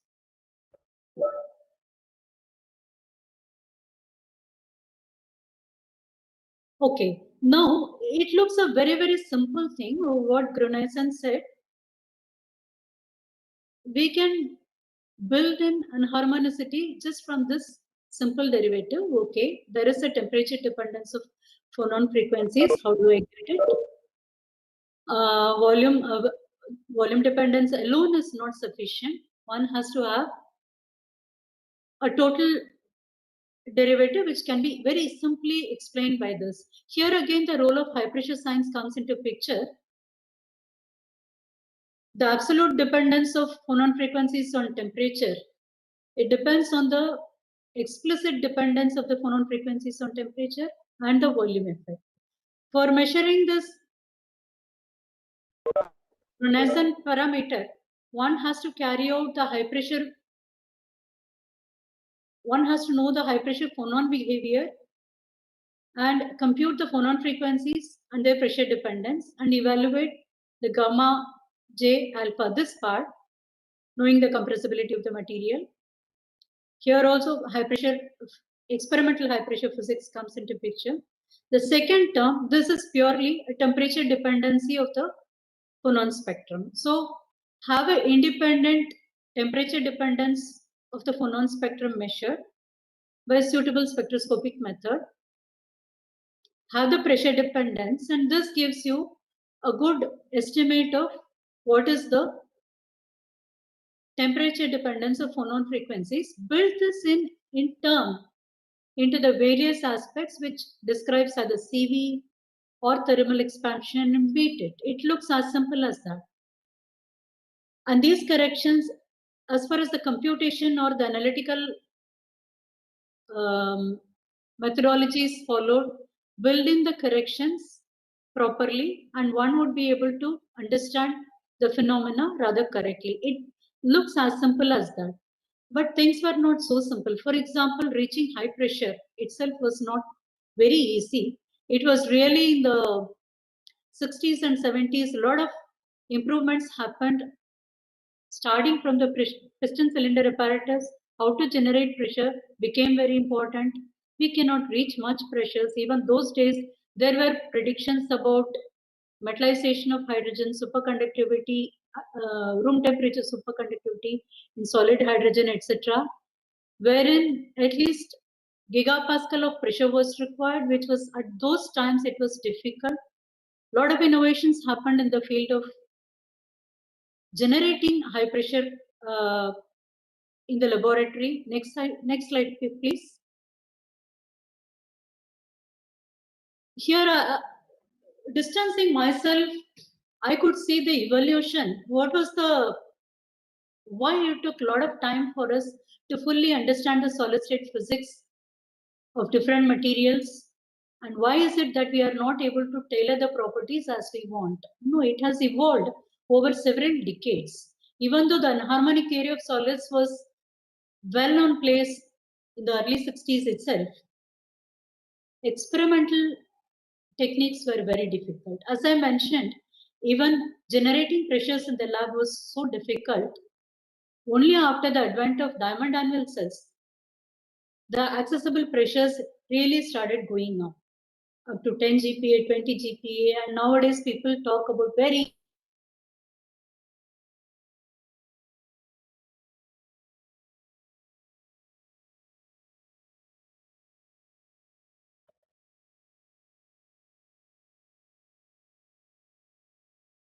Not audible.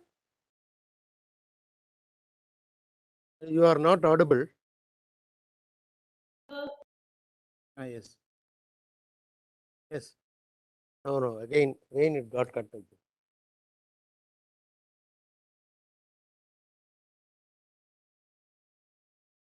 Hello, you are not audible, Sakuntala. There is some audio problem from your side. And video is not. Disconnect. I think you got disconnected. Connectivity just with connectivity. I think somebody has Now it's okay. muted Now it's me. fine. No, now Yeah, also okay, it's fine. fine. Now Okay. you are back. You can Now continue. you are back. Now Yeah, I'll be audible. nobody. I think now I am audible. I do not know from what point of time I was not audible. Nevertheless, I think it is more of a history type, which you can very well see from the slide. So I proceed from this point of view. Somewhere in the late 70s and 80s, there was a lot of advancement in the spectroscopic techniques. Actually, how do you measure the phonon frequencies? You have to depend on either inelastic neutron scattering or the Raman spectroscopy or the infrared spectroscopy, all of which, I mean, infrared spectroscopy, yes, there was some activity in that. Raman spectroscopy also took a leap only with the advancement in lasers, which happened somewhere around the 60s.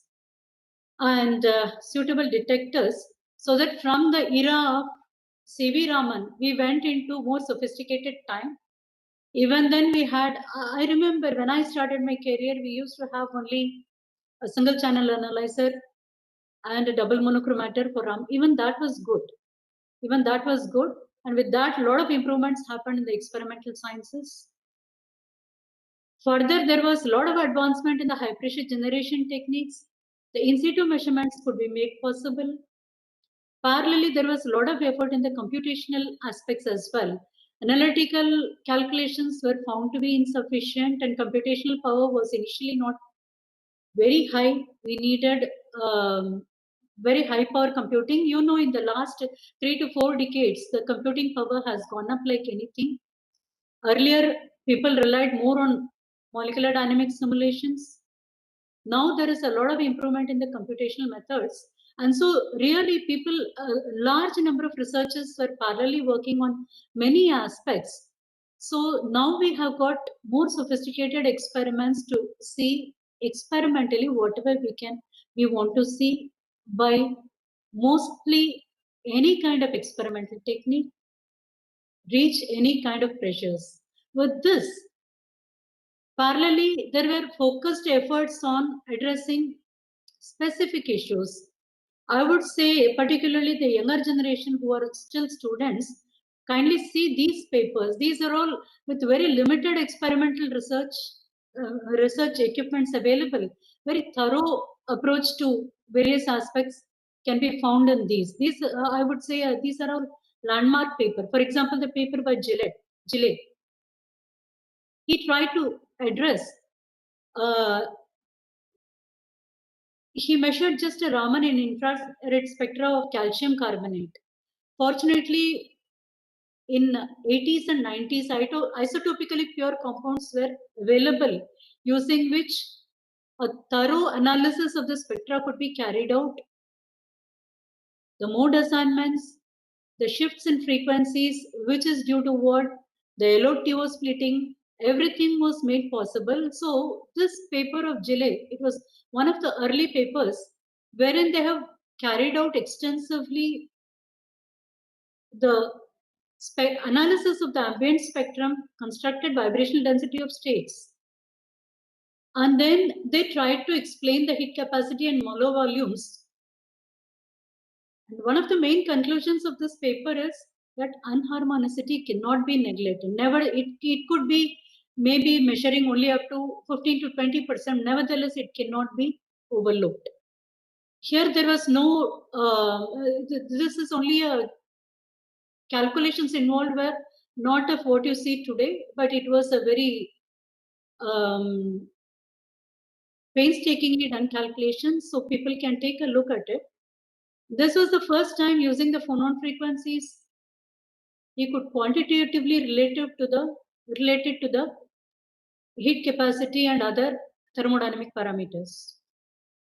Another very nice work is, of course, there are plenty of people. Yesterday and today I've been listening to a lot of talk on high temperature superconductivity related papers and people addressing the material using Raman spectroscopy. So I don't have to introduce this topic. But then in the late 80s and early 90s, as I mentioned, how to factoring the various couplings, that was one of the very important research aspect. A lot of papers came in this direction also. Here again, spectroscopic tool gave a lot of support. Next slide, please. These are a few more examples. I see a lot of group of people working on Raman spectroscopy. I'm sure you must be addressing the unharmonicity using Raman technique, particularly measuring the width of Raman lines, which is directly related to the phonon lifetime. But the width also depends on other things. So people realized that the defects in the solids has to be, and the way it manifests in the width of the Raman line has to be treated separately because its temperature dependence is going to be of a totally different type. So this paper is again a very good article and all the back references in this will give a very good insight to understand about the amount of effort which has gone in towards the phonon frequency renormalization and how to pinpoint the contribution from the disorder induced width and the unharmonicity induced width. Besides Raman and IR spectroscopy, another powerful technique which can be used, which is a very difficult, much more difficult technique, inelastic neutron scattering. People indeed started using this extensively. One of the papers I would like to point out is for quite some time it was believed only the very low frequency transverse acoustic phonons were contributing to the heat conductivity, but in 2013, one of the groups showed that it was in fact a very high energy yellow phonon, which was carrying a large amount of heat in the case of uranium oxide. This is subsequently a lot of work. I see that Dr. Sarnodare is also going to speak on this UO2 system. Very eager to listen to that. These are the things which showed that the contributions of different phonons play a vital role, and to have an accurate description of the lattice dynamics, we have to know the contribution from it. Hello? Yeah, you have another 3 minutes. Oh my God, 3 minutes? Okay, fine. Now I will go over to the problem which shook a huge amount of research community. The observation of negative thermal expansion in zirconium tungstate over a wide range of temperature. This triggered a lot of research interest. Almost everybody addressed the problem initially thinking that it could be an easy problem, but there were a lot of associated very interesting phenomena. For example, the excess heat capacity at low temperature in the case of zirconium tungstate, which could not be well explained. There was an absence of soft mode driven transition, etc., etc. Next slide, please. So the earlier understanding, it relied more on the fact that the NTE behavior existed over a large temperature range. People had a tendency to believe that it has got something to do with the structure and not really towards the, not specific to the structure or the interatomic interaction. It is more structure related. So with this in mind, there in the early work, there was always two systems were compared. One, the zirconium tungstate, and hafnium tungstate, which closely mimic the behavior of zirconium tungstate. And another compound, zirconium vanadate. Next slide, please. Okay, the hafnium tungstate interestingly had a lot of differences also with respect to zirconium tungstate. For example, if it mimics the difference in the high pressure behavior, the transition pressure of orthorhombic phase, why is it much higher as compared to zirconium tungstate was not all that well understood. To understand this, we carried out some of the high pressure measurements and found that the high pressure phase indeed showed amorphization. My particular interest was to see if there is any evidence for decomposition in the solid. Just like zirconium tungstate, here also hafnium tungstate did not show decomposition under hydrostatic compression. But at a non-hydrostatic condition, I could very clearly pick up evidences for HFO2. The monoclinic phase could be very easily identified, so which was not the case in zirconium tungstate. So there was a big difference in behavior. Next slide, please. As I mentioned, the interest in zirconium tungstate, people had a tendency to attribute the behavior to the rigid unit mode model and the under-constrained nature of the structure. Immediately, it occurred to several people. Then a closely related system, zirconium vanadate, it should not be showing a similar behavior because this structure does not have any unshared corner. All corners are shared. So high pressure experiments were carried out on this system. Surprisingly, this also had a cubic to orthorhombic transition at high pressure, very similar to zirconium tungstate, as well as it showed pressure-induced amorphization at pressures above 4 GPa. We carried out Raman spectroscopic measurement on the system. One observation was when the pressure was released from fairly deep into the amorphous state, pressure-induced amorphous state, the pressure release spectrum continued to have the amorphous character. Whereas when it is released from very close above the amorphization pressure, it had several sharp features. Very quickly, with the experience of working with several compounds, I could identify the features of corresponding to V2O5, which means in this compound, there was a decomposition happening in the pressure reducing cycle. That was very, very obvious. This was a marked difference. There is a huge difference between the two structurally close compounds, zirconium tungstate and zirconium vanadate. Next slide, please. Now, based on this high pressure behavior, it threw open some more open questions. In fact, it is the zirconium tungstate or the hafnium tungstate which are metastable with respect to the constituent oxides. So simpler oxides, one has to take due care in the preparation condition, otherwise the compound itself doesn't form so easily. So at ambient condition, this compound, zirconium tungstate, is supposed to be metastable, but under the application of pressure did not show any evidence for decomposing into daughter compounds. On the other hand, zirconium vanadate, which is quite a stable compound, and the ambient pressure, at ambient pressure, it shows a positive thermal expansion behavior. This shows a decomposing tendency during the pressure reducing cycle. So there were some lot of questions. What is the difference? There should be something relating to the interactions in the interatomic level. To probe this, I closely analyzed the mode granizen parameters in the two compounds. Next slide, please. Next slide. Yeah. This is okay. In the case of zirconium vanadate, Dr. Ravindran et al. Has published extensively the behavior of mode granizen parameter, wherein they have mentioned that several of the modes showed negative granizen parameter, which directly imply that those modes also contribute to the NTE behavior. As I mentioned, zirconium vanadate has a positive thermal expansion behavior at ambient conditions, and this had relatively lesser number of modes showing negative granizen parameter. You can see that virtually below 400, there is not a single mode which has a negative Grunison parameter. And some weak dependencies are shown in some of the high frequency modes. So this was one marked difference between ZRV207 and zirconium tungstate. Next slide, please. Now we compare the same thing in the case of hafnium tungstate.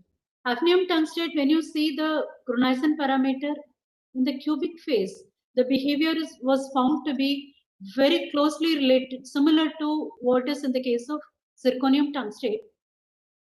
But the parameters in the high pressure orthorhombic phase, that was considerably different when compared to zirconium tungstate, which very clearly showed that basically the interactions or the arrangement of atoms in the high pressure orthorhombic phase is not really the same in the case of structurally similar compounds, zirconium tungstate and hafnium tungstate. Next slide, please. Now I started analyzing how much of it could be due to the unharmonic nature.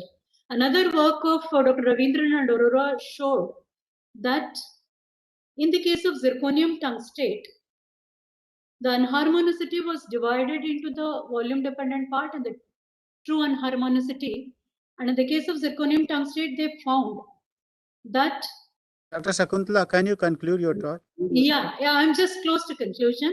Yeah, in the case of that, the intrinsic unharmonicity was not playing a major role. Contradicting that, in the case of zirconium vanadate, what I found is the intrinsic unharmonicity was much larger. Perhaps this could be explaining the observed high pressure, large difference in the high pressure behavior, a tendency to decompose more easily. Even though volume-wise, both decomposition of zirconium tungstate as well as vanadate are favorable, only in the case of zirconium vanadate it could be observed. Next slide, please. So in summary, I would like to say that using Raman spectroscopic technique, the temperature dependence of phonon frequencies measured as well as the pressure dependence of phonon frequencies, and both were analyzed to extract the total and the true unharmonicity. It revealed that even though in the cubic phase, hafnium tungstate showed a behavior very close to that of zirconium tungstate, somewhat a different behavior is definitely seen in the orthorhombic phase. Perhaps this could be one of the reasons why under the non-hydrostatic environment, the compound was showing signatures of decomposition. In the case of zirconium tungstate, the unharmonicity analysis was also done. Fewer modes were showing negative Grunison parameter. And further, the contribution of quasi-harmonic term to the total unharmonicity was noted to be much smaller. This is a very important finding, which was not existing in the mid-90s. And the difference in the pressure-induced decomposition behavior could be possibly due to the difference in the interaction in the two compounds. With this, I would like to conclude my talk and I would like to acknowledge my collaborators. Next slide, please. Next slide, please. Yeah, I would like to thankfully acknowledge my collaborators from both ICReAcH as well as BRC in both the work. And thank you very much. Thank you, Dr. Shakuntala, for a very lucid talk and particularly giving a lot of information about the young researchers. And from the, I just are happy to give this info to you. We'll send this by post. Thank you very much, Dr. Shakuntala. Due to short of time, I am not taking any question now. We'll move now to the next talk by Dr. Balmukund Shukla. Title is Structural Disorder and Compressibility Studies on Rare Earth 6 Uranium O12 at Extreme Conditions of Pressure and Temperature. Dr. Balmukund Shukla.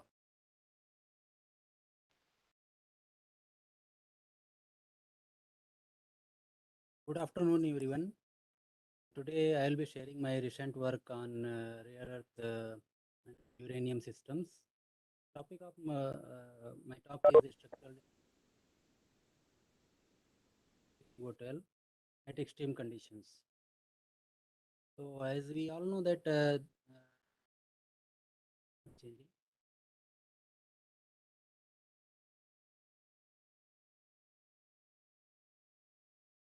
As we all know, these rare earth elements are very important for the nuclear reactors, and they have a high neutron absorption coefficient. And these rare earth systems are the promising candidate for the burnable absorbers in the light water reactor.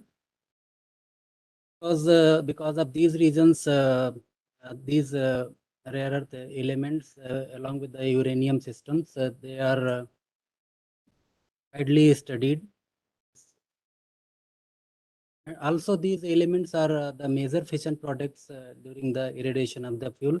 Since rare oxides and urania are highly soluble in each other because of rare earth, and the radii of rare earth and uranium are similar. Actually, they are within the 20% of the radius. So, these compounds are these solid solutions are easily formed in the reactor.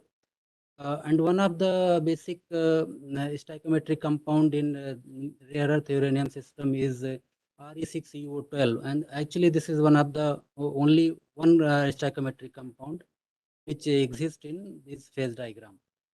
So I'll be talking more about this rare earth uranium oxygen systems. This is also interesting because of similarity with the rare earth oxides. Also, this the high temperature behavior of rare earth oxides as well as the rare earth uranium systems are very much similar. So what we expect is that when we apply the temperature on GD203, actually Re6, Re2O3, then this shows abnormality in the thermal expansion coefficient, where we see that this gadolinium oxides, they show a very high thermal expansion coefficient as compared to other rare earth oxides. That is why we have chosen to study the whole rare earth uranite series, where I have studied this. I have chosen this and gadolinium and dysprosium as a possible candidate to find out establish a trend along the rare earth uranite series. So, and also one of the similarities is that this rare earth oxide shows a very interesting phase transitions, which our colleagues in our lab have thoroughly studied the phase diagram under high pressure. So where we have seen this, it shows the cubic to monoclinic to hexagonal phase.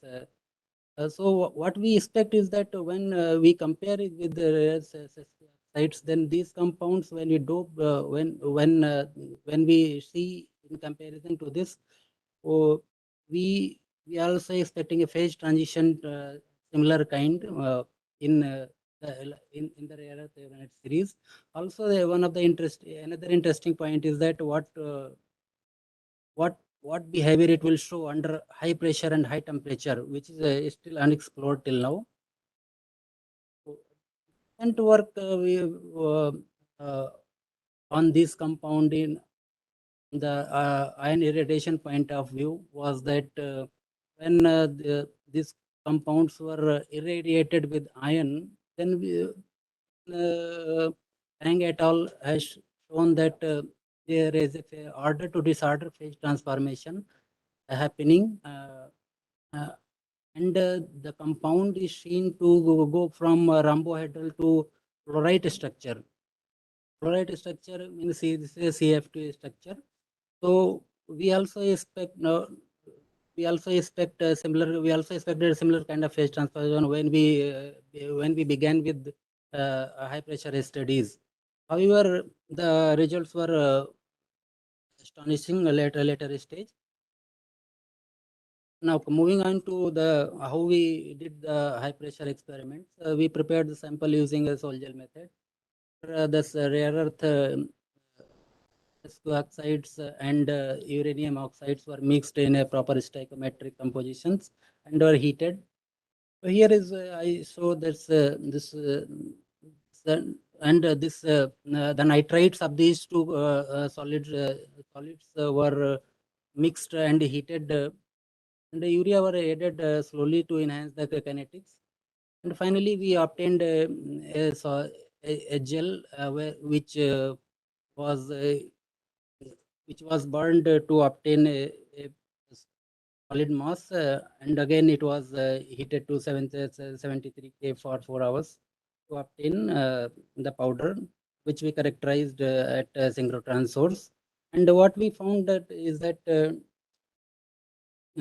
these compounds exist in rhomboidal structure, where most of the bondings are ionic in nature, and however some of the bonding as by the density functional theory is covalent character. So I will here I explain the nature of the bonds inside the crystal, where we see that the lattice can be comprised of various polyhedras, where uranium and some rare earth are in rare earth and uraniates are along and C axis, where we see that there are more number of polyhedras are along A axis, and where we see this along the C axis, we see this two edge sharing rare earth polyhedras are separated by two uranium polyhedras and it is in hexagonal representation. Another interesting point we have found here is that along there, when we move from samarium to dysprosium, we find that there is a decrease in the lattice parameter and the lead. So what we correlated is the reason for this was this lengthenite contraction, where we see that lanthanides show a decreased radius along the lanthanide from lanthanum to LU. So to carry out the high pressure and high temperature experiments, we have used various facilities like pressure for the pressure generation. We have our indigenous mobile type diamond and well cell, and this another one was for high pressure and high temperature. We have used high membrane diamond and well cell from Almax. For pressure estimation, we have used Ruby as well as equation of state technique, and for temperature generation, for high pressure and high temperature experiments, we have used a resistive heating method, where heater was placed around the diamonds to heat the diamond as well as the gasket, that we can heat uniformly heat the sample chamber.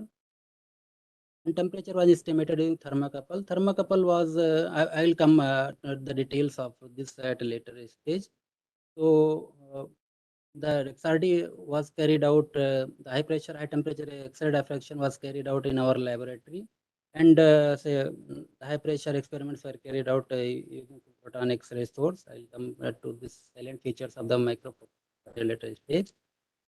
Now, moving on to the high pressure studies, which we have carried out at synchrotron BL12 Indus.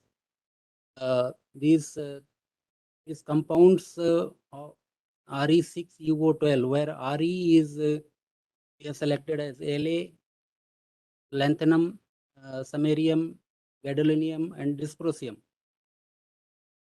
Another representative picture I have shown here that for the high pressure X-ray diffraction, where we see this up to 12 GPa in GD6O12, where we see this up to 12 GPa. There is no change in the structure, and all the peaks are well resolved and traceable up to the pressure up to 12 GPa. And one anomaly, we have seen when we have analyzed the data is that the A-axis, the compression rates in the A-axis and C-axis, where we found that the A-axis is more rigid under compression. That means that the compression along A-axis is much lower as compared to C-axis. When we scroll down to the literature, then we found this the temperature when the effect of the temperature on these compounds is completely different. When we apply the temperature, there is a opposite to, there is a contrary view what where we have claimed in the high pressure compression rates. So to explain this, we probed the crystal structure and we found this reason is that there are more number of corner sharing polyhedra along axis, and this corner sharing means this cations are far off along axis, so this provide more stability under compression. So the attribution to the corner sharing polyhedra along axis leads to our explanation of contrary view from pressure and temperature effects. Now, when we have this compressibility, when we have measured the bulk modulus, we were surprised to see that there is a much difference of bulk modulus in gadolinium as compared to other elements. Where the red line shows that there is a lanthanide contraction, and we expect the bulk modulus in rare earth elements to continuously go down. However, we see a complete different view in gadolinium, GD6UO12, which is at the center. I have plotted here as atomic number of cation versus bulk modulus. So this abnormality in compressibility was surprising to us, and to explain this, we have seen that there is a so the gadolinium is having difference from the other elements is because that it has a half-filled 4f orbitals in gadolinium, which actually it's a speculative view where we have seen where this 4f could lead to 4f localization of 4f electrons in this compound. If the localization the gadolinium is increasing, this means it doesn't participate in the bonding. And this could lead to the weaker bonding and higher compressibility. So this could be one of the reason. However, this is just speculative, and further details are further computation details are required to this week. Now moving when we what until now I have explained the behavior up to 12 GPa, where we have seen that the rhomboidal structure, whatever I explained, is retained. However, when we apply more pressure, what happens is that a subtle change here. All the peaks are continuously decreasing, and what we find this there is a large on the right upper side. You see that there is a FWHM and pressure plot where we see this up beyond 7 GPa. There is a huge jump in the FWHM, which shows that there is something happening in the system. So what we found that when we did the ritual refinement, then we found this there is a reason for this where which can be attributed to the rare earth element.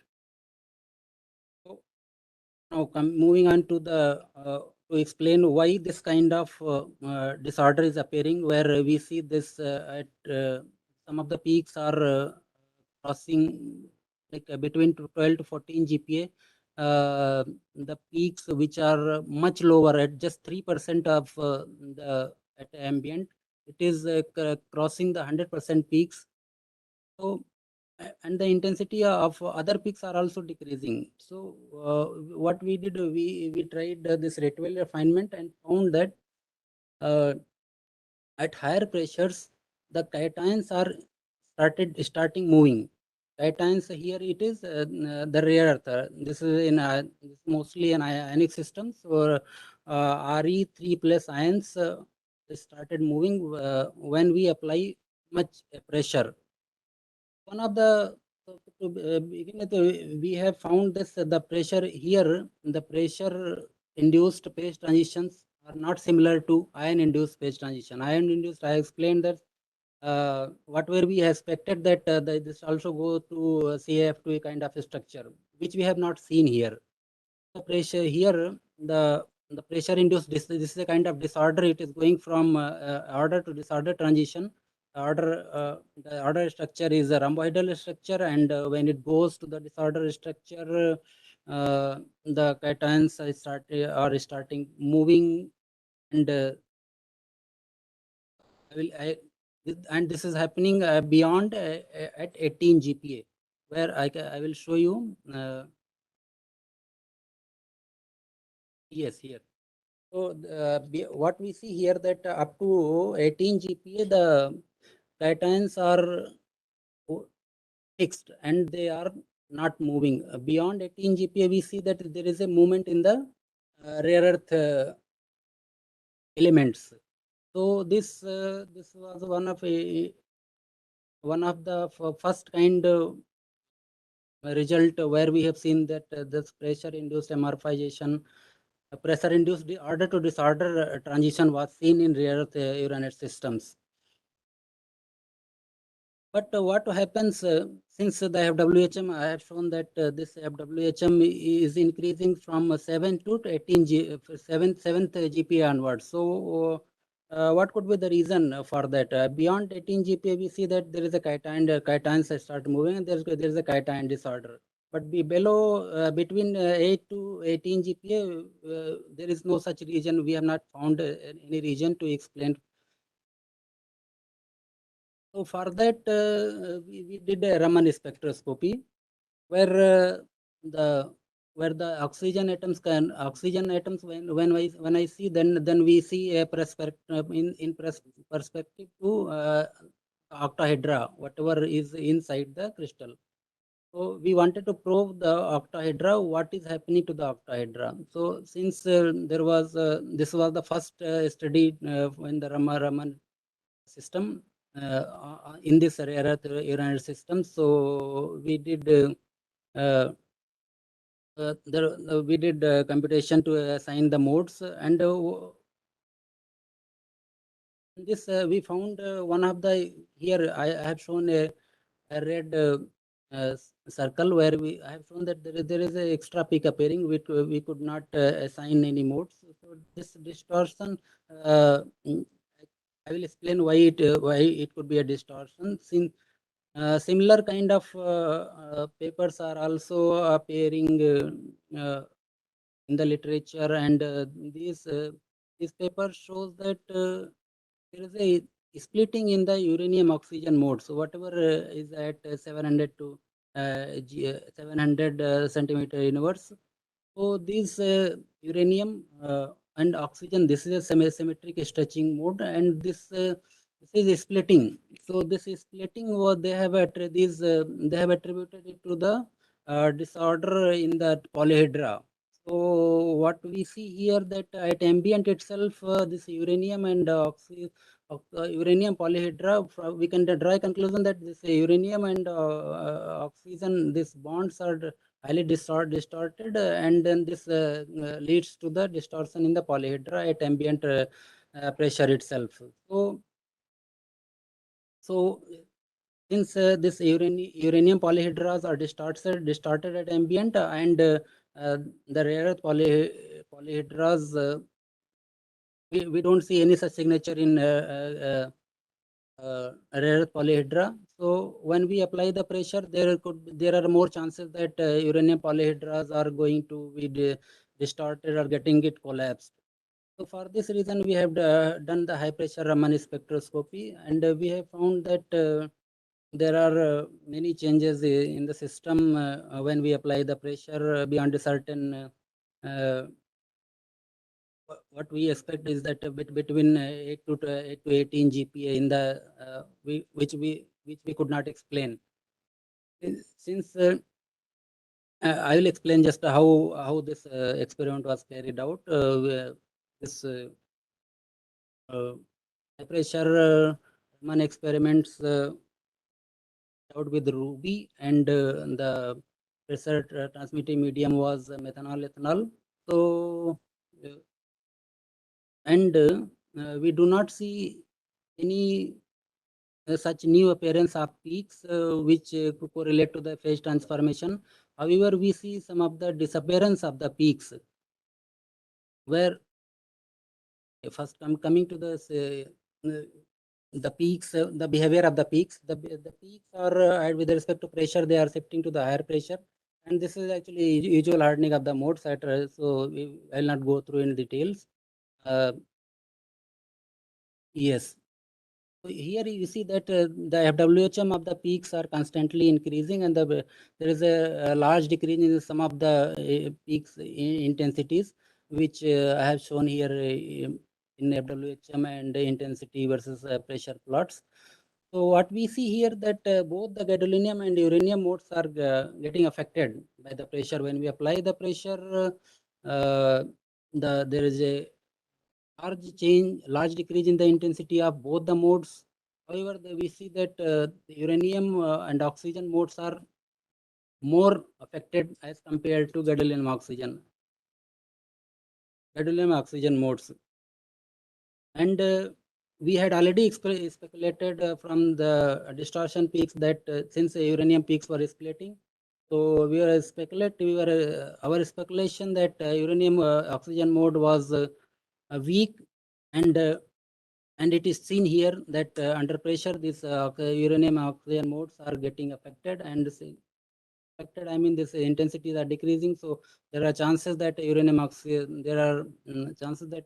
and oxygen bonds are getting broken, or vice versa, that this polyhedras are getting broken when we apply a pressure beyond a certain limit, that is a 8 GPa here.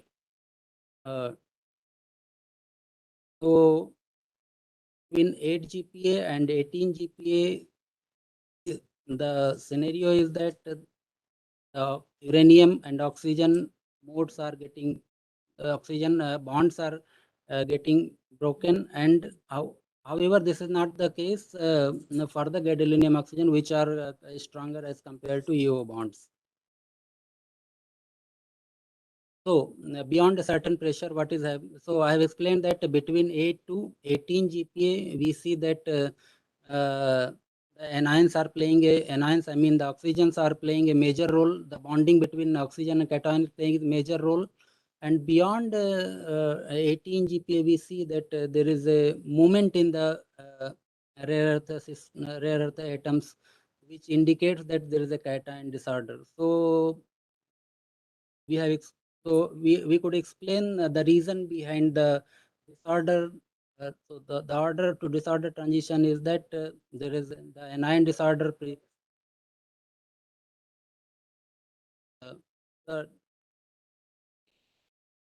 So at lower pressure, we see that there is a anion disorder, and at higher pressure, we see that the cation disorders are much more. And beyond 22 GPa, we see that all the modes except the disorder which we have attributed has disappeared. This means that the compound has a tendency to amorphize at even higher pressures, which we could not see even up to 70 GPa. There are very fine in the high pressure XRD experiments. We have seen that there are very little intensity at 70 GPa even. So maybe if we increase the pressure, there is a chance that it could amorphize.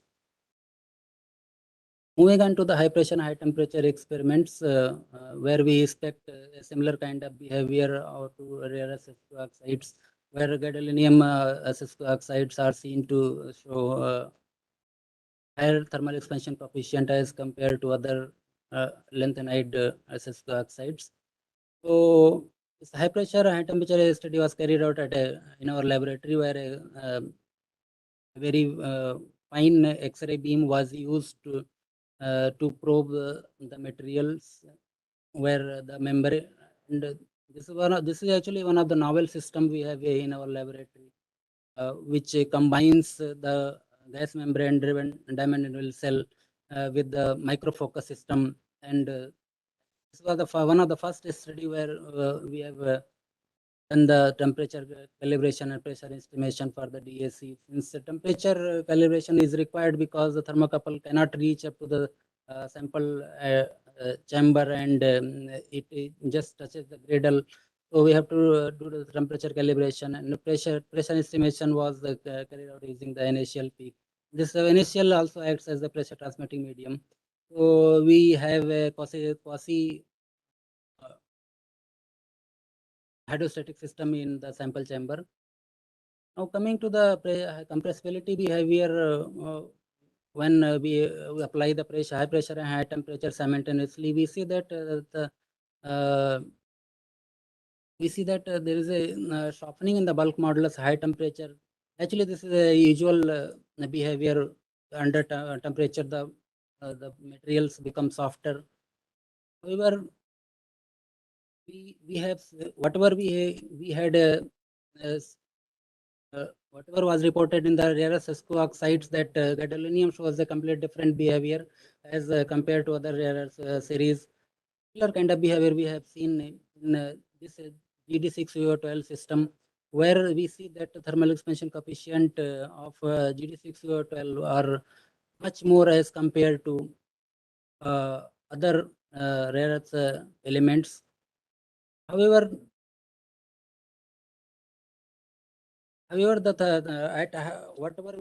at higher pressures, we see that in gadolinium system there is a huge fall in the volume thermal expansion coefficient.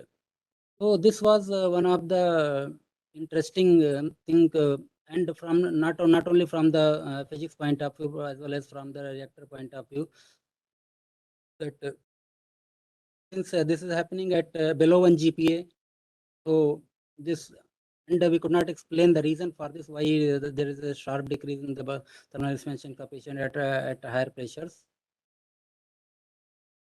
However, further probes, since I have seen that gadolinium shows a much complete different behavior. Gadolinium, since it is a half filled, and so it shows a similar kind of elements like lanthanum and yellow, which has F zero, either fulfilled F electrons or zero F electrons. So this may also show similar kind of compressibility behavior. This is just my guess, which further studies can be carried out to prove. So the conclusion of my talk is that we have seen that the anomaly in the rigidity and rigidity of A and C axis at high pressure and high temperature, and we have ascribed this to the nature of polyhedra, the alignment of the polyhedra in the lattice. Interesting feature, we have seen that gadolinium shows abnormality in the bulk modulus, and which we have also explained. Not it was just a speculation. Our we are carrying out the density of state calculations to explain the reason for this. For the first time, we have observed the pressure induced order to disorder transition in this compound. And we have also explained the why it is appearing and what kind of disorder it is. So, and this is a Raman spectroscopy shows weak uranium to oxygen bonds, which is leading to the collapse at lower pressures. At higher pressures, the rare earth Re3 plus atoms starts moving, and this leads to the disorder state. So when we apply further, when we apply the further pressure, the compound has a tendency to amorphize. One of the interesting feature further from the technological point of view is that this GD6CO12, which are the potential candidate for the reactor as a burnable poison. So this shows a sudden fall in the thermal expansion coefficient at 1 GPa.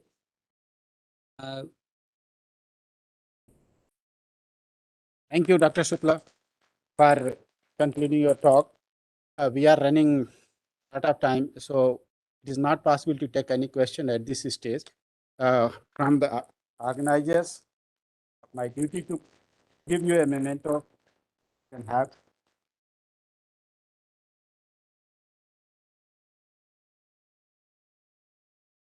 इधर आ जाइए।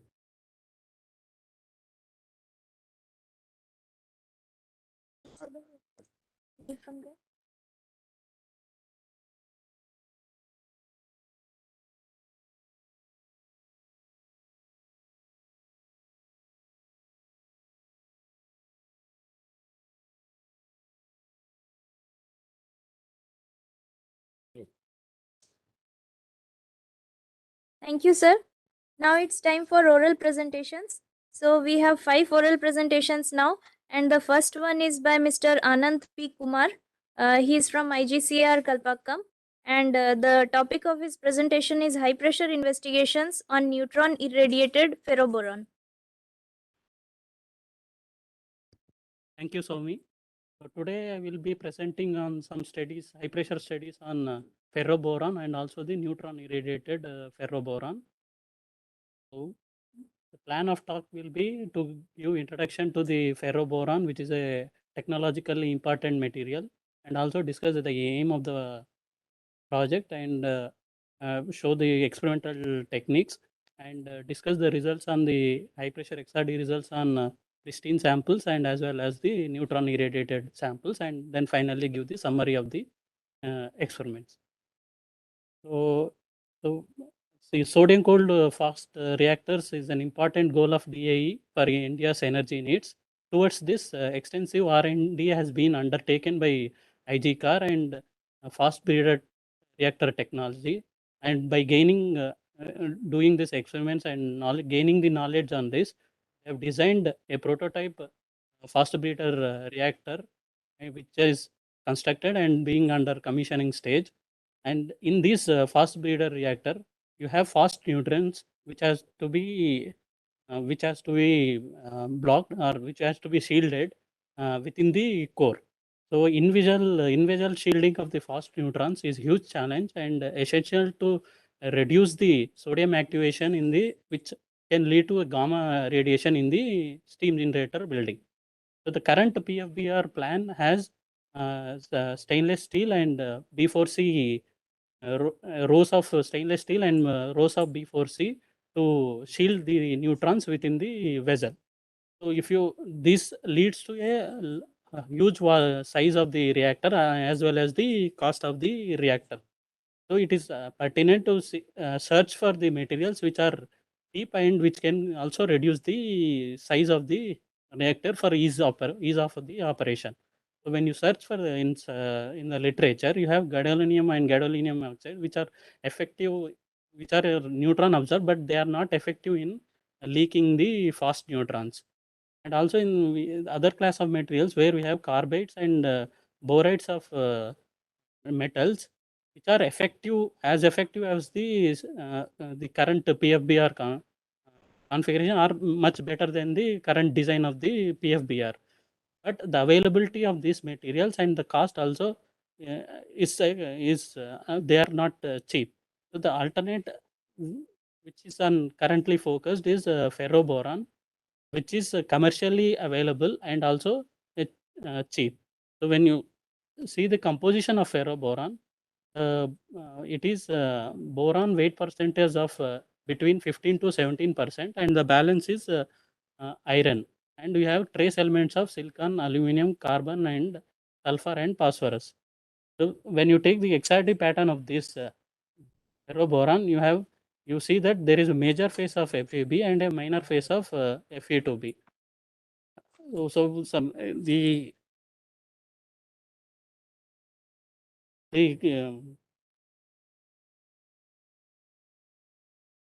ferroboron shows an effective shielding effect, shows effective shielding of the neutrons as equal to that of the boron carbide. But when you see the composition, you have only 15% weight percent as boron, and in case of boron carbide, you have 78% of boron. Also, the ferroboron has boron which is not enriched.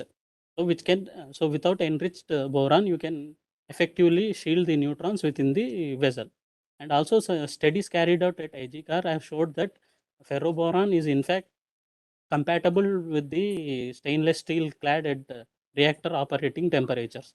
And also the two-dimensional transport calculations shows that this low-cost material is in fact capable of satisfying the radiological requirement as well without affecting the reactor performance. So the studies at IGCAR have showed that the ferroboron can reduce the cost and size of the FBR. So ferroboron is actively being considered as in-vessel radiation shield for future FBRs.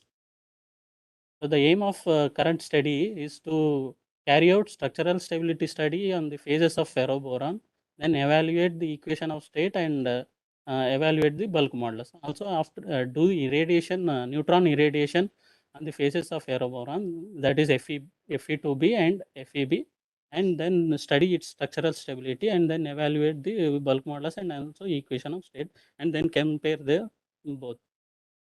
So this is experimental techniques. We are using this Mao-Bell type right side, which is shown as the Mao-Bell type diamond anvil cell, which is designed and fabricated in ICReAcH. And these are the typical dimensions of the diamond, where we use 500 micron QLED size. And this is the rotating anode X-ray generator with a molybdenum target, which we use to carry out the high pressure X-ray diffraction studies. So first moving to the studies, first we'll this high pressure X-ray diffraction study on FEB. The left side is the XRD pattern of FEB at various pressures, and you see there is no appearance of new peaks or disappearance of any peaks, indicating that the orthorhombic structure of FEB is stable up to the 24 GPa. And also the PV data when fitted with the Boltzmann-Nagan equation of state yields a bulk modulus of 48 GPa.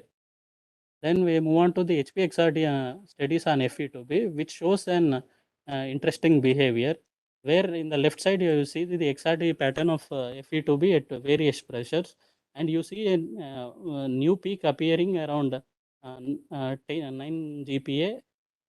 And also this new peak with increase in pressure, the intensity of this peak keeps on increasing. And these experiments have been repeated multiple times with different DACs as well as with a different pressure calibrant. The right side graph in the same picture is that of Fe2b studied under pressure with Ruby as calibrant.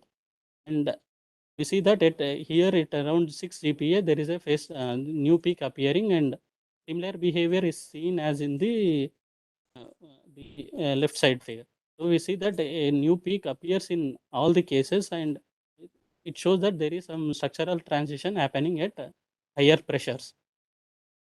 Also interesting to note is that when you go to reverse ambient condition, this peak disappears. And also there was study by Torres et al., which showed that by mechanical grinding of Fe2b, there is a possibility of orthorhombic phase in this compound. So further we have tried to search the literature and see if there are any orthorhombic structures in the A to B type structure, and we find that there is one. There are semi-borates which crystallize either in a tetragonal structure or orthorhombic structure, but when we try to fit the new pattern with the orthorhombic type of structure, it did not match. But when we extended the search to the carbides and nitrates of transition metals, we found a good match with the FUTC type orthorhombic structure. But it is also important to note that both the daughter phase and the new phase coexist up to 20 GPa, and we estimated the bulk modulus of the parent phase, which is around 218 GPa. Then we have carried out neutron irradiation of on ferroboron. This sample is actually ferroboron, which consists of both Fe2b and Feb.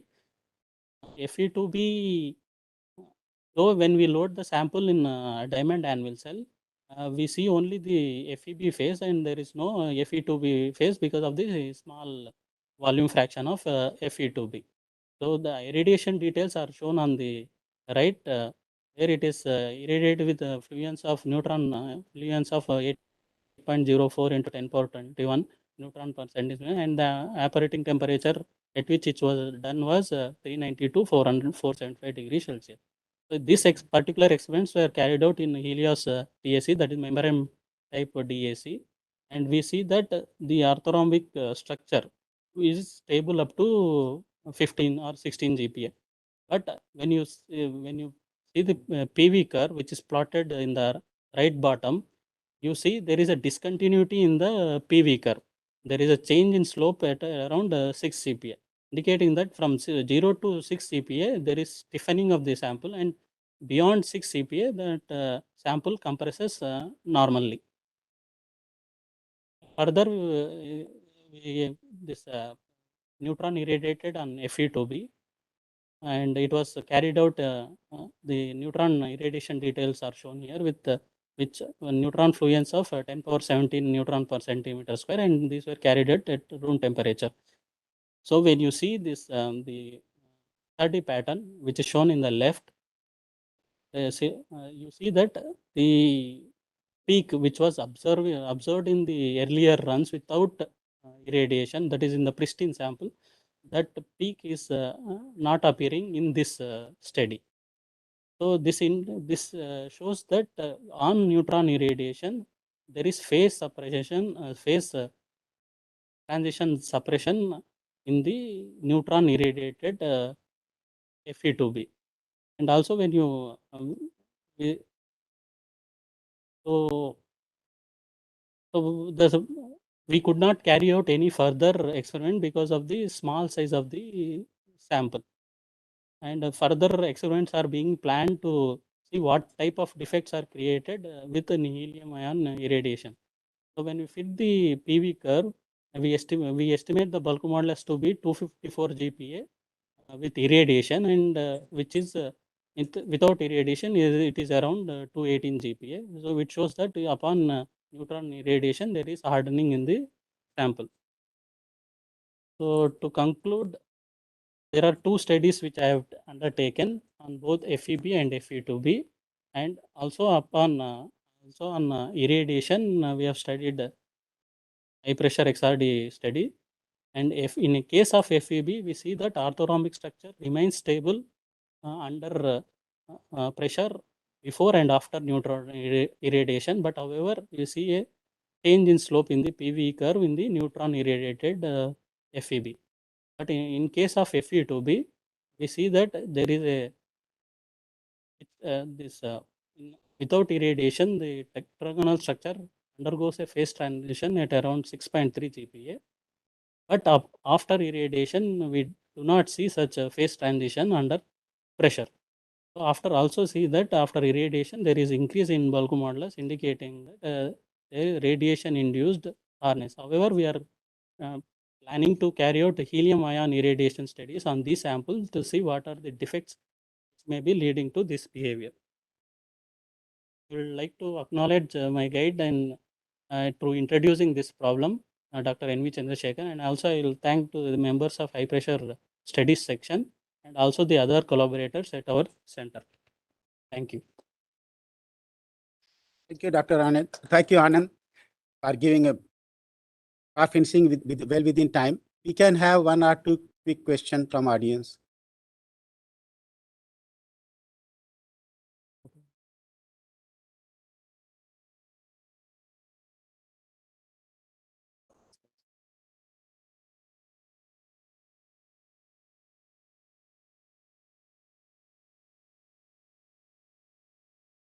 If there are no questions, we can move on to the next oral presentation, which is by Dr. Anup M. Divakaran. He is from Tokyo University of Science, Japan, and the topic of his presentation is anomalous magnetotransport in BISB-TE3 single crystals under hydrostatic pressure. Hello, can you hear me? Yes, we can hear this. Yeah, I'll share my screen. One second.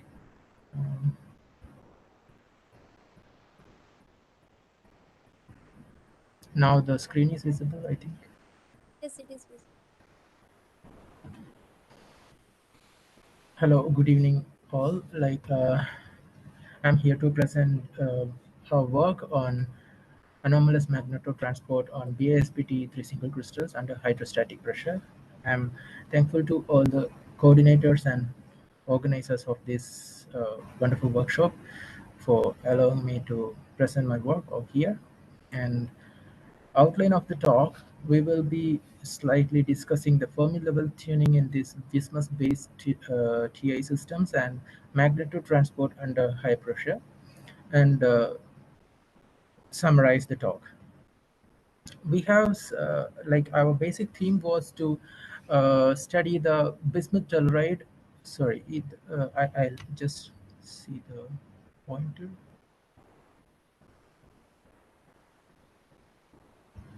Sorry, and bismuth telluride system and antimony telluride system. Both of these are topological insulators, and this bismuth and antimony have similar electronic configuration but different sizes. So when we intermix these two molecules, we will have the intermediate compositions, and in these intermediate compositions, due to the difference in the atomic sizes, we will have a kind similar to the pressure internally. When smaller antimony is replaced in a bismuth telluride system, then we will have something effect similar to that of external pressure. And also we can see that when we go from bismuth telluride to antimony telluride, we have a reduction in the lattice parameters, which is similar to the external application of external pressure. And in this system, while we go from this bismuth telluride to antimony telluride, we will notice the evolution of Dirac point out of the valence band towards the conduction band, and the Fermi level goes from valence band to conduction band.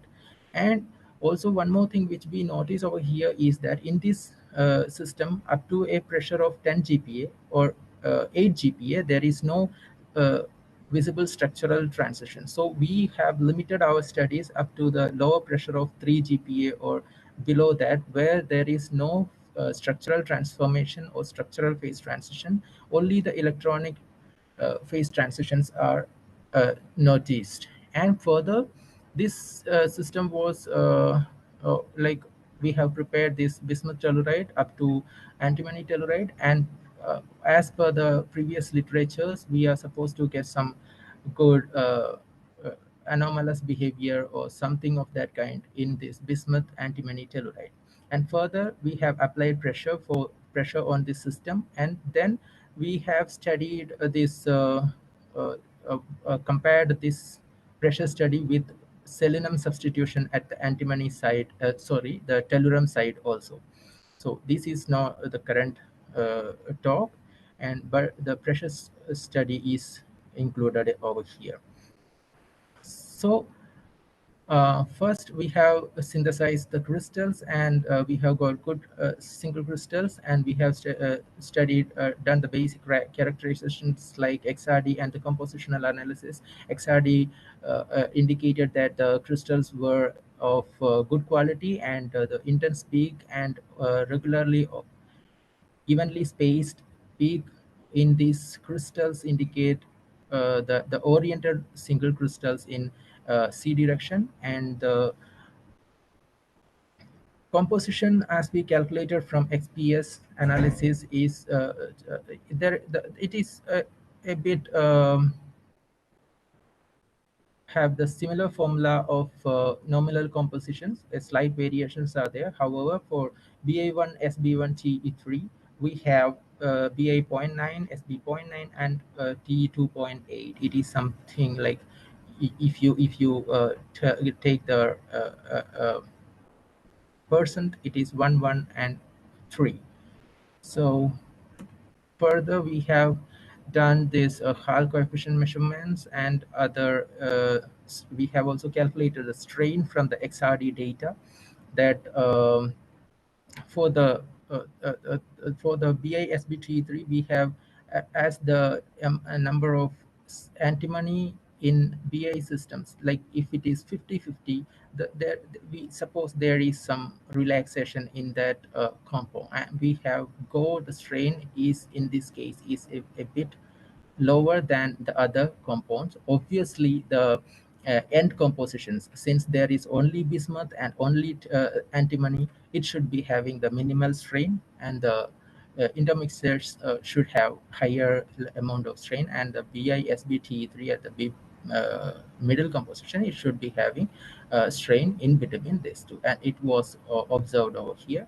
When we look at the Hall coefficient, we are getting for SB2T3 to BI2T3, when we go, it is from P type to N type. And for the BISBT3, we could see a like there is a temperature dependent charge carrier change. Also, we have looked the what we call magnetotransport data with a rotation of the uh, uh, magnetic field in the YZ plane. So this we have got the change in magnetoresistance with the change of the magnetic field, and in the parallel magnetic field we could see there is a negative magnetoresistance, and this indicates that there is something related to wild semi-metals. And when we look at the temperature dependent of resistivity for this BISBT3, we are getting a kink at the around 100 Kelvin. And with application, we have then applied pressure and took the resistivity. With application of the pressure, this kink was uh, gradually disappearing, that we could see. However, when the kink was gradually disappearing, we could get a slight upturn at the lowest temperature. And we have studied the Hall coefficient change with pressure and resistance change with pressure. Resistance was found to slightly increase with increase of the pressure, but however the Hall coefficient, it was found to decrease with increase of the pressure. And here in magnetotransport, when we increased the pressure at ambient, we had a normal resistance, but when we increased the pressure, we could see a kink at a lower magnetic field. It was found to shift to the higher field with increase of pressure, but at a particular pressure, when we look the change of this kink with temperature, we could see that it is moving with increase of temperature, and more modes were added to uh, this curve when we have higher temperatures. So we from this this study is still on, and we are still investigating it on it. However, what we think is that in this material, while we go from bismuth telluride to antimony telluride, there is inversion symmetry breaking, and at the middle composition, that is bismuth antimony telluride, we expect both Dirac and Weil coexistence of Dirac and Weil properties. So we in fact think that it is due to this Weil nature which we are getting this negative magnetoresistance in parallel magnetic field. And also obviously it could be also because of what you call current jetting, which is an artifact. But in this case we can neglect that artifact, because the only this sample we have got this negative magnetoresistance, and we have prepared the sample together. So considering all this things, we can neglect the artifact of current jetting in this material. So as with this, I would summarize my talk. That is, like the single crystals were synthesized, and we have studied this whole crystal series, and BISBT3 was found to have higher resistivity and a special behavior. And because of that reason, we have took it for higher, selected the sample for high pressure studies, and the Hall measurement confirmed there is N-type carriers in this specimen, and with the increase of pressure, the Hall coefficient approaches zero from negative side. And this is in accordance with the crystal due to internal strain.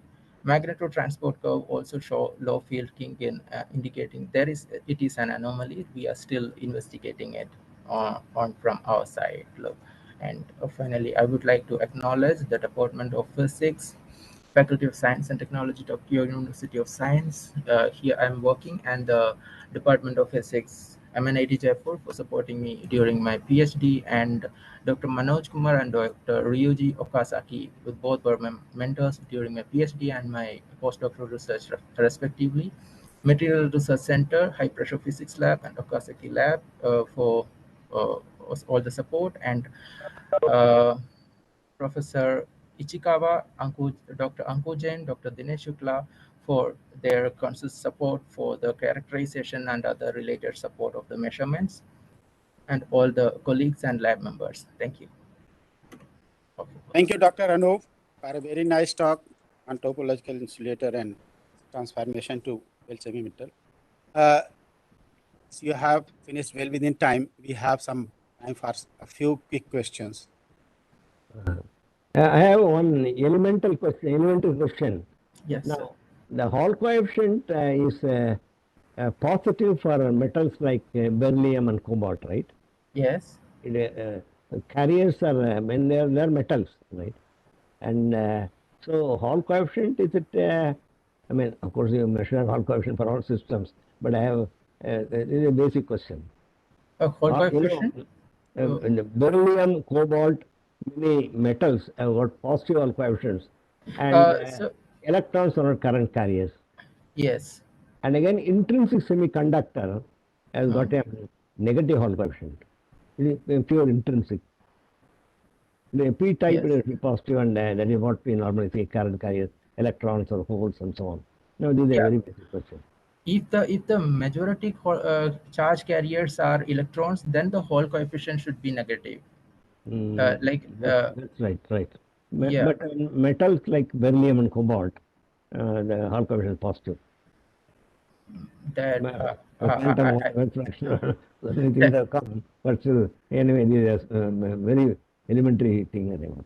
Oh, I don't know. I haven't looked. Okay. The solution will come from band structure. Maybe a book like Charles Kittle, you can see, or my book. Okay, sure. I'll look into that. Explained, I mean, there are only two books on Hall effect, one by C.M. Hurd and another by Russian. There are the only two books available in the world on Hall effect, but this is a very basic question. Sure. Thank you. Just to add to Sir Ashok Mani's question, actually that in Hall coefficient in metal many times is very misleading also. So you can get positive and negative both these cases. As far as insulator is concerned and semiconductor, there is no problem. You can get P and N type. But in metal, it also depends upon band structure also. The thing is, you take a P-type, semiconductor, it is positive. N-type is negative. The question students will ask, I'm a teacher, intrinsic, what will happen? It will be zero. It is not zero. You can read a book like Bush and Shade. Is only person. I am also writing in my book. The negative, because the mobilities are different. The answer is mobilities are different. Electrical and the whole numbers are the same. But that is a thing. But still, all the ITC people, everybody is maybe there are some books they say Hall coefficient as a rough test for N-type current carrier. I don't know the point to Okay. So it could be from the band structure calculations also. Yes, that is Yes. We are looking at for it through the theoretical groups also. We are investigating it. We have to exactly pinpoint it actually. The intrinsic thing is negative. Okay. There are many different bands are involved. No. Intrinsic semiconductors all considered negative. Oh, okay. Yes. Bush and Shade. Thank you, Professor. Thank you, Professor Ashok Mani, for a nice question. And thank you. The earlier thing is allowed me to because uranium oxygen distance should be larger for maybe I wanted to tell something. Gadolinium oxide, the bulk bond of wide is becoming low. That anyway, that is for the earlier speaker. Okay. Yeah. Thank you very much. So the next speaker is Dr. Paritosh Modak. He is a senior scientist at the Theoretical Chemistry Group in BRC, Mumbai. And the core area of his research includes theoretical investigations of equation of states, phase transition, crystal structure prediction of materials at high pressures, and novel material predictions using first principles total energy, electronic structure, and molecular dynamic simulations. Also, he has expertise to determine shock profile materials using MD simulations. His current research interest is to study superconductivity in superhydrides and 2D materials by solving fully anisotropic Migdal-Eliashberg equations self-consistently. So the topic of his today's presentation is pressure-induced metal insulator transition in PTAL2. Over to you, sir.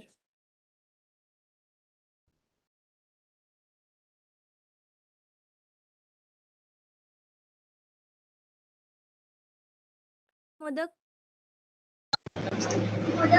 Hello, Yes, you can start, sir. am I audible? Yes.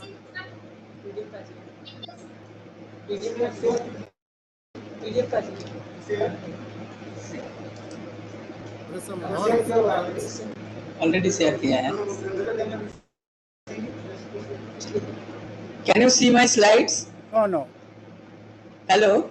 No, no. Your slide No. are shared. entire screen English screen पे भी हो जाता है इसमें भी हो जाएगा okay allow कर दीजिए ऊपर से एक मिनट कनेक्ट हो जाएगी नहीं सर कनेक्ट हो रहा है Just it is connecting.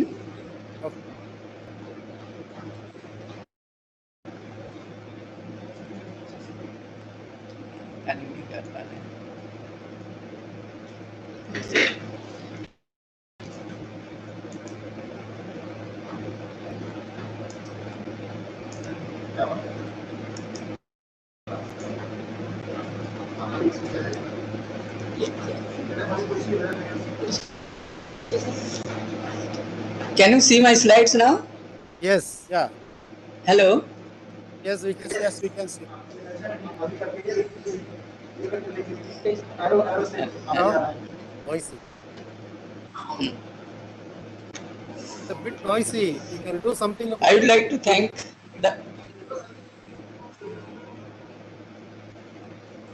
इसमें आना पड़ेगा.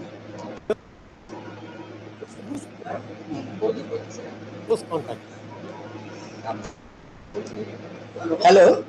Should I start? Yeah, please check whether your. Can you see my slides? Are you able to hear? Yes. Hello. Hello, Dr. Modak. Yes. Hello, Dr. Modak. Do you hear us? We can hear you.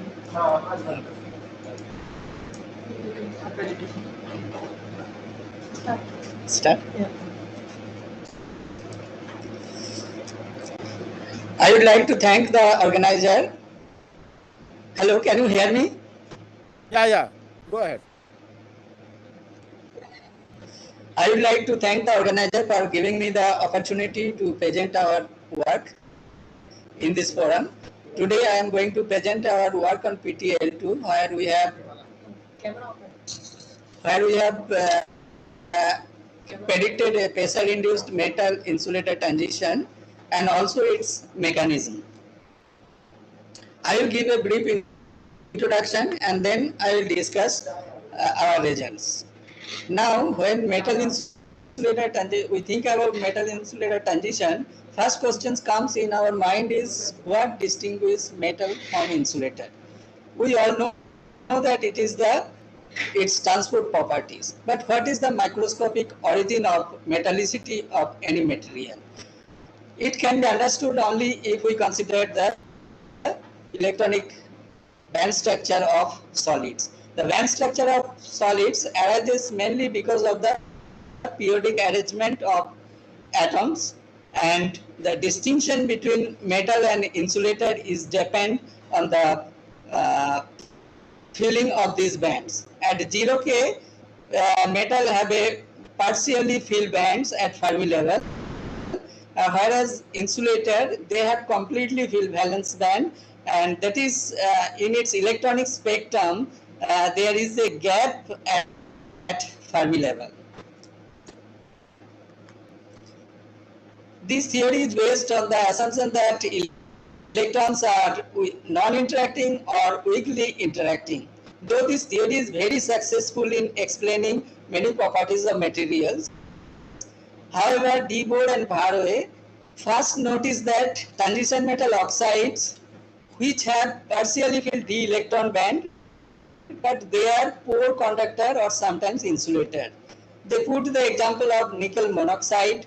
Now the effort to understand how a partially filled bands could be an insulator actually leads to the discovery of metal insulator transitions.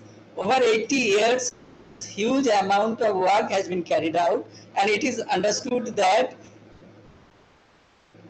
by tuning some external parameters like pressure, temperature, doping, magnetic field, etc., one can change insulator to metal or metal to insulator. Now let us see how pressure can change a metal to insulator or insulator to metal. Pressure mainly affects in two ways, though they are not independent, they are interrelated. One is the lattice effect, which mainly changes the volume, and the reduction of the volume causes the increase of free energy, which, and we know that free energy dictates the stability of any particular phase among many other competitive phase. So it can leads to the structural phase transition. Another thing is the electronic structure change, and this is a typical band diagram. It is here it has plotted as a function of reducing interatomic distance. We know that as interatomic distance will reduce, there will be more and more overlap of the outer orbitals, and that will lead to the band broadening. And depending on the value of the interatomic distance, you can see that it can be a metal, and if you further compress and come to this region, then it will be a semiconductor, and for further compression it can go to an insulator. And not only this, also the pressure can alter the ordering of the bands, which may lead to the metal insulator transitions. Though there are huge work has been already carried out to understand its mechanism and characteristics, but it is one of the fundamentally least understood problems in condensed matters. But because of this huge work has been already carried out, and based on this, there are the metal insulator transition mechanism can be divided into two categories. One is the band transition. A band transition can occur when a system undergoes the ordering transitions, like if there is a charge density wave ordering or spin density wave ordering, or there is some kind of Fermi surface instability. The best example is that we can put as the Slaughter theory of itinerant ferromagnet, where due to change of magnetic symmetry, there is a cell doubling, and which leads to a insulating behavior. So these type of transitions can occur at finite temperature, and conventional band theory can successfully explain this type of transition. Next is metal insulator transition can occur due to strong electron-electron correlations. If we consider that an electron resides in a narrow band, then there is a strong Coulomb repulsion. If this Coulomb repulsion become comparable to their kinetic energy, then electrons cease to conduct. Like, for example, it is like a Mott-Howard insulator. Similarly, in disorder or doped system, if the impurity atoms gives the random scattering of the conduction electrons, if this random potential become comparable to kinetic energy of the conduction electrons, then electrons may get trapped, or localized, and then it also can gives to a metal insulator transition. And for example, this is the Anderson localization type. Now, with this brief introduction, I will now discuss my work on PTL2. PTL2 at ambient condition crystallizes in calcium fluoride structure, and our earlier study found that there is a structural phase transition near 6 GPa. But because of limitation of the X-ray diffraction peaks, we cannot resolve the structure of the high pressure phases. So in this work, we have extensively carried out the high pressure crystal structure search up to 50 GPa, and we found that these 4 structures are the most probable structure for the high pressure phases. And this picture shows the enthalpy variation of the these 4 structures, and it is evident that near 6 GPa there is a structural transition from CF2 to PNMA, and if we further compress near a 28 GPa there is a PNMA to CM structural transitions. So from our crystal structure search, we have predicted the crystal structure of the high pressure phases, and this is the near 6 GPa it goes to PNMA. It has the 4 formula unit cell, and in the 28 GPa it has the CM structure, and it has 2 formula unit per unit cell.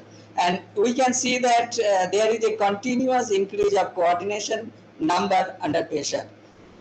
And to study the stability of these high pressure phases, we have carried out calculated elastic constants and phonon dispersion calculations, and we found that our calculated elastic constants obeys the Bohm stability criteria for both the phases in their respective stability range, and hence we can say that both the high pressure phases is mechanically stable in their respective pressure range. And this is our calculated phonon dispersions. This shows that they are also dynamically stable at their respective stability range. And now I will discuss the electronic structure. At ambient conditions, CF2 structure PTL2 is metallic, and near 6 GPa when it converted to PNMA, that also it is clear that it is also metallic, but under pressure there is a continuous decrease of density of state at Fermi level, and close to the second transition in PNMA phase there is a developed pseudo gap.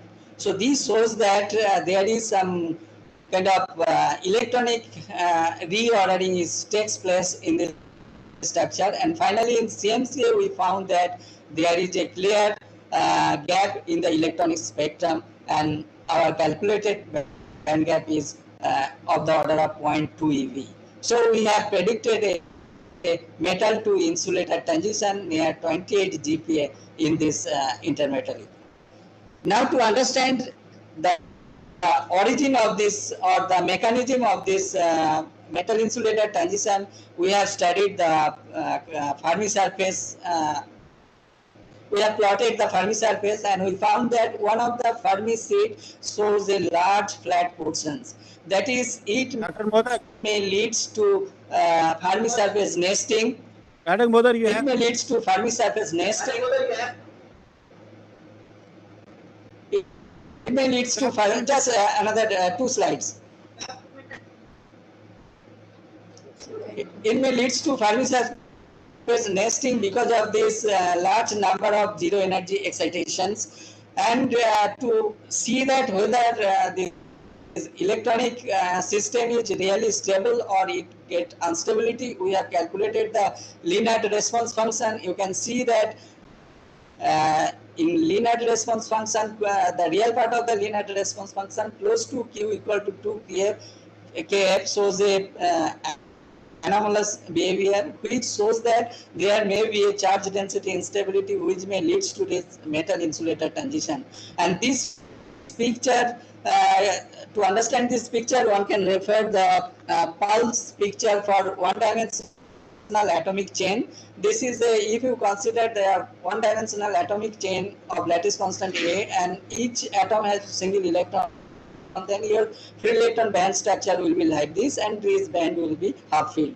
But Paul showed that below some critical temperature it is unstable, and the lattice constant will be double 2a, and when it will double, then this lower band will be completely filled and upper band will be completely vacant, and there is a gap is opened at the zone boundary.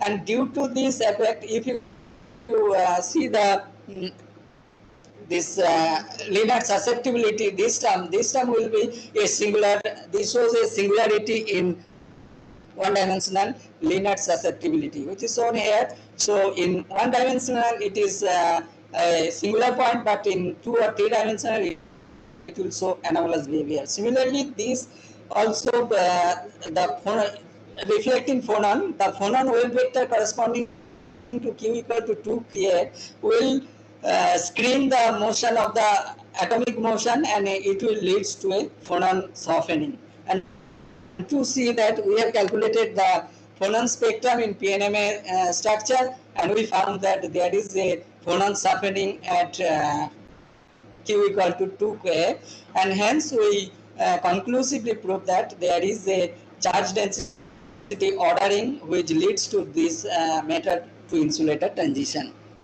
So this is our conclusions. We have predicted two structural transitions in PTL2 near 6 GPa and 28 GPa. Also, we have identified the crystal structure, and we found that second transition is actually a metal insulator transition, and a pressure-induced charge density ordering is responsible for this metal insulator transition. And this is acknowledgement. I should acknowledge the contributions from Dr. A.K. Verma. Thank you. A very nice talk. And we have one quick question.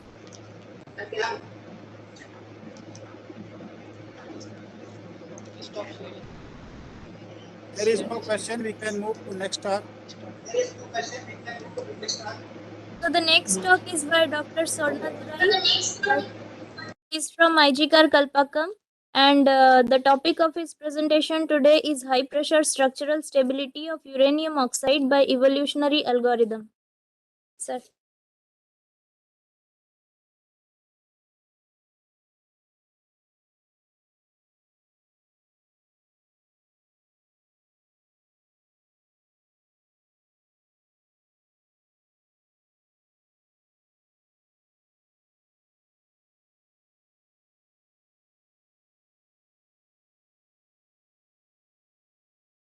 Good evening to all. The title of my presentation is High Pressure Structural Stability of Uranium by Evolutionary Algorithm. Myself is Dr. Sarnath Rai, and my collaborator is Dr. Sanjay Kumar. We are from the Science Group of International Center for Atomic Research, Kalpakkam. What will be discussed here? Prediction of crystal structure of U2 at different pressures. Then the method adapted for predict the crystal structure at different pressures. Then the results obtained with the crystal structure obtained with at ambient and high pressure. Then calculation. So why high pressure study on uranium oxide? It is well known that uranium dioxide is a major fuel component for most nuclear power reactors in use today. Even mixed oxide fuel oxide is typically contains 90% of uranium oxide. In the reactor environment, U2 pellets are subjected to thermal radiation and defect accumulation, which leads to localized structural phase transition. Both in the experimental and derivative studies, there is an ambiguity about the structural phase transition pressure of uranium. For example, the first literature around by Panatic et al. The year 1982, they predicted that the extension actors between 29 to 38 GPa by powder oxide method. But later, then ICReACH et al. In 2004, they predicted that the phase structure occurred from 42 to 69 GPA, and has to go to PNA structure, that is autonomic structure from QV structure. And later, Steve et al. They also did some computer work as well as the experiment, and they said that up to 82 GPA, they could not identify the autonomic structure. Essentially, all these people they are looking for the autonomic structure from the well-known cubic structure for this urania at high pressure. So the method adopted here is crystal prediction was performed at high pressure using Uspes code based on the algorithm, based on the evolution algorithm along with the Gulf code. Evolution algorithm mimic nature's concept of the survival of the fittest to identify the optimal solution to a problem. Such algorithms have been shown to be an efficient means of searching for a global minimum on a complex potential energy landscape. The input mainly for the is very simple. We have to give only the atoms present in the material. Here, uranium and oxygen. As well as we have to give the charge state of the elements, and as well as the expected number of atoms in the unicell. Here is equal to 4. That is four formula unit of U present in the material. And of course, pressure is also a very important input parameter. So the output, what we get from the USPEX is unit cell volume, density, enthalpy of formation, lattice parameters, atomic positions of. So it will completely give you a picture of the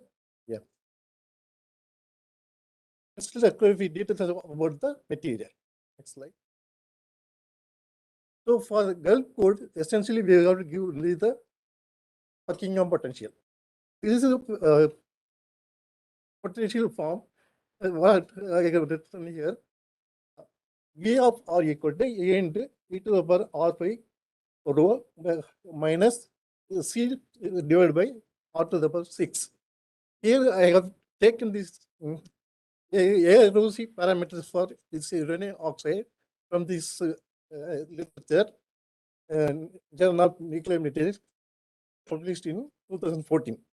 Using these potential parameters, I could successfully predict the structure from ambient to up to 150 GP pressure. Okay. So, for example, this is a PV curve which I obtained from essentially from 0 GPa to 150 GPa. You can see that at 82 GPa, there is a sudden collapse of volume of the uranium. Below 82 GPa, it is in the nice simple cubic, phase-centered cubic form. Whereas at 82 GPa, it is going through a autonomic structure with a volume collapse of 5.4%. 5.4% volume collapse is well agree with the reported literature by American mineralogists. Then what is the crystal predicted at ambient as well as at high pressure? At cubic pressure was predicted at ambient with unit cell equal to 5.528 268 angstrom with the volume of, not visible actually, volume of 168.82 angstrom cube. Atomic is also well defined. Whereas uranium is sitting at a 4B Baikal position and oxygen is sitting at the 8C Baikal position. Similarly, in the atomic orthorhombic structure at 8 GPa. The space group is PNMA. The space group number 62.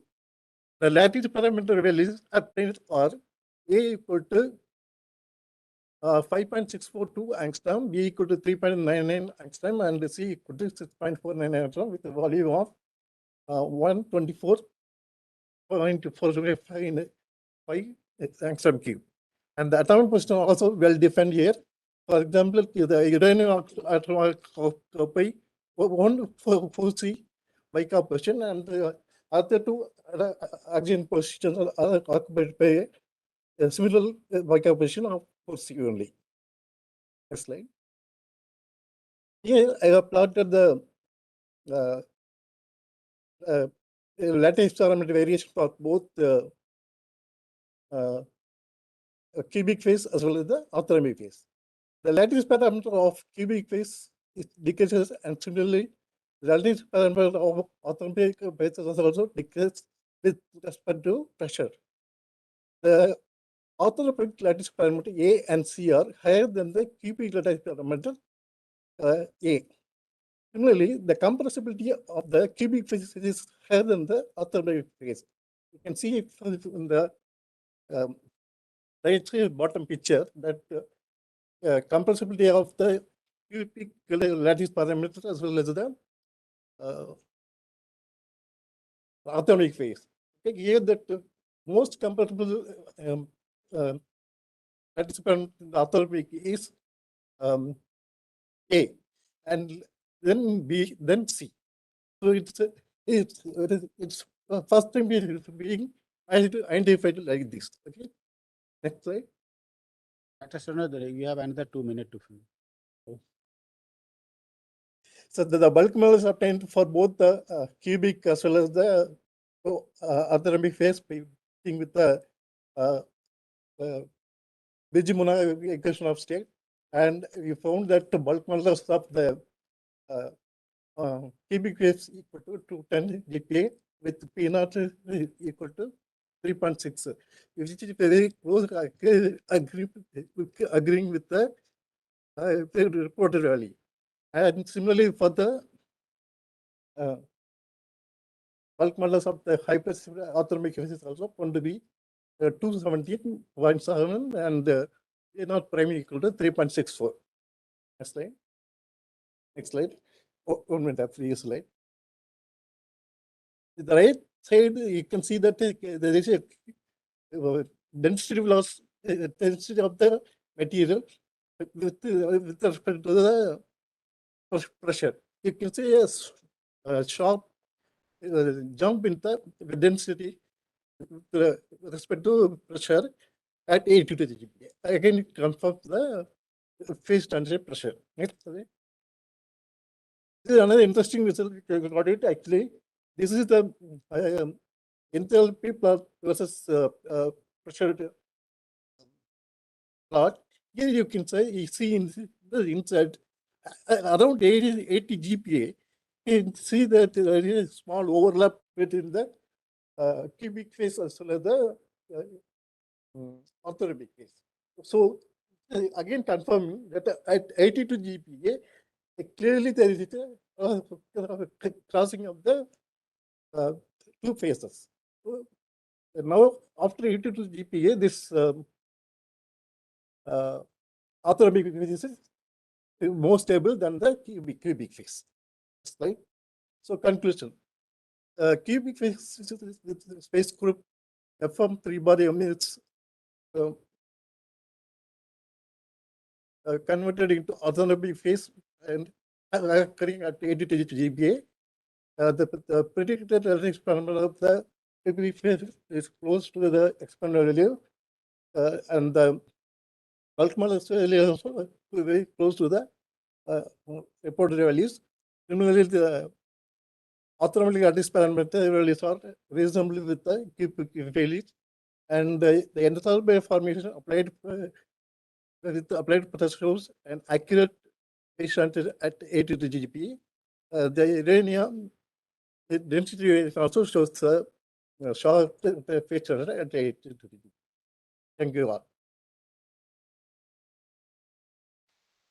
Thank you, Dr. Swarnadurai. A very nice presentation and your work on a very useful material. Uranium U2. We can have a quick 1 or 2 questions.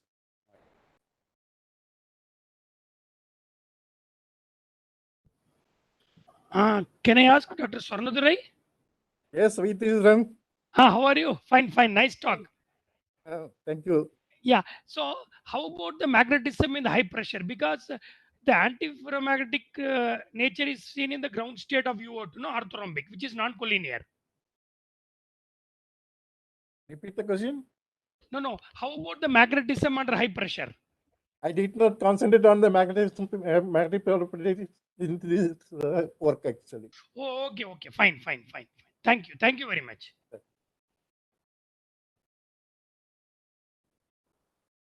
If there is no further question, we will move to next talk. So the final oral presentation in this session is by Dr. Smita Gohil. She is from TIFR Mumbai, India, and the topic of her presentation is modification of plate DAC for simultaneous high pressure, low temperature experiments.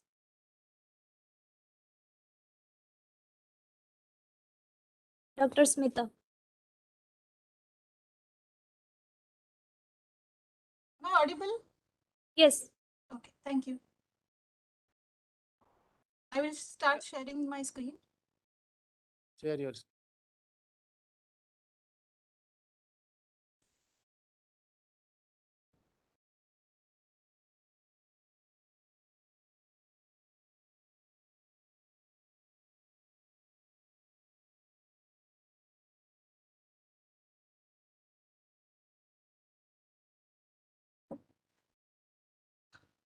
Good afternoon.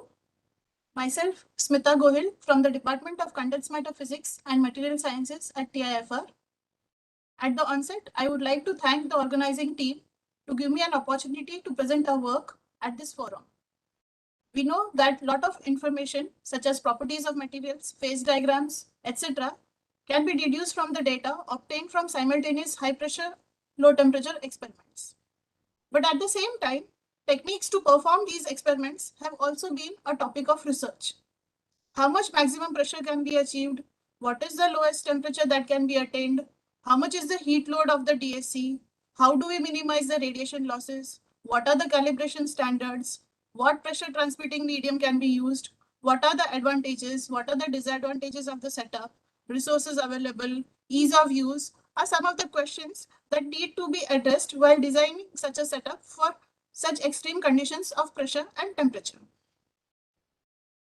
Whenever we talk about high pressure involving low temperatures, we talk about 2 options. We could either use a closed cycle cryostat or a continuous flow cryostat to achieve low temperatures.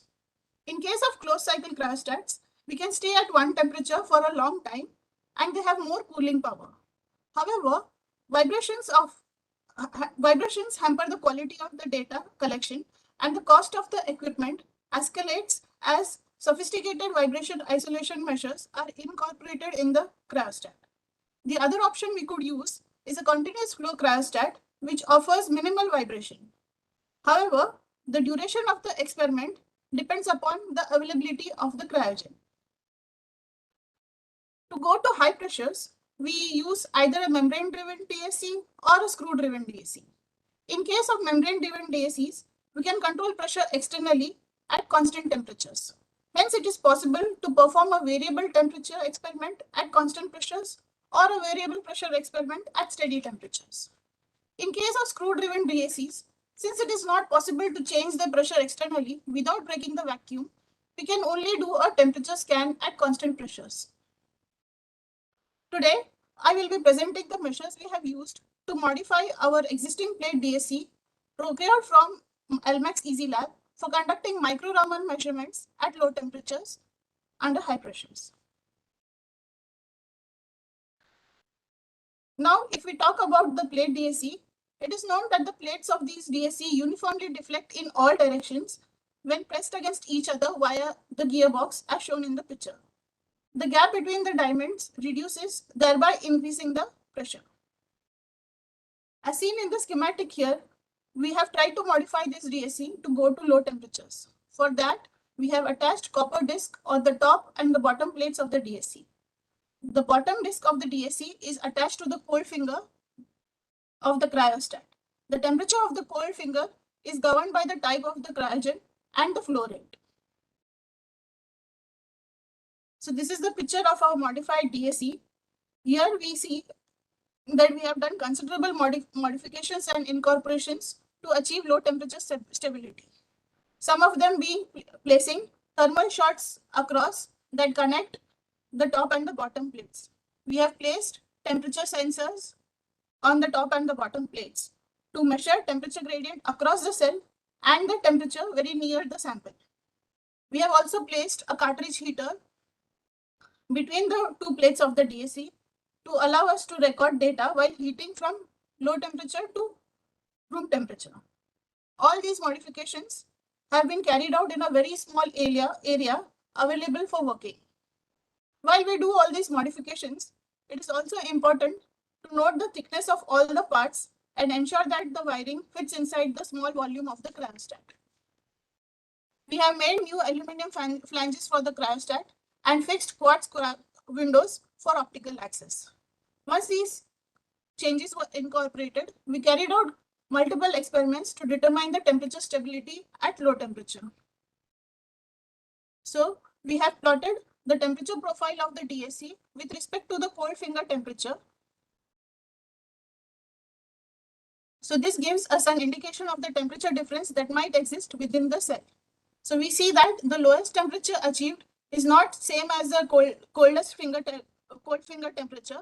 However, the temperature of the top plate and the bottom plate is similar.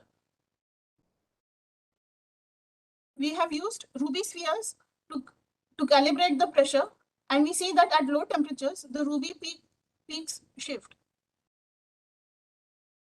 indicating that they are sensitive to temperature changes and proper calibration needs to be done while determining the pressure at low temperatures.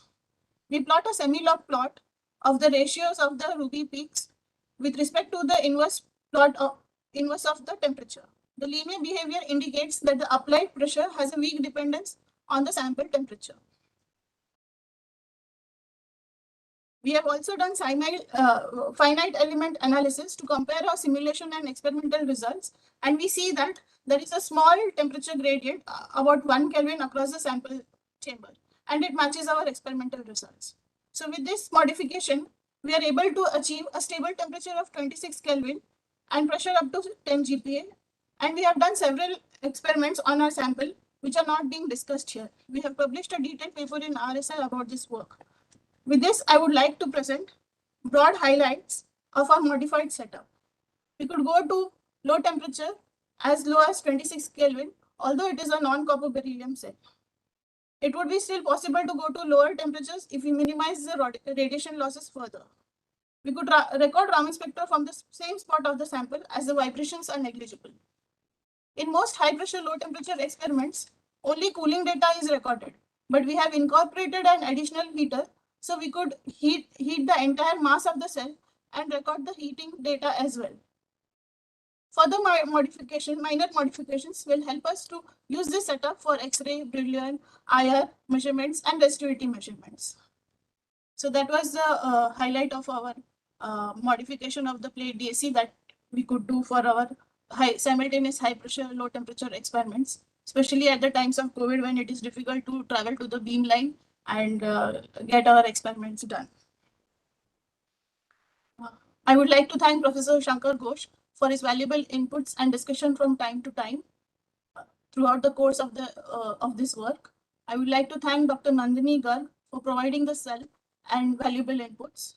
I would like to thank Mr. Abhishek Chidnis for participating in the experiments, and I would like to thank Mr. Satish Tare and Central Workshop team for providing all the technical help during the course of our experiments. Thank you.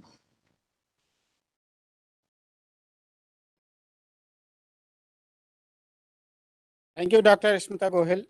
Thank you, sir. A very nice talk, as well as a very nice development, which will be very much useful for most of the high pressure community. Yes, sir. And thank you, sir. For that, lot of thanks to you and your team for bringing this modified DAC for doing simultaneous measurement at low temperature and high pressure. We can have a few quick questions from audience. Yeah, can Professor Mukherjee. yeah, 1 second. I just connect my.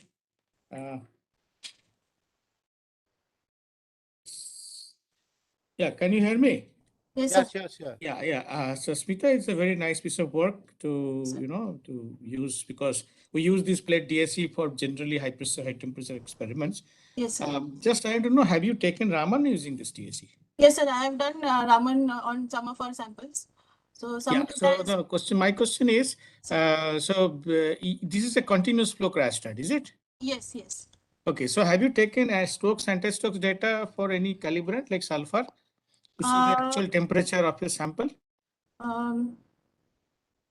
See, and Stokes and Stokes data will, the intensity profile will, ratio will give you the temperature. So have you done that? I have done some measurements on it, but then more reliable was the temperature sensor that we have fixed on. No, but inside the sample holder, temperature, this is my experience, temperature was very far away from the whatever on the plate DSCs, okay, plates. So I think it is best to do to help you, it should take a Stokes and Stokes data for say sulfur. Yes, sir. Check the temperature. So Will give you actually, the I tried that, but I was finding it difficult to subtract the background and calculate the intensity ratio. So I was stuck at that point. Yeah, you take what sample you took? Sulfur? No, I was using selenium. No, you use sulfur. You will get a better data. Yes. Okay. Yeah. Thank you, sir. Thank you. Another question?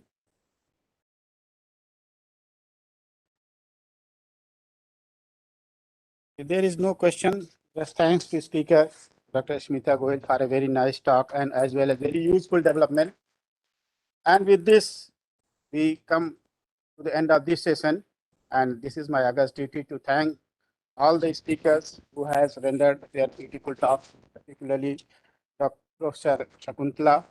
And also I give our thanks to Dr. Shakuntala for her help in organizing the seminar also. A lot of advices she has rendered to us. And for that, special thanks to Dr. Shakuntala. I thanks to Dr. Balmukul Shukla for his lucid talk and several oral presentations, which has been very nicely presented by many young researchers here. Mr. Anand Kumar, Dr. Anup Divakaran's talk, Dr. Paritosh Modak, and Mr. Dr. Sonadurai. He has given very nice talk on uranium oxide high pressure stability, and Dr. Smita, very nice development. With this, we conclude this session. And once again, I thank all the speakers and all the participants who have been joining this session. Thank you very much.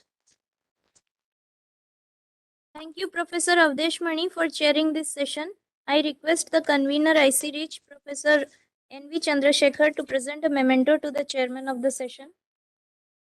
Thank you, Dr. Avdesh Mani, for conducting the session so nicely and managing the time. Thank you very much.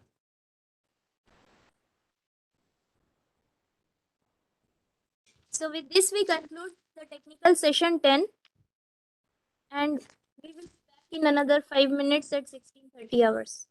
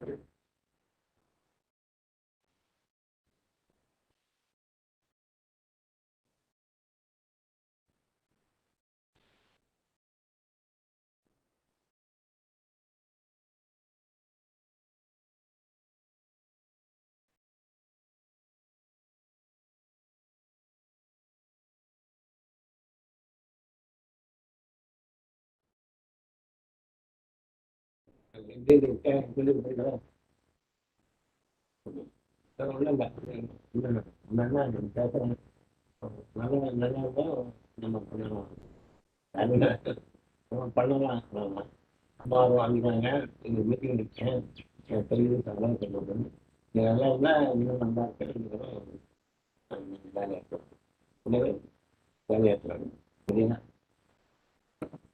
என்னது அப்புறம்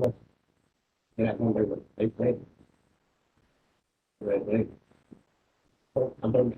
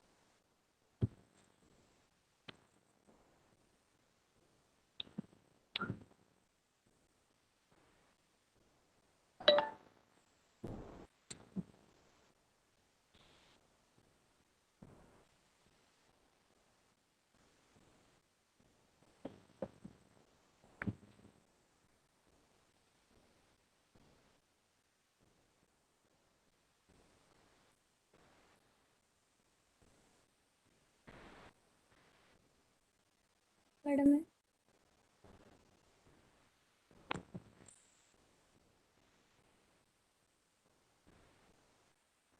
she's there.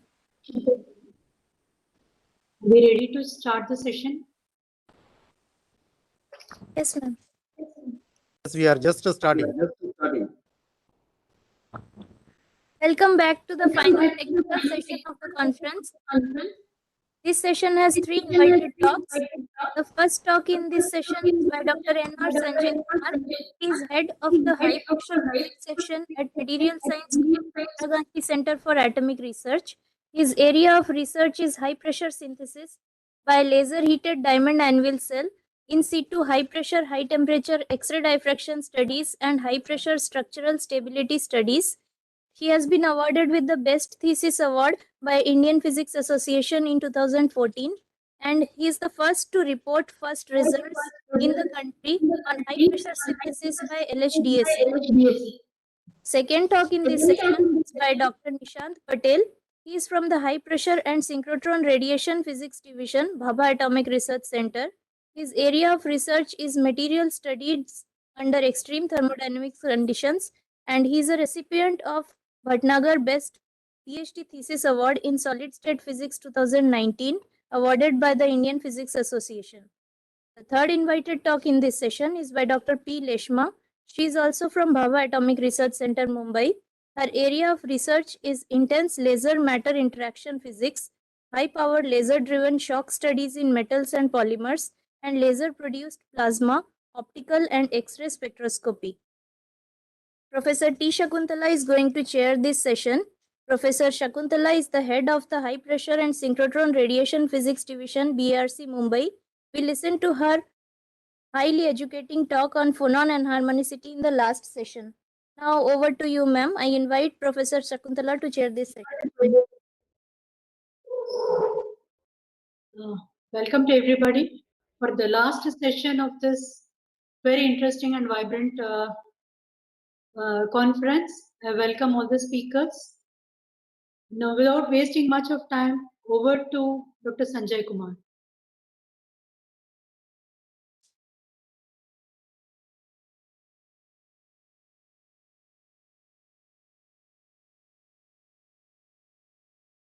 warm welcome to all of you. Talk.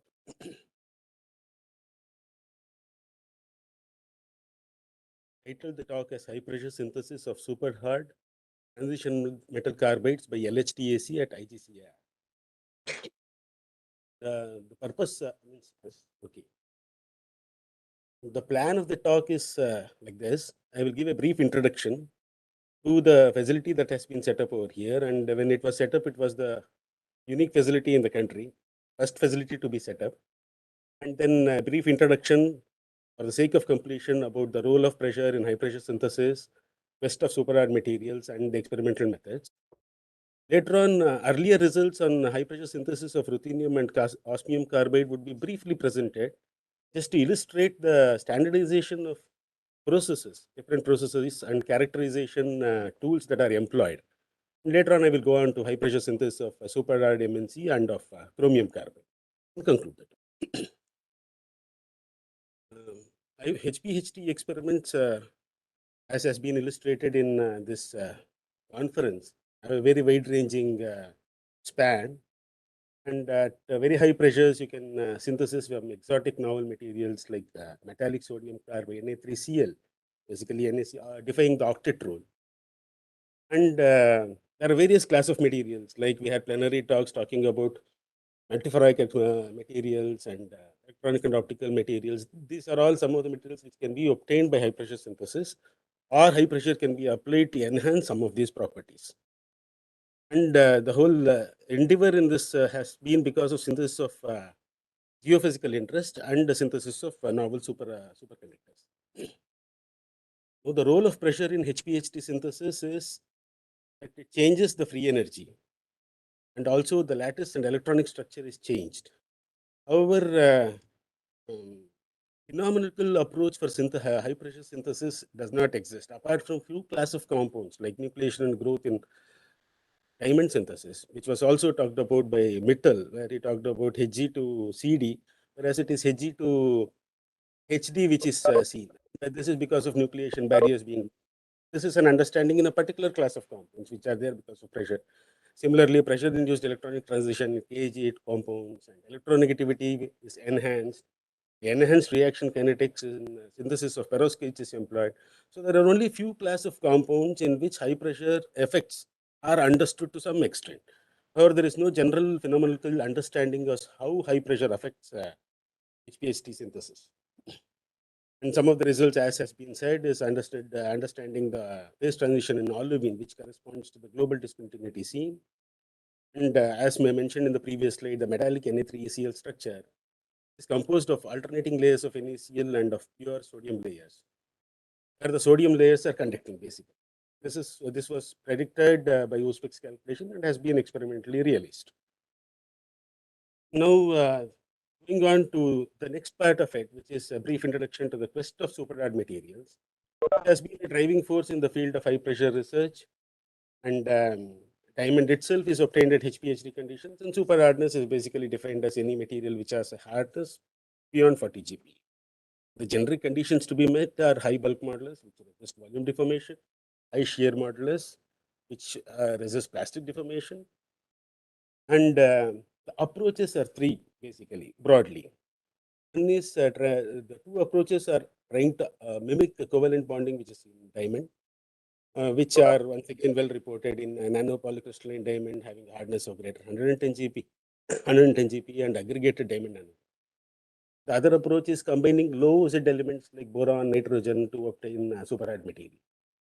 But today's talk, what I will be giving is some of the results that we have obtained in this period of around 10-15 years after setting up of the facility, which are basically compounds of transition metals with light element. Like ReB2 is supposed to have a hardness of around 48. Now, why is this interest is basically metal. This approach essentially is to have a maximum valence electron which is contributed by the metal, and a PD hybridization by insertion of a low Z element, which in our case would be carbon. So you have a larger valence charge density which will resist volume deformation, and now by having a low Z system, low Z element into this metal matrix, we are trying to enhance the covalent bonding. In other words, trying to enhance the shear modulus. we'll see what it has resulted in. And transition metal carbides structures that are being observed in these systems are governed by Hack's semi-empirical rule, which states that if the ratio of the radii between carbon and transition metal is less than 0.59, they have brought some simple hexagonal structures, and if it is greater than 0.59, it is seen to observe some complex structures. Now, what is the formation energy if you look at that? The Hume-Rothery rule is not a good approximation to be used. So if we look into the Miedema's method, which provides a quantitative assessment for compound formation, let's see that large difference in electronegativity and small difference in charge density at thickness itself are the basic determining factor. And shown on the graph over here, onto the left, is the formation energy, which is plotted over here for 3D and or 4D and 5D transition metals, monocarbides. And you see that as you go along the transition metal series, the synthesis becomes highly unfavorable. But however, as we have seen in the earlier few cases that I cited, pressure does have a significant role in changing the chemistry. And we hope to synthesize some of these transition metal carbides, especially of the later on series of the transition metal, by doing HPHT synthesis. Experimental methods are basically of twofold. You have threefold, multi-annual apparatus, which are basically used in synthesis of novel materials, especially solid state reactions, which was also presented by Sundaresan of the NCSR. A DAC external heating, but it has a temperature range of only about 1000 degrees centigrade. The other tool which allows us to explore a quick PT phase diagram is laser-rated diamond anvils. Just for sake of completion, in brief, I will tell this. Here, the sample, which is shown in black color, is squeezed between the two anvils of the diamond, because there is a pressure transmitting medium and all those things. Onto this squeeze sample, we have an IR laser which is focused, thereby realizing simultaneously high pressures and temperatures. And pressure transmission medium can be different. I will just go into that when I illustrate the results of ruthenium and osmium carbides.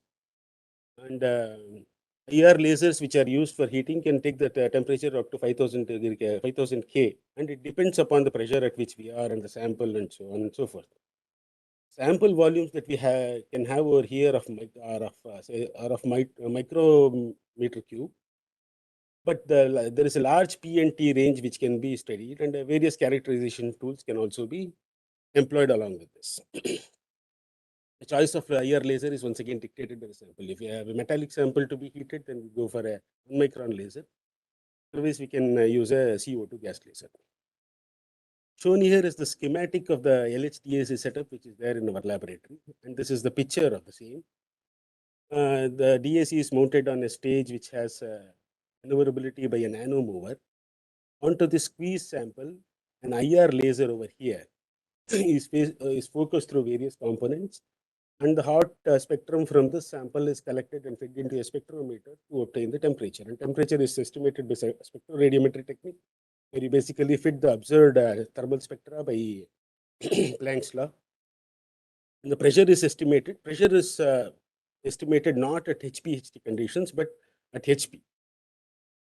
And this was set up, and the references are given here. And one of the starting problem, as everybody takes, is conversion of graphite to diamond, which we also took. And shown here is a sample before laser heating. You can see a black speck over here contained in the gasket at a pressure of around 15 GPa. And we have, in these experiments, we have used sodium chloride as pressure transmitter. And the temperature was estimated to be around 2000 K. This is after heating. After heating, you can see that there are some translucent regions in the sample.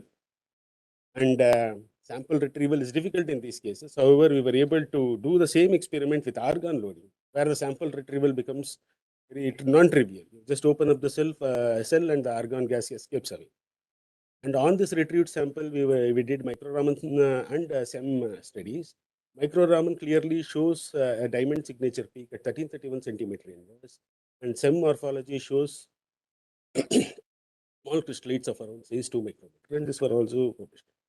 These were all very early results, which were trying to see that we will be able to take the sample to those P and T conditions. And coming before getting into the experiment, the results of which I am going to discuss today, characterization has been by a lab source, which is an high pressure rotating anode X-ray generator. Seen here is the cell, and the IP, a 2D detector is. The resolution is around 0.001 angstrom. And bulk modulus has been estimated by third order Boltzmann equation of steam. And the retrieved sample have been characterized by various techniques like micro-Raman, SEM, and electron diffraction by TEM. This is after laser heating. And the structure solution also involves a large part of computational studies, ab initio electronic structure calculations, the details of which are done over here, given over here, were carried out by my collaborator. I will not get into this. Now, getting into the results of the high pressure synthesis of ruthenium and osmium carbide. Ruthenium has the highest bulk modulus among the 4D and osmium among all the transition metals. And osmium is the least compressible among all the elements, having a bulk modulus of around 405 G. There have been various, there has been a very early result in 1960 by Kempler et al. Saying that ruthenium monocarbide and osmium monocarbide have been synthesized, but it has not been reproduced. But there have been a lot of calculations which have been carried out on all these systems. Since osmium is very high, least compressible material, people have been naturally interested in. And various structures have been proposed. And for ruthenium carbide in NaCl, CSCl, zinc blend, tungsten carbide structures, energetically it has been found that zinc blend structure has been more favorable, resulting in a high hardness of 36 GPa. These are all computational results. Whereas in osmium carbide, where an extensive, this one has calculations have been carried out, there are various structures which have been proposed, and NIAS hexagonal is supposed to be the most favorable. And first principle calculation reports cubic FESA to be more energetical stable than hexagonal NIAS structures, according to this reference. So there have been a lot of debate on this.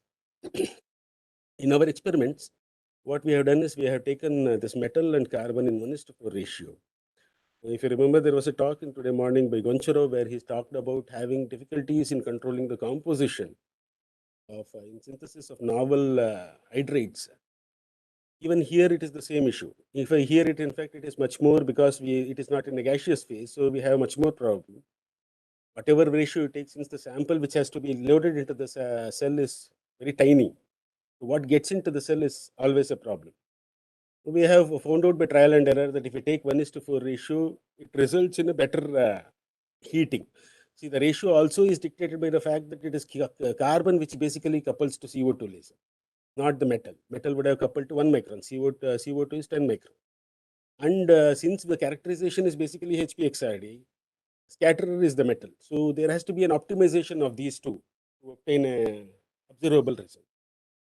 And different PTMs have been used, NaCl in ruthenium carbide case, and whereas in osmium carbide later on had a cryogenic gas loading facility where we could load liquid argon and liquid nitrogen. So those have been used. And wherever we have used LN2 or liquid argon, the pressure calibration has been done by Ruby, and pressures and temperatures are also given over. You can see that with the NaCl, that is which is shown over here in the left side of the graph, with NaCl as PTM in osmium carbide, although we see that there is consumption of osmium, this osmium reflection does die down, one of the osmium reflection, we don't see any new reflections coming up. Whereas when the experiments were done with liquid argon and liquid nitrogen, both of which have been shown over here, in those pressure and temperature regimes, the spectrum is at ambient condition after laser heating. You see the clear signature of novel reflections coming up, which are shown by the stars over here. And what we have done is these samples have been, basically I'm discussing about ruthenium osmium to say that what all have been done for characterization. These samples have been placed between the diamond anvils and sheared so that we get some transparent, electron transparent edges to carry out microscopic studies.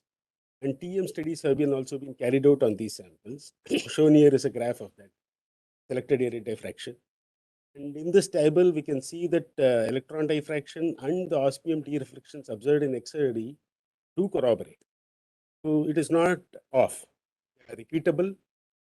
They are repeatable with different PTM and different runs, and the results are corroborative with different techniques too. Having obtained a novel phase of the carbide of this transition metal, Structure determination, however, is a problem. Structure determination for these carbides is a problem even at bulk synthesis because of the large differences in the set. So here what we have done is we have the approach that is taken is to look for the candidate structures among the reported structures. Since in the case of ruthenium and osmium, there are no reported. We have taken whatever had been mentioned earlier, all those structures which have been proposed have been taken, and it is seen that none of them do correspond to the observed reflections. And it is also to be seen here that the monocarbide has a higher, much more unfavorable heat of formation as compared to metal-rich carbide. So we have explored the possible phases of TM2C. The TM stands for transition metal, and it is seen that I think it is RE2C, which has been reported in hexagonal. So it is seen that they adopt these sort of structures, space group 164, 187, and 194. So first principle calculations were carried out for those structure types, the results of which have been tabulated over for osmium carbide. I am just talking about the osmium carbide story over here, which similar sort of recipe has been followed in ruthenium carbide also. And it is seen that 194 does have a good correspondence with experimentally obtained lattice parameter.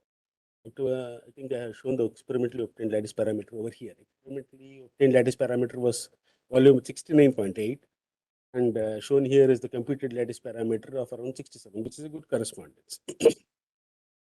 Now, elastic constants did show that they are mechanically stable. However, the dynamical stability had to be confirmed, for which phonon calculations have been carried out. And shown here is the phonon density of state for two candidate structures of osmium carbide, metal-rich osmium carbide, 164 and 180. In the case of 164, imaginary modes are seen, implying that they are not dynamically stable, whereas 194 has a very stable structure, both mechanically and dynamically. And shown here is a simulated pattern along superimposed with an experimental pattern, fit basically. And these have been published over here, and these are the collaborators. And similar recipe, as I said, had been followed for ruthenium carbide. And once again over here, the bulk modulus was estimated to be around 418. We don't have a bulk modulus which is experimentally obtained. We have a computed bulk modulus of around 418 GPa for osmium carbide and 302 GPa for ruthenium carbide. Basically, both of them adopt hexagonal structures which are layered in nature. And since the interest is in super hard materials, have found out hardness by semi-empirical estimation, and for ruthenium carbide, it results in a very low hardness of around 6.8 GPa, whereas in osmium carbide, it has an enhanced hardness of around 21 points. And I have not shown the density of states over here, but they are metallic in nature. And why is this hardness so high in case of osmium carbide as compared to ruthenium carbide is because of more bonding between osmium and carbon atom, which are shown over here in very electron charge distribution along various planes. And these have been communicated. So moving on, the earlier search had been along considering atom transition metal which had a very high bulk modulus. Then we thought of looking into the other systems like manganese carbide and chromium carbide. Where the valency manganese has the highest valency among 3D transition metals, but not as high as ruthenium and osmium. And there are multiple phases of manganese carbide which are reported in the literature. For higher carbon content, like beyond Mn3C, the formation energy becomes unfavorable. Shown here is the cartoon of what has been done. I will just illustrate that. HPXRD has been done in different pressure ranges, and in both these pressure ranges, around 4 to 10 GPa, the results were reproducible, and these have been done with liquid argon loading. And once again, the collected area diffraction does corroborate with the XRD measurements. These do not report with the earlier, they correspond to the earlier reported. Lattice generated for cubic and hexagonal, both the lattices have been generated by square analysis. And generated hexagonal lattice is only matching with the AL3 Na2 structure type. However, the pattern which has been generated for doesn't correspond with our experimental pattern. So we are left with a cubic lattice to be considered, which is around 4.42 Armstrong. And the prototypes which are possible candidate structures are Mn2C, prototype is AG2O, NB4C3, NaCl type, and zinc blende type. And when we did this DFT calculations, it is B1 and B3 structures which had a reasonable agreement with the experimentally observed value. Ag2O did not, the pattern generated with Ag2O did not correspond. And once again, they are mechanically stable by elastic constant criteria, and dynamical stability shows that NaCl structure is unstable. See that a lot of auxiliary modes are seen over here. Whereas in the case of zinc blende structure, what do we see interestingly? Though the lattice that has been obtained by calculation is 4.29, but when the phonon spectra has been generated for a slightly expanded lattice or around negative pressure or a high temperature, we see that the dynamical mode becomes stable. So we conclude that it is a high temperature phase. Since the samples are obtained by quenching, it is a high temperature phase which has been obtained in this experiment. And shown here is the label fitting of the experimental data with the proposed structure. And here there is a good correspondence with the experimental and theoretical bulk models. Here it has been noted that the bulk models that we have obtained is not very large, as was seen in the ruthenium and osmium carbide. It's around 200 GPa. And they have a extended tetrahedral arrangement. What is sitting inside is the manganese atom. And the electron charge density plots have been shown on one graph, and you can see that the carbon has a high hybridization with the manganese atom, which are shown in the corner over here, which implies a strong bonding between manganese and carbon. And even in the density of states, which are not shown over here, even in the density of states, what you see is that, that there is a strong overlap between the manganese D and the carbon P band. And semi-empirical estimates have been used for hardness estimation. As I said earlier, hardness estimation by experiment is not possible in this micron size quantity of sample which has been obtained. And the hardness that we obtain is around 41 GPa, which makes it super hard. This high valence value of hardness is because of the high valence electron density of manganese, short bond lengths which are seen in this atom, and a tetrahedral arrangement of ZNS type elements. And,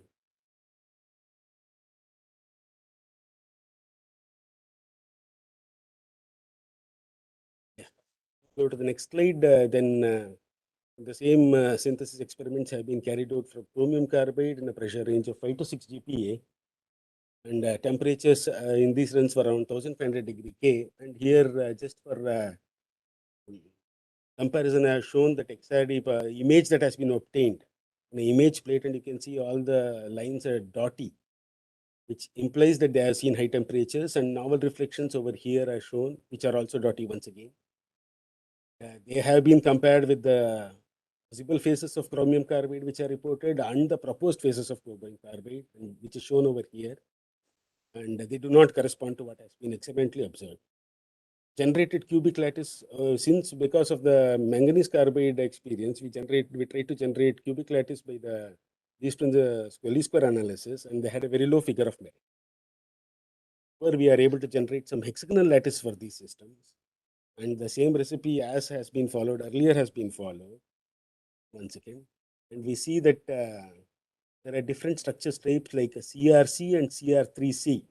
One is molybdenum carbide type, the another one is a 3N type isotope, and both of them are probable. Both of them elastic constants criteria show that they are mechanically stable. Bulk models have been estimated in this experiment by walked approximation. Experimental bulk models was not possible, and they show a bulk modulus around 284 to 269 GPa for these two structures. Once again, we have a higher bulk modulus.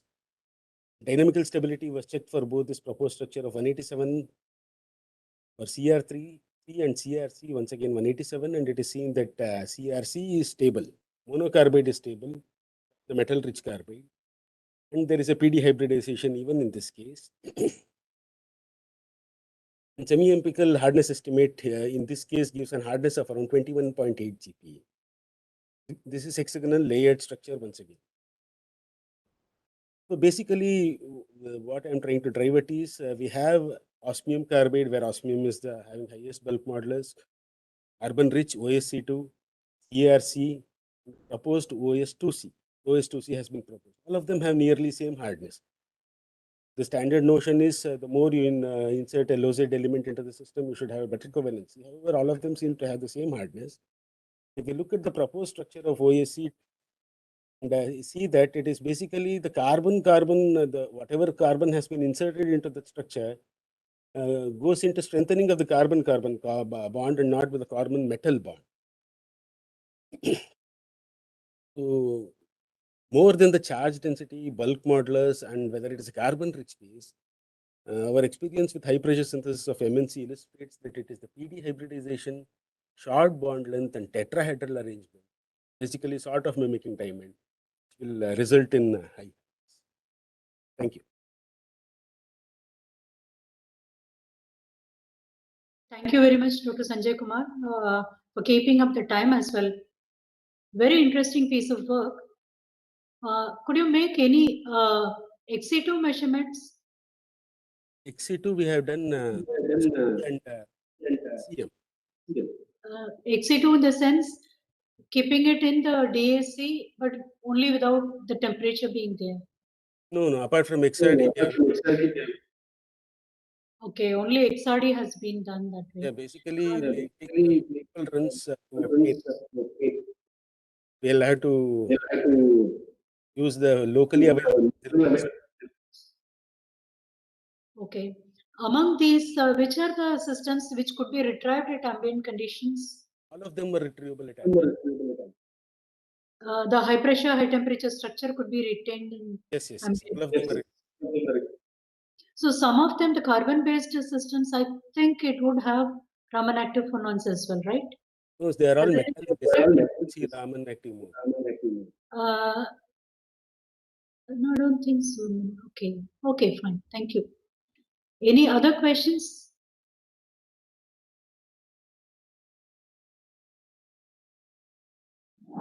Okay, if there are no other questions, we thank Dr. Sanjay Kumar for an excellent presentation.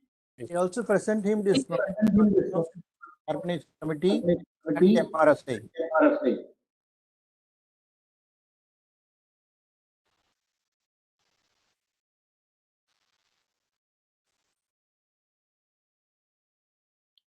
Hello. Please go ahead. Yeah. Go ahead. Yeah. Hello, Dr. Gautam. Clapping. Hello. Please unmute yourself and ask the question. No, he doesn't. Okay, I think.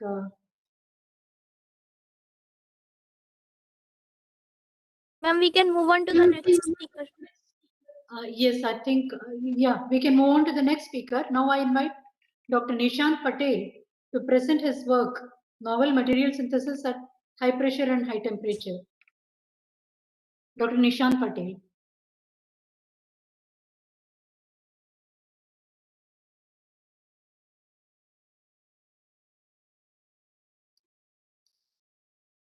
Dr. Nishant.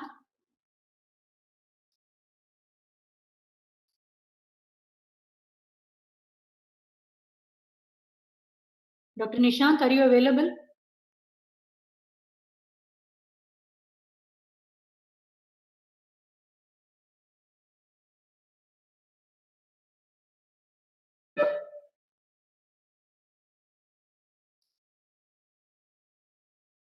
He is there. Not speaking or activity issue maybe. Is he unmuted? Is he centrally unmuted? Yes. Yes.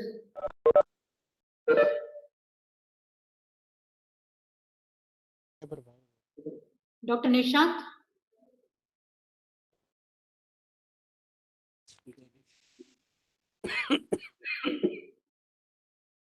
If there is any difficulty, can you please put it in the chat box?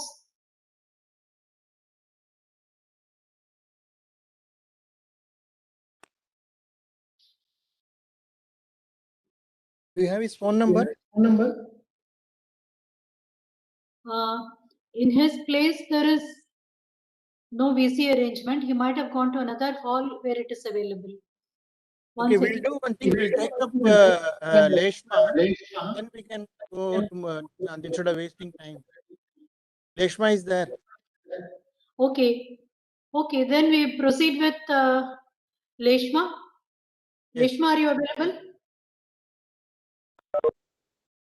I invite Leshma to give a talk on laser-driven flyer plates for dynamic compression studies. Hello. Hello.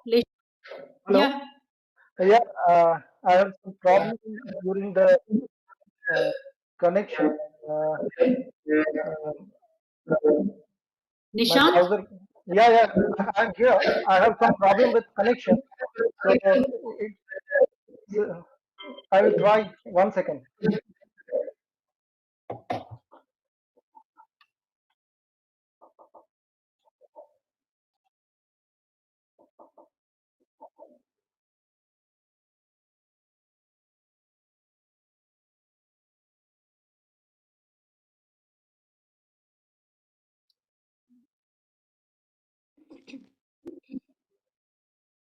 Sir, we can share your slides.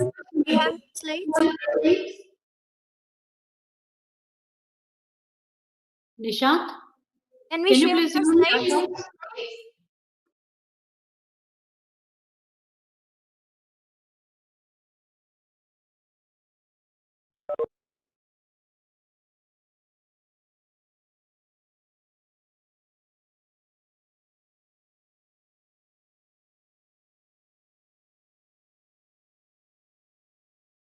Nishant, are you there? Hello, he said there is. Hello.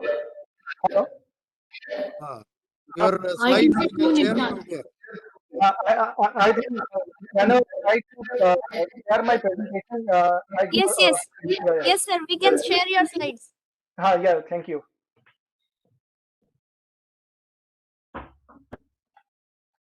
Okay. Can you see? Yeah, I can see. And am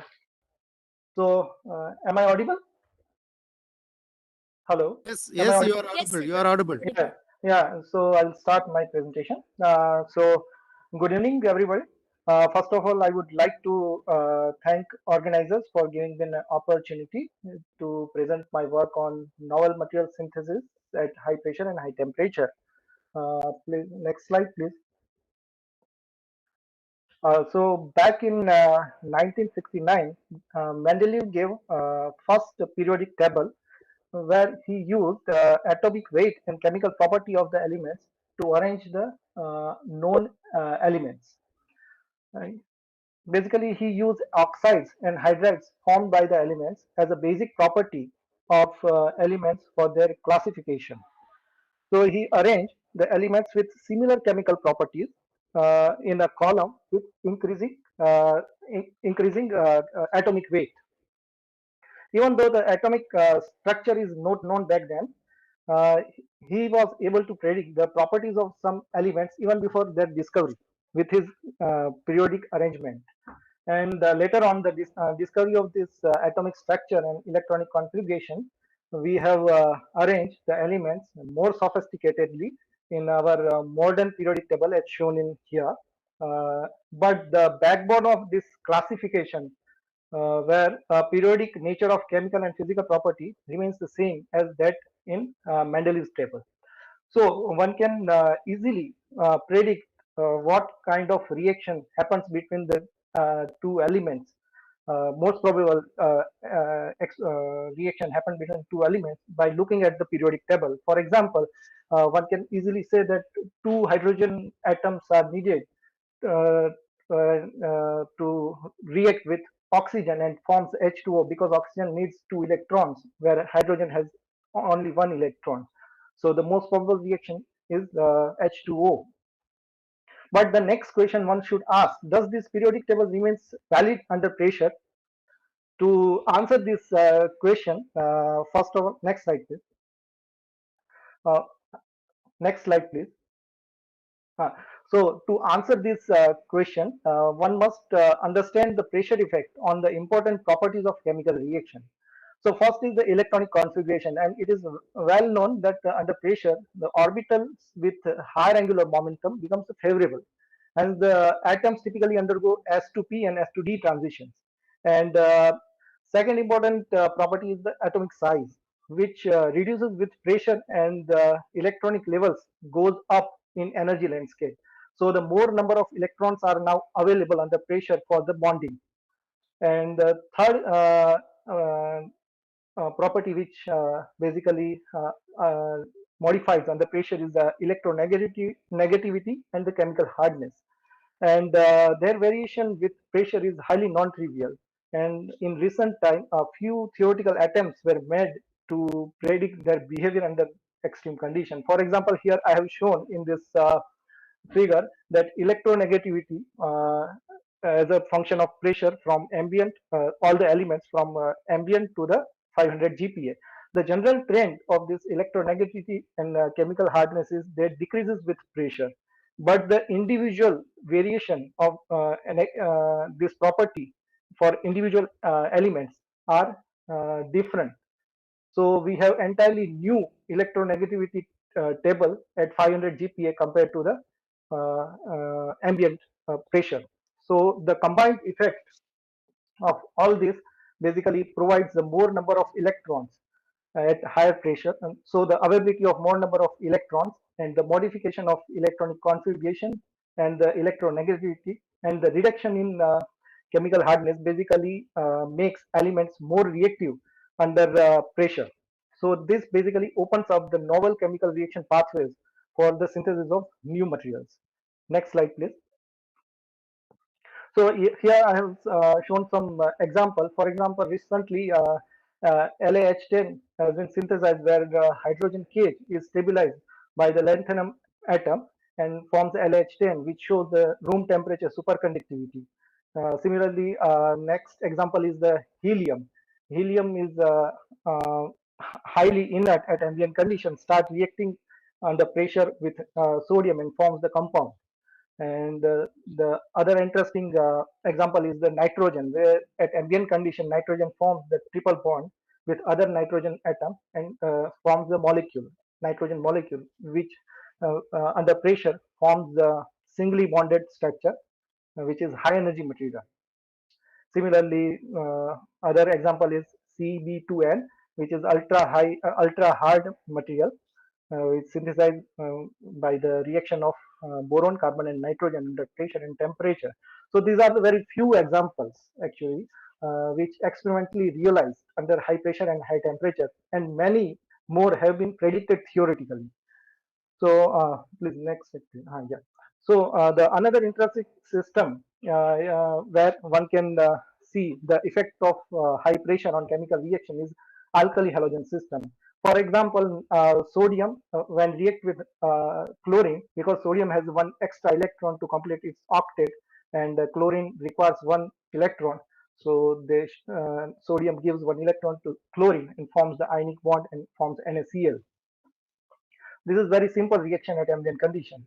But when this common salt is mixed with excess chlorine or sodium, and uh, um, and the high pressure and high temperature is conditions applied on this mixture, one can synthesize NaCl3 and Na3Cl, which is marked by the red circles here. So even though the experimentally these two compounds have been synthesized, but many more has been theoretically predicted under high pressure and high temperature conditions. For example, Na3Cl2 and Na2Cl and NaCl7. Next slide, please. So by motivating from these results, we have aimed for synthesis of higher alkali polyhalides in the KBr system, and we also want to understand the chemical reaction pathway of this alkali synthesis of these alkali polyhalides. So with this motivation, we have started done this high pressure synthesis of alkali polyhalides in KBr system. These are my experimental details where our precursors are the KBr and the Br2, and for heating we have used a laser heated diamond anneal cell facility. And for characterization, we have used high pressure Raman investigation and high pressure ADXRD measurement. And next slide, please. So here, this is my Raman result. Here on the left hand side on top corner, one can see the pressure evolution of in situ Raman spectra of KBr and Br2 mixture, where one can easily see that KBr starts reacting with bromine around 3.2 GPa, and it forms uh, uh, alkali polyhalide in KBr system, because we see new Raman modes are emerging at 3.2 GPa. So we have done the high pressure Raman investigation and high pressure ADXRD measurement on this newly synthesized compound, and we found that this compound is nothing but KBr3. Here I have also shown XRD fit in the another figure. So this is KBr3, and this KBr3 remains stable up to 6 GPa, and around 6 GPa this KBr3 further starts reacting with the excess bromine available in the sample chamber and forms the further higher polyhalides. And this new compound, another new compound, remains stable up to the maximum pressure of our experiment. And from similar as such in we have done in KBr3, we have here also done high pressure Raman spectroscopy and high pressure ADXRD measurement, and to get the structural and the composition of this new compound, and we found this new compound is KBr5, and this KBr5 is the first compound synthesized in whole alkali halogen system in 1:5 stoichiometry. This is the first compound in whole alkali halogen system. Next slide, please. So the most interesting part of this reaction is the formation of KBr5, because this reaction is very sluggish and requires almost 3 days to complete. So we have done the time evolution of KBr5 reaction using the Raman spectroscopy here.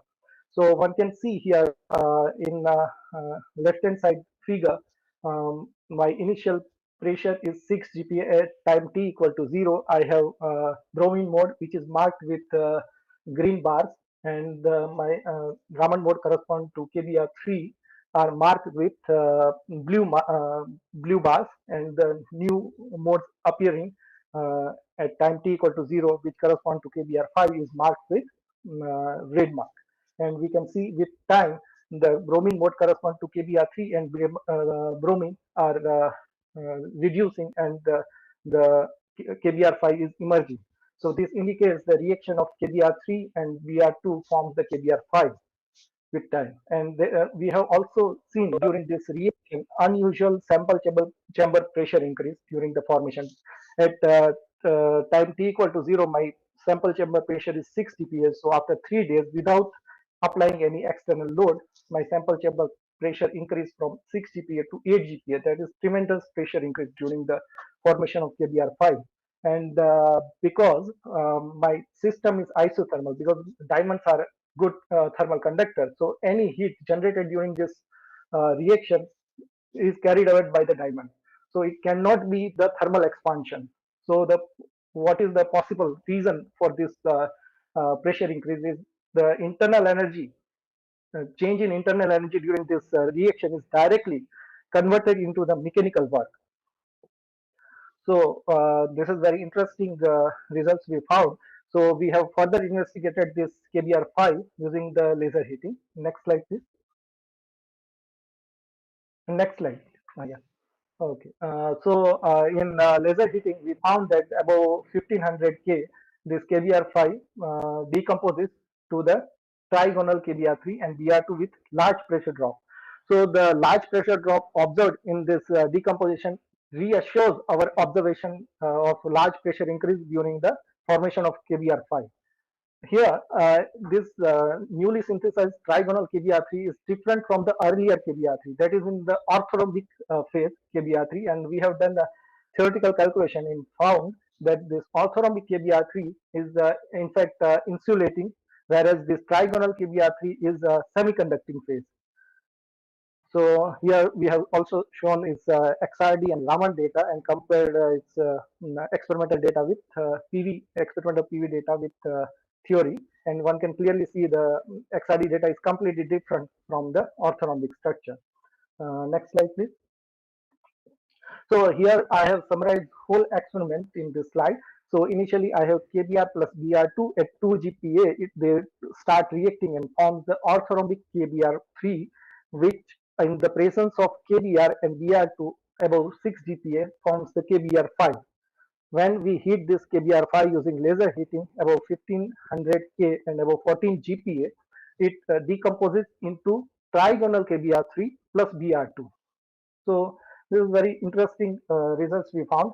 But even here we have two questions which is unanswered still. Why this KBr5 decomposes into trigonal KBr3 instead of the orthorhombic KBr3? And the second question is, what is the possible reaction by which this KBr5 is synthesized? Next slide, please.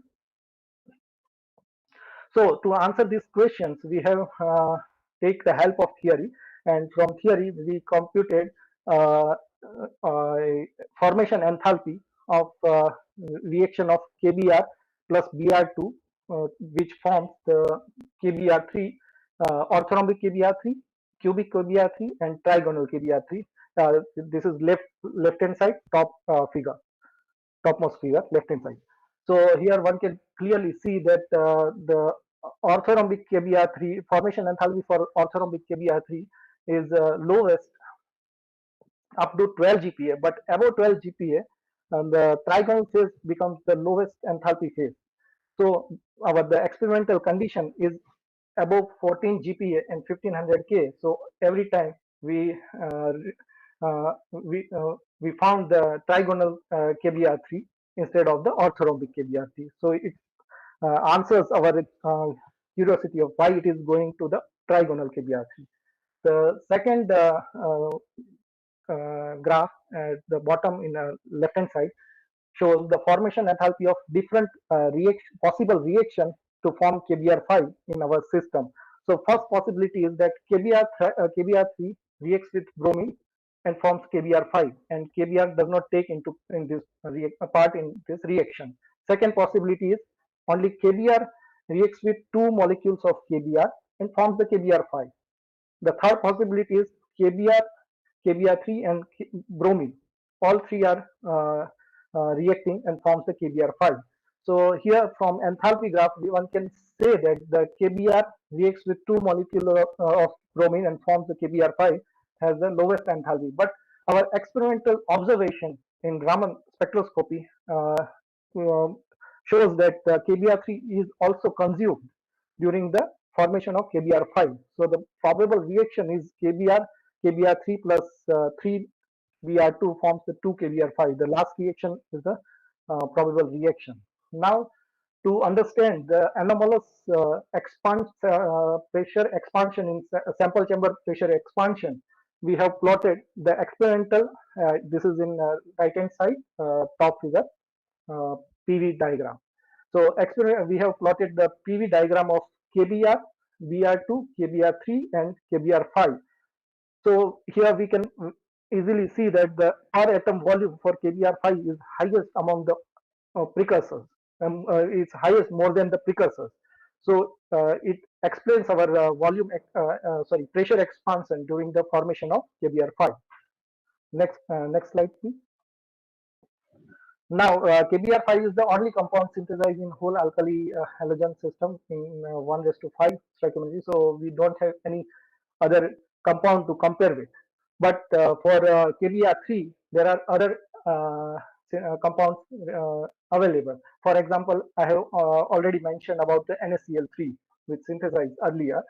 And when we are doing this KBr research, same group who has done NaCl also publish results on KCl, and they have successfully synthesized KCl3. So I have compared all three available alkali trihalides, and here one can find a missing phase problem. For example, in NaCl crystallized in orthorhombic and cubic phase, but trigonal phase is missing in NaCl3, whereas KCl crystallized in trigonal and cubic phase, whereas orthorhombic is missing, and our KBr we have not observed the cubic phase. So to solve this missing phase problem alkali trihalide. We have taken another alkali trihalide, that is cesium triiodide, because cesium triiodide one can synthesize at ambient condition, and one can get a pure sample of cesium triiodide, because these are only available under pressure and temperature, so we cannot have a pure sample. So we have started with cesium triiodide to understand the high pressure structure transition sequence of alkali trihalide. And also there is a paper, which theoretical paper, which predicts that the orthorhombic structure of the CSI3 transformed to cubic structure around 10 GPa, and that is superconducting. So we have started with CSI3. Here are my experimental details. Next slide, please. Okay. So here I have plotted Raman result, and one can clearly see around 1 point Raman shift versus pressure graph. One can clearly see that around 1.3 GPa there is a phase transition, and around 4 GPa there is another phase transition, and above 22.6 GPa left hand side top figure. One can clearly see around about 22.6 GPa all the Raman mode vanishes. So we attribute this observation to the another phase transition. So we observed 3 phase transition at 1.3, 4, and 22.6 GPa. Next slide, please. So to get the structural information, hello. Dr. Nisha, can you wind up in another few minutes? Yeah. So to get the structural insight of this cesium triiodide, we have done ADXRD measurement, and we found that the ambient orthorhombic phase undergoes the phase transition to trigonal phase at 1.3 GPa, and this phase remains stable up to 22.6 GPa and transforms to cubic phase. So the 4 GPa phase, which observed in Raman spectroscopy, is missing in ADXRD measurement. So we have done the high pressure electrical resistance measurement using the Bridgman anvil cell, and we found 4 GPa there is a transition observed in this resistance measurement also. So we have plotted this trigonal phase. We have plotted a universal equation state in normalized strain versus stress plot. We have done FF plot, and we found that around 4 GPa there is an electronic transition. Next slide, please. Okay, here also we are able to recover the high pressure trigonal phase in CSI3, whereas in all the other 3 compounds it decomposes to constituent alkali halide and halogen at a pressure release. Next slide, please. This is my last part of the talk.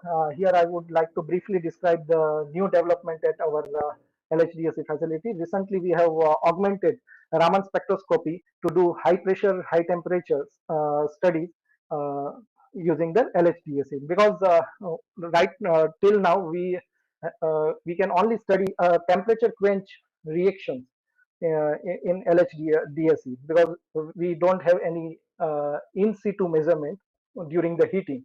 So we have augmented this Raman spectrometer. Here I have shown 300 mm focal length endo spectrometer, which records the Raman spectra.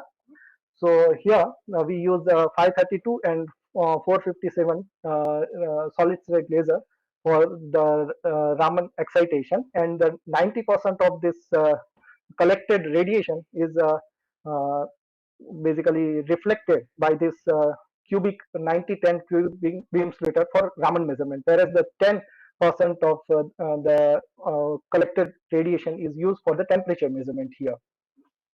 So I will not go more into detail. I will just come to the recent results. Next slide, please. So after the successful augmentation, we have standardized our Raman system using the silicon and sulfur, and we found that it is very well matched with published data. So I will not describe much. Then we have taken the silicon as our first problem, and we have measured high pressure, high temperature in situ Raman spectra at 2 pressure point, 5.6 GPa and 8.5 GPa. Here we restrict ourselves below 10 GPa, because about 10 GPa, around 11 or 12 GPa, there is a phase transition in silicon. So we don't want to go to that region. And we have also restrict ourselves below 1500 K, because around 1700 K there is melting of silicon. So in this pressure temperature region, we have investigated the silicon, high pressure, high temperature silicon Raman spectra. Next slide, please. So these bars in the left hand side top, this two dimension, I have shown this in this figure. These bars indicates the experimental data, and from this experimental data we have interpolated the two-dimensional Raman mode surface. And when we take a slice of this or a cross section of this surface perpendicular to the temperature, we will get isothermal pressure shift of silicon as a function of temperature. So for selected pressure, I have taken this cross section and fitted done a quadratic fit, which gives me omega 0 d omega by dp and etc. So I have tabulated in this table. Next slide, please. So by using this omega 0 and d omega by dp from this fit, I have calculated the mode gradation parameter as a function of temperature, and it is plotted here. And also we have compared our omega 0, which we deduced from the fit, to the actual experimental data at 300 temperature dependent silicon Raman mode data, and it is fitted very well. And this figure is left hand side bottom one. So this reassures our interpolation method basically. Next slide, please. So I will summarize my talk.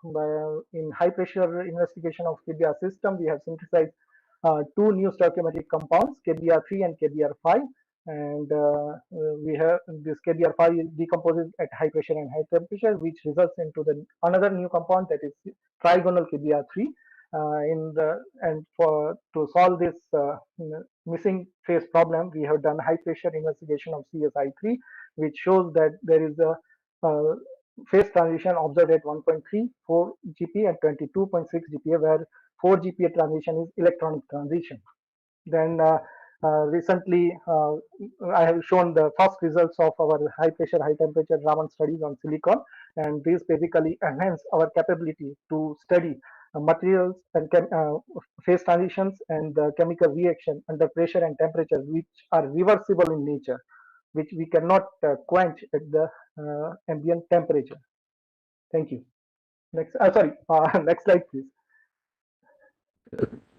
So I would like to also acknowledge the collaborators, Dr. Meenakshi Sundar, Ashok Kumar Verma, Ajay Mishra, Alka Garg, Dr. Himanshu Poshwal, and Dr. Sakuntala for their help. Next slide, please. Thank you. Okay, thank you very much, Dr. Nisha. The talk was quite interesting. Now the talk is open for discussion. I have something to say. I was the first person to show cesium iodide will become a superconductor at a pressure of 2 megabar. In a theoretical prediction I made 30 years back. After 6 years, it is experimentally verified by Professor Aramatz, who was here.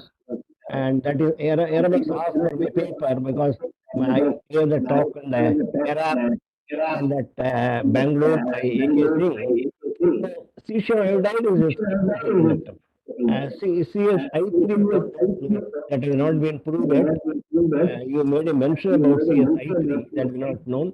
Another point is you mentioned NaH10 to be room temperature superconductor, a minor mistake. The room temperature superconductor has not yet been identified. It is still, people are searching for room temperature superconductor. Yeah, yes, yes. right. It's almost room temperature, not exactly room temperature, superconductor. One can say that. No. But under pressure, yeah, of course. Aramatz, people understand. I'm closely following the groups. Ranga Dias that he has obtained room temperature superconductor. He wrote to me, and I am in contact with Aramatz also. This group 250 Kelvin is there in the highest TC uptime. They should, I mean, root means the Rangadayas have been questioned very heavily by. We had a lengthy discussion in the international conference which I conducted 3 months back. That continues. We had a discussion yesterday with Karamas was here because I am attending all the 3 days international conference conducted now. Okay, we have to confirm. It has to be confirmed. The highest TC is 2 Kelvin. See. TC my paper, I could not, RMS also paper. Thank you, Dr. Ashok Mani. And of course, in science by RMS group. Okay, okay, thank you. Thank you. Thank you very much, Dr. Ashok Mani. If there are no more questions, we will thank Dr. Nishant Patel for his very interesting talk. Dr. Nishant Now, Patel. may I invite? We are pleased to give him this memento from the organization. Thank you. Thank you, sir. Thank you, sir. Okay, thank you. Shall we move on to the next speaker, Ms. Leshma? Ms. Leshma? Yes, ma'am. I'm available. Good. Please go ahead. Okay. So first, let me thank Dr. N.V. Chandrasekhar, Kalpakam team, and MRSI for giving me this opportunity to present my work. And in this talk, I would like to elaborate on one of the latest dynamic compression techniques available for lab-based high-energy density physics experiments, which are laser-driven flyer plates.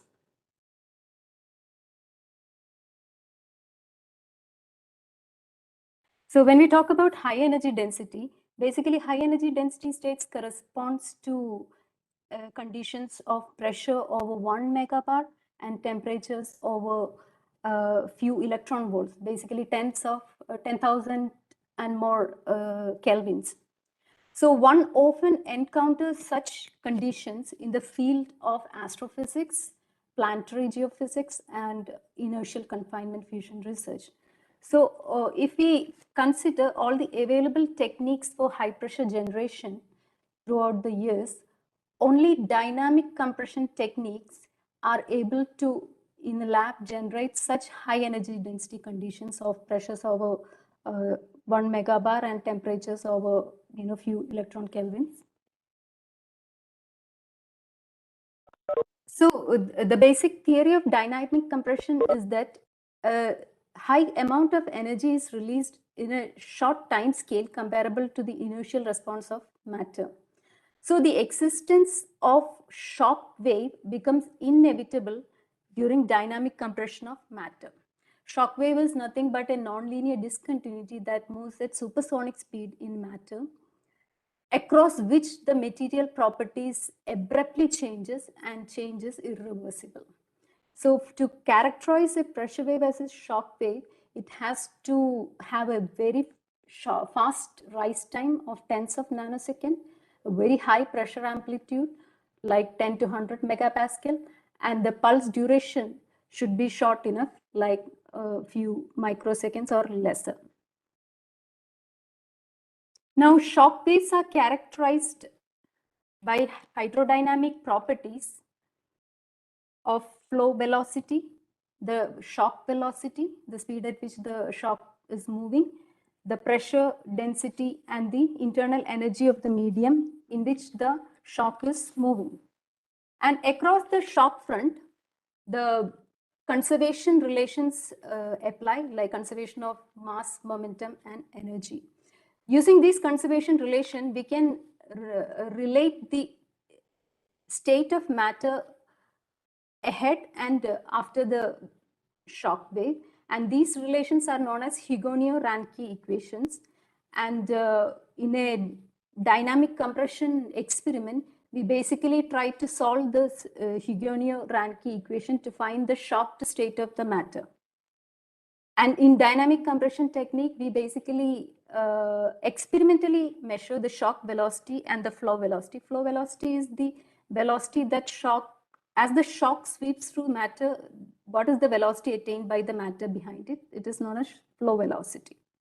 So conventionally, dynamic techniques are dynamic compression is achieved in lab using projectile impact, where a high velocity plate, metallic plate, is accelerated to few kilometer per second or tens of kilometer per second, and it is made to impact the targets of interest. And the shock loading happens in the target, and the target is analyzed to know the what is the state of the target. Now, lately, high power lasers have been used to generate megabar kind of shock in material. What are high power lasers? They are pulsed lasers which can be focused to create high intensities of the order of 10 raised to 12 watt per centimeter square or larger. So ideally what happens is at such high intensities, the electromagnetic wave interaction with matter is highly non-linear and is more dependent on the intensity rather than the frequency or the wavelength of the laser.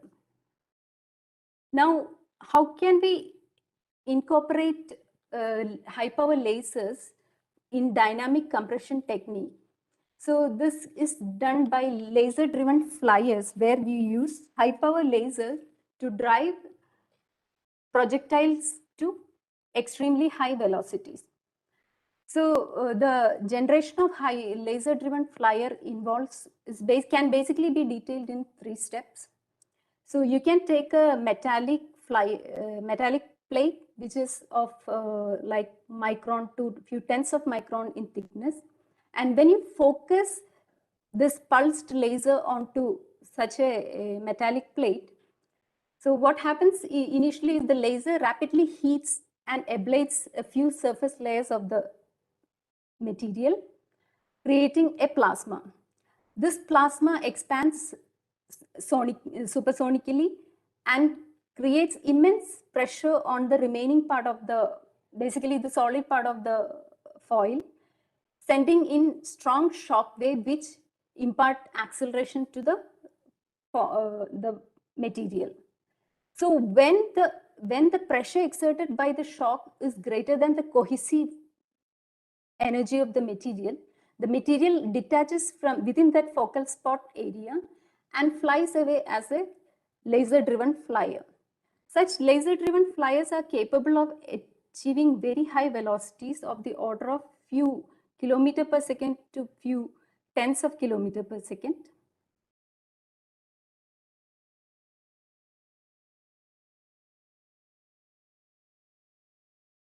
So during laser driven flyer generation, we need to keep in mind about certain constraints. That is that when you focus the laser onto the foil, the remaining part of the foil remains uncompressed. Only within the focal spot there is a compression. So there is a chance of release wave entering the shocked area and spoiling the conditions. So in order to avoid that, you need to keep the laser focal spot on that foil very much larger than the thickness of the foil, so that the shock that is produced within the foil remains planar, not concave. And also another constraint is that you need to make sure that laser pulse is long enough to accelerate or give support to the foil during its acceleration phase. Now, in order to characterize the flyer motion, the laser driven flyer motion, we use optical shadowgraphy, which is a pump probe technique to measure the velocity of the laser driven foil. So in this technique, we use a pump, we use a probe laser beam to scan the displacement of the foil at specific time delays with respect to the drive laser beam. And by knowing the displacement of the foil at certain times, we can calculate the speed of that foil. And as in any dynamic compression experiment, you need to measure the shock velocity. We adopt the technique of self-emission By this, what I mean is that a shock heated material will emit radiation which under this megabar pressure which falls in the visible region. So this emission can be detected using a streak camera, and by knowing the time delay between the the irradiation of the laser pulse on the target and how late this self emission happens, you can measure what is the time duration of travel of shock within the material. So now we have both the flow velocity information and shock velocity information, and solving for the Hugoniot-Reinke equation, we can characterize for the pressure, density and internal energy of the flyer. Now in our experiment, we have tried to understand the stability of the flyer during its flight path when it is driven by laser pulse.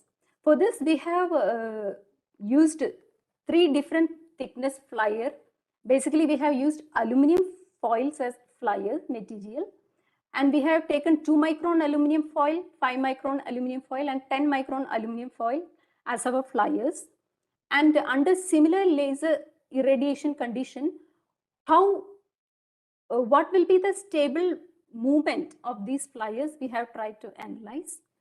And what we have found is that, so this is the unirradiated foil onto which the laser is focused, and after focusing the flyer starts accelerating.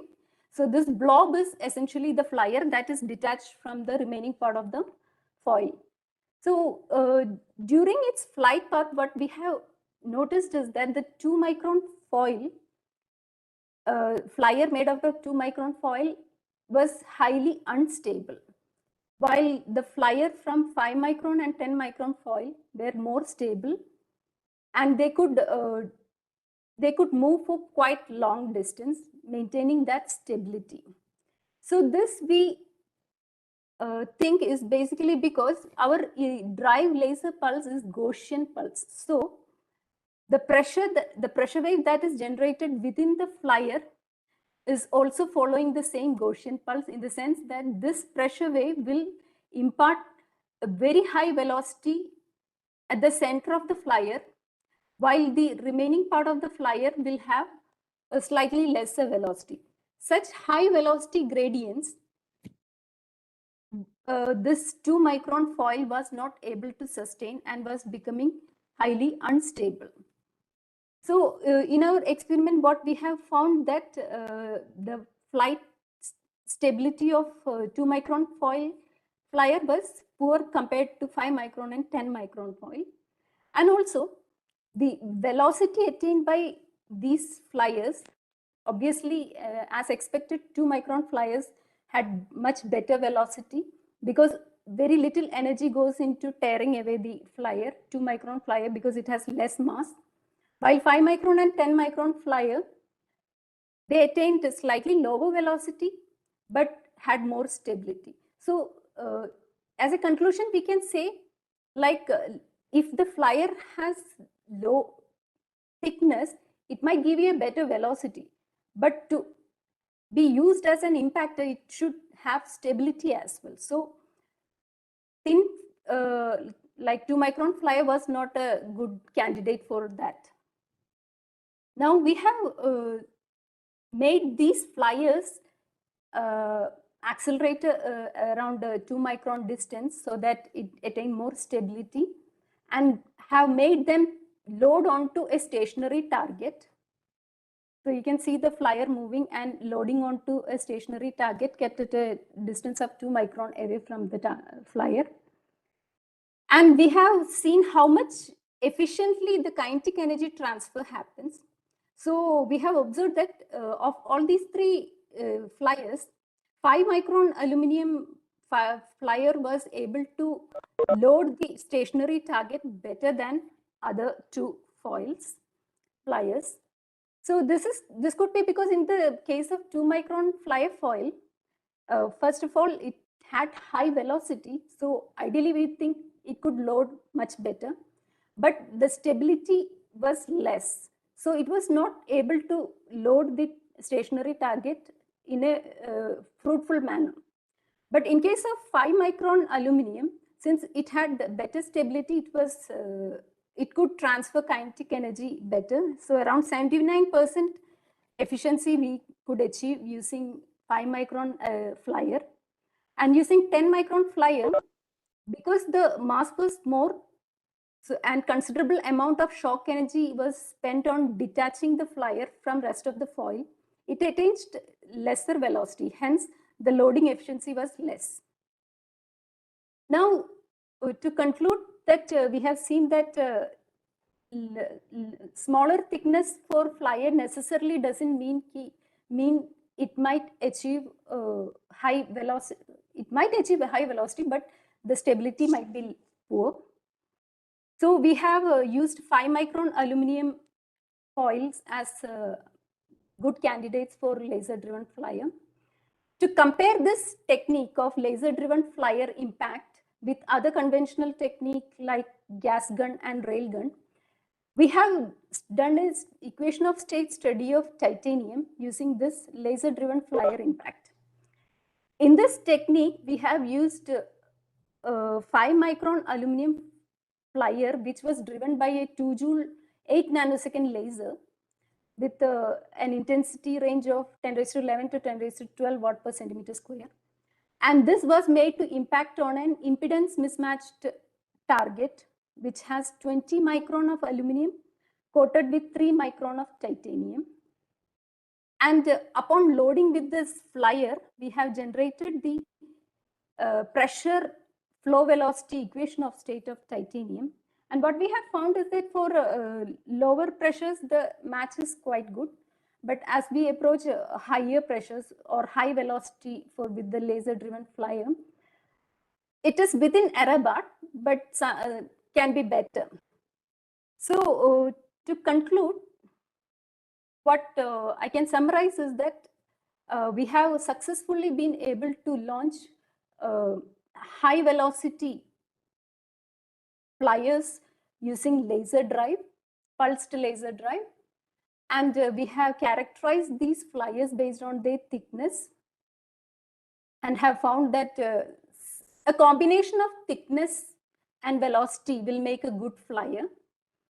And the advantage of such laser-driven flyer plate is that these carry very little momentum because it is basically photons that is involved in accelerating them. Unlike this huge facilities like gas gun or explosive driven flyer plate techniques. So there is, so these systems can be basically very compact and very safe because dealing with explosive can also poses risk to personnel. So such laser driven flyer experiments can be very compact, basically can be done on tabletop setup and also very risk-free. And using the laser, since lasers can be focused to very small area, the target size requirement can be reduced significantly, like in any other plate impact experiments. And also since the laser energy stability can be very high if you maintain the laser system well. So you can produce highly reproducible flyers with such setup. Like any experiment, there is also scope for improvement in this setup. So here, since earlier I mentioned like our laser beam is Gaussian in shape. So there is a velocity gradient within the flyer. So this we will try to reduce by using a top hat beam, which is essentially a beam having a flat intensity profile. So that will give us a very clean velocity profile across the flyer. And also in order to identify phase transition that can occur during loading of flyer onto targets, instead of optical shadowgraphy, we can use interferometric techniques, which will always give velocity information. Here in optical shadowgraphy, we are collecting information at specific time intervals. And also another thing that we plan is the soft recovery of such impacted targets for post-shock analysis. With this, I like to thank all for your patience. Thank you. Thank you, Dr. Leshma. It was a very nice talk and you finished it well on time. Maybe we can take a couple of quick questions if there are any.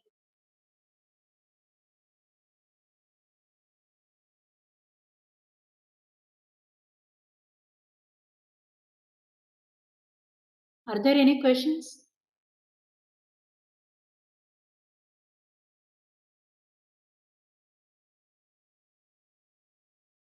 Okay. If there are no more questions, no other questions, I would like to thank Ms. Leshma for an excellent presentation and for all the efforts in making this facility possible. Very soon, I expect a lot of good science results in this facility. Thank you very much, Ms. Leshma. Thank you, ma'am. Dr. Leshma, organizing committee is pleased to present you this memento. You had done very well, and the new facility you have described is very impressive. Thank you very much. Thank you, sir. Sent to you. This will be sent to you. Sure, Now sir. I Thanks. I Now thank the I thank organizers Professor. for giving me this opportunity. Okay, now I will Thank you, stop the Professor video. P. Shakuntala, for Wait, Dr. Shakuntala, the organizing committee pleased to present you this memento. Thank you very much for agreeing to chair a session, complete the proceedings in timely fashion. Thank you very much. Thank you very much, Dr. Chandrasekhar. Thank you. Thank you, Thank you, sir. Dr. Sakuntala, Thank for you. remembering me after a very long gap. Thank you. Yes, of course I remember you, sir. Oh, thank you very much. Thank you.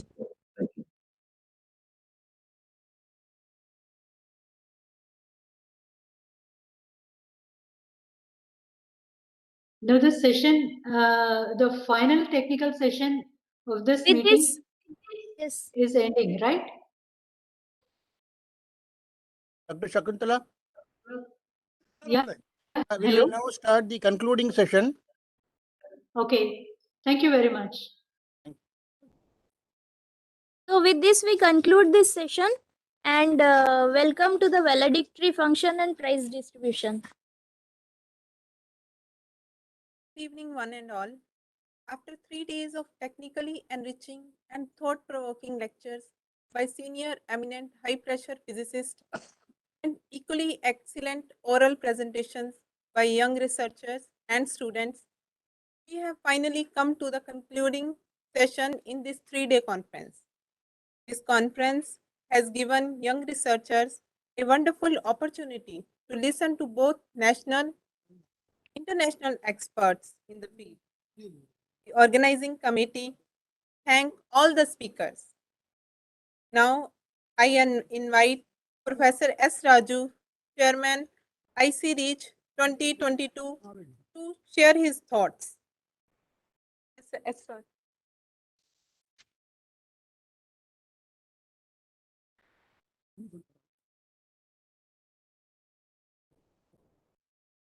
Avdesh?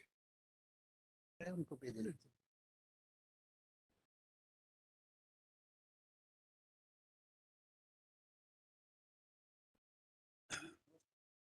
Thank you, Dr. Kurdeep. Shakuntala. PPT can be closed.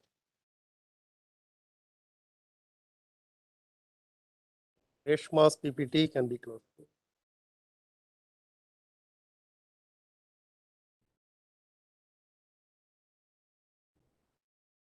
Shakuntala, can you close this PPT? Or, I don't have a control on oh, this. okay, okay. Okay, Reshma. Okay. I think it needs to be centrally done. No?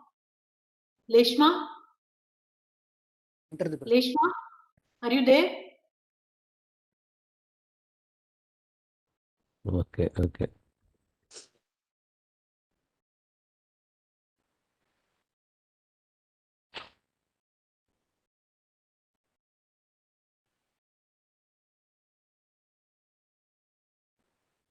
Dr. Chandrasekhar, Dr. Ravindran, Dr. Avadeshi Mani, Saumi, and Dr. Gurpreet, Dr. Anand, Balmukund Shukla, and Dr.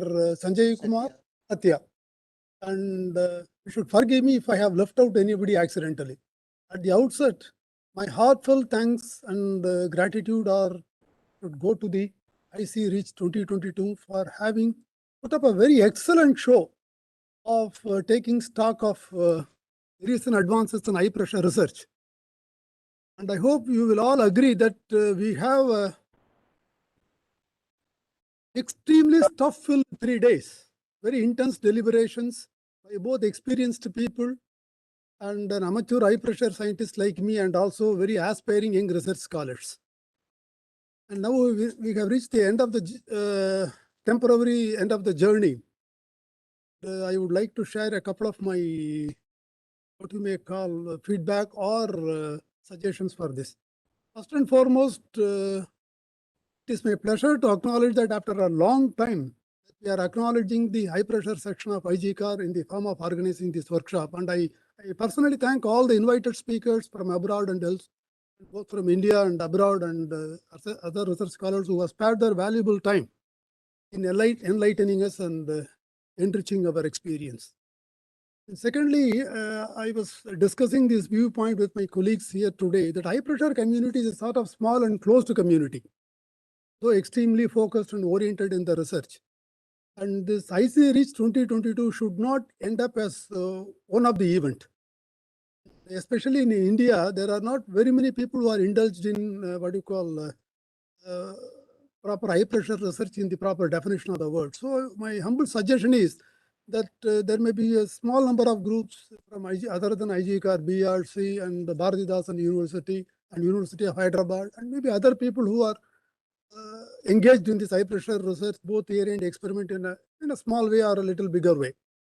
And other people should come forward to take these conferences in a quasi-periodic way, maybe once in 3 years or once in 2 years. Because after having given a sort of such a roaring start, we should not end it up abruptly like that.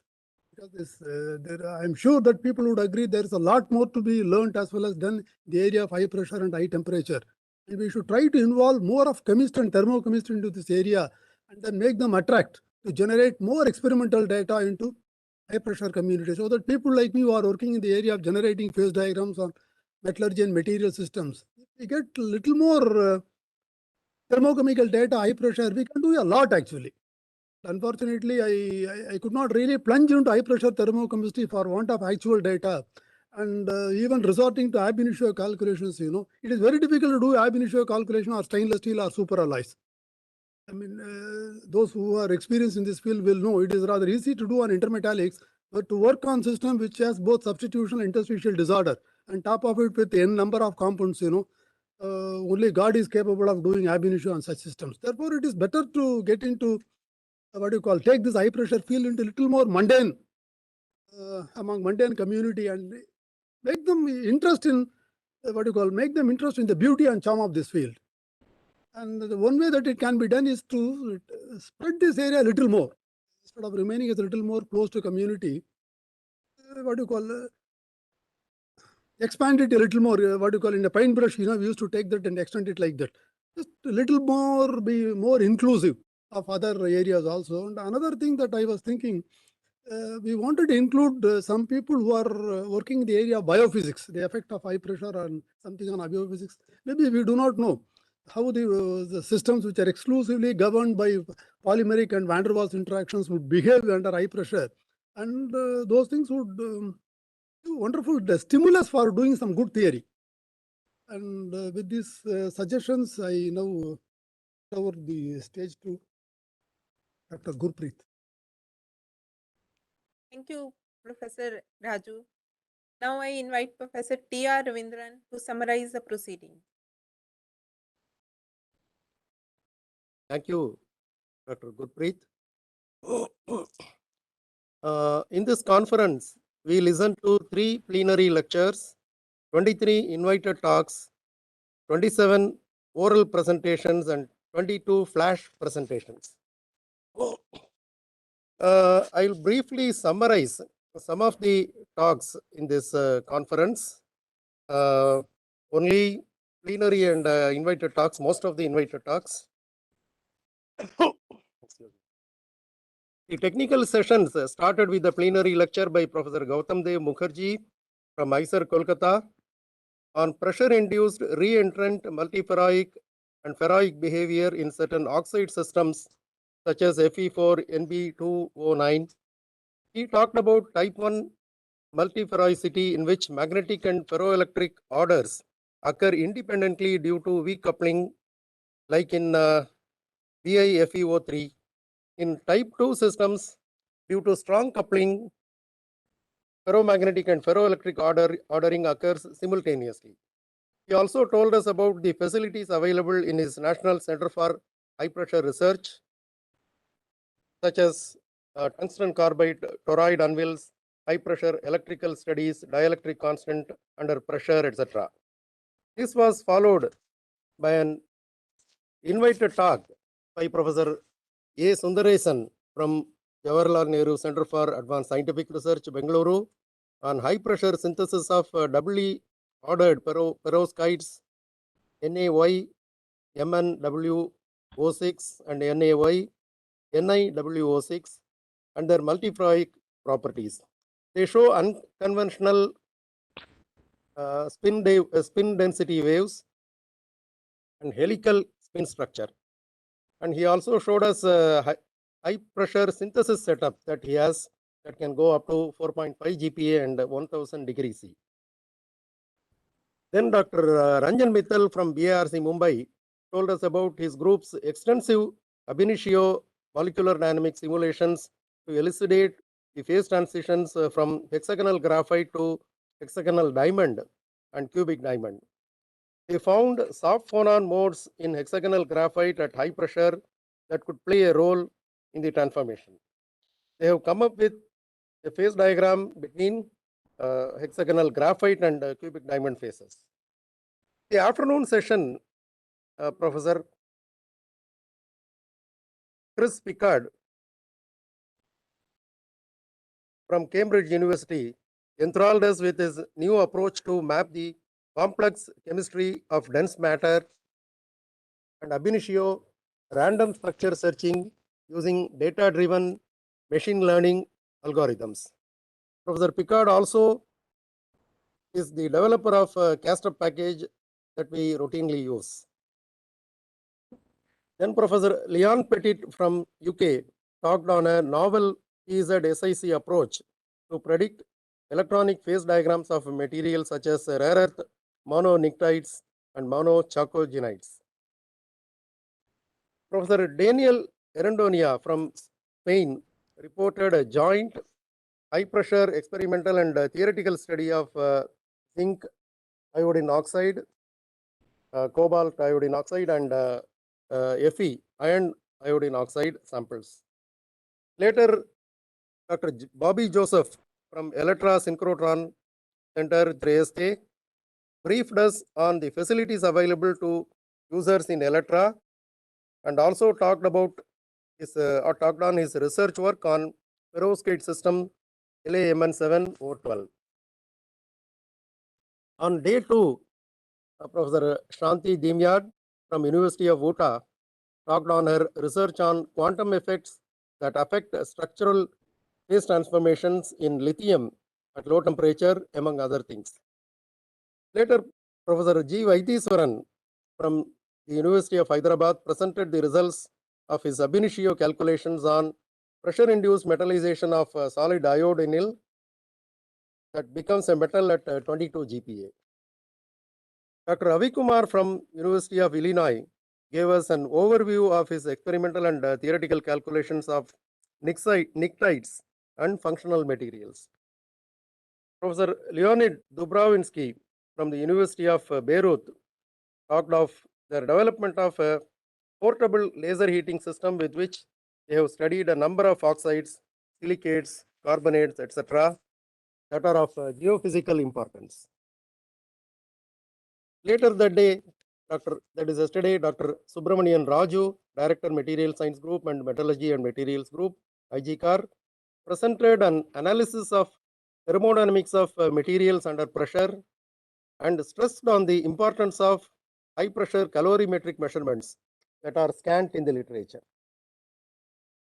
Professor Armugam from Bharathidasan University, Trichy, gave a detailed presentation of facilities in his Center for High Pressure Research and also briefed us on his recent studies on Fe and BiS2 based superconductors and Heussler alloys.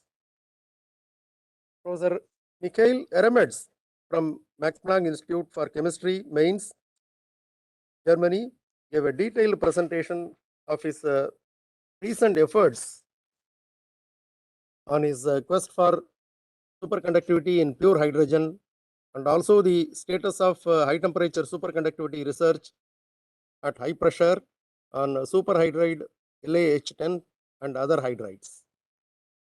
Professor Malcolm McMahon from the University of Edinburgh presented his diffraction data of lanthanide elements that were normally taken as monoclinic MC4 phase, but the data could not be well fitted to this phase.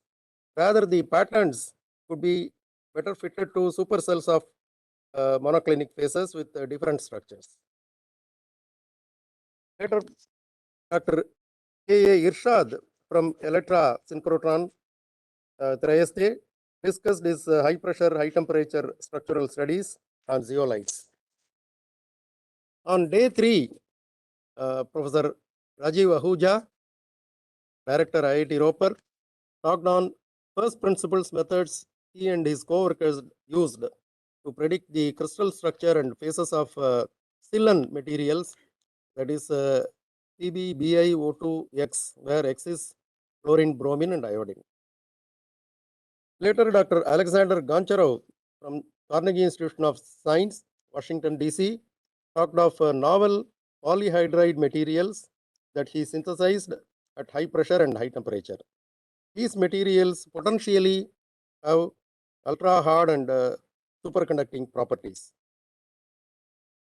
In his plenary talk, Professor Valerie Levitas from Iowa State University talked of plastic strain induced phase transformations under high pressure in zirconium, boron nitride, graphite, and silicon using a rotational diamond anvil cell developed by him in Ukraine.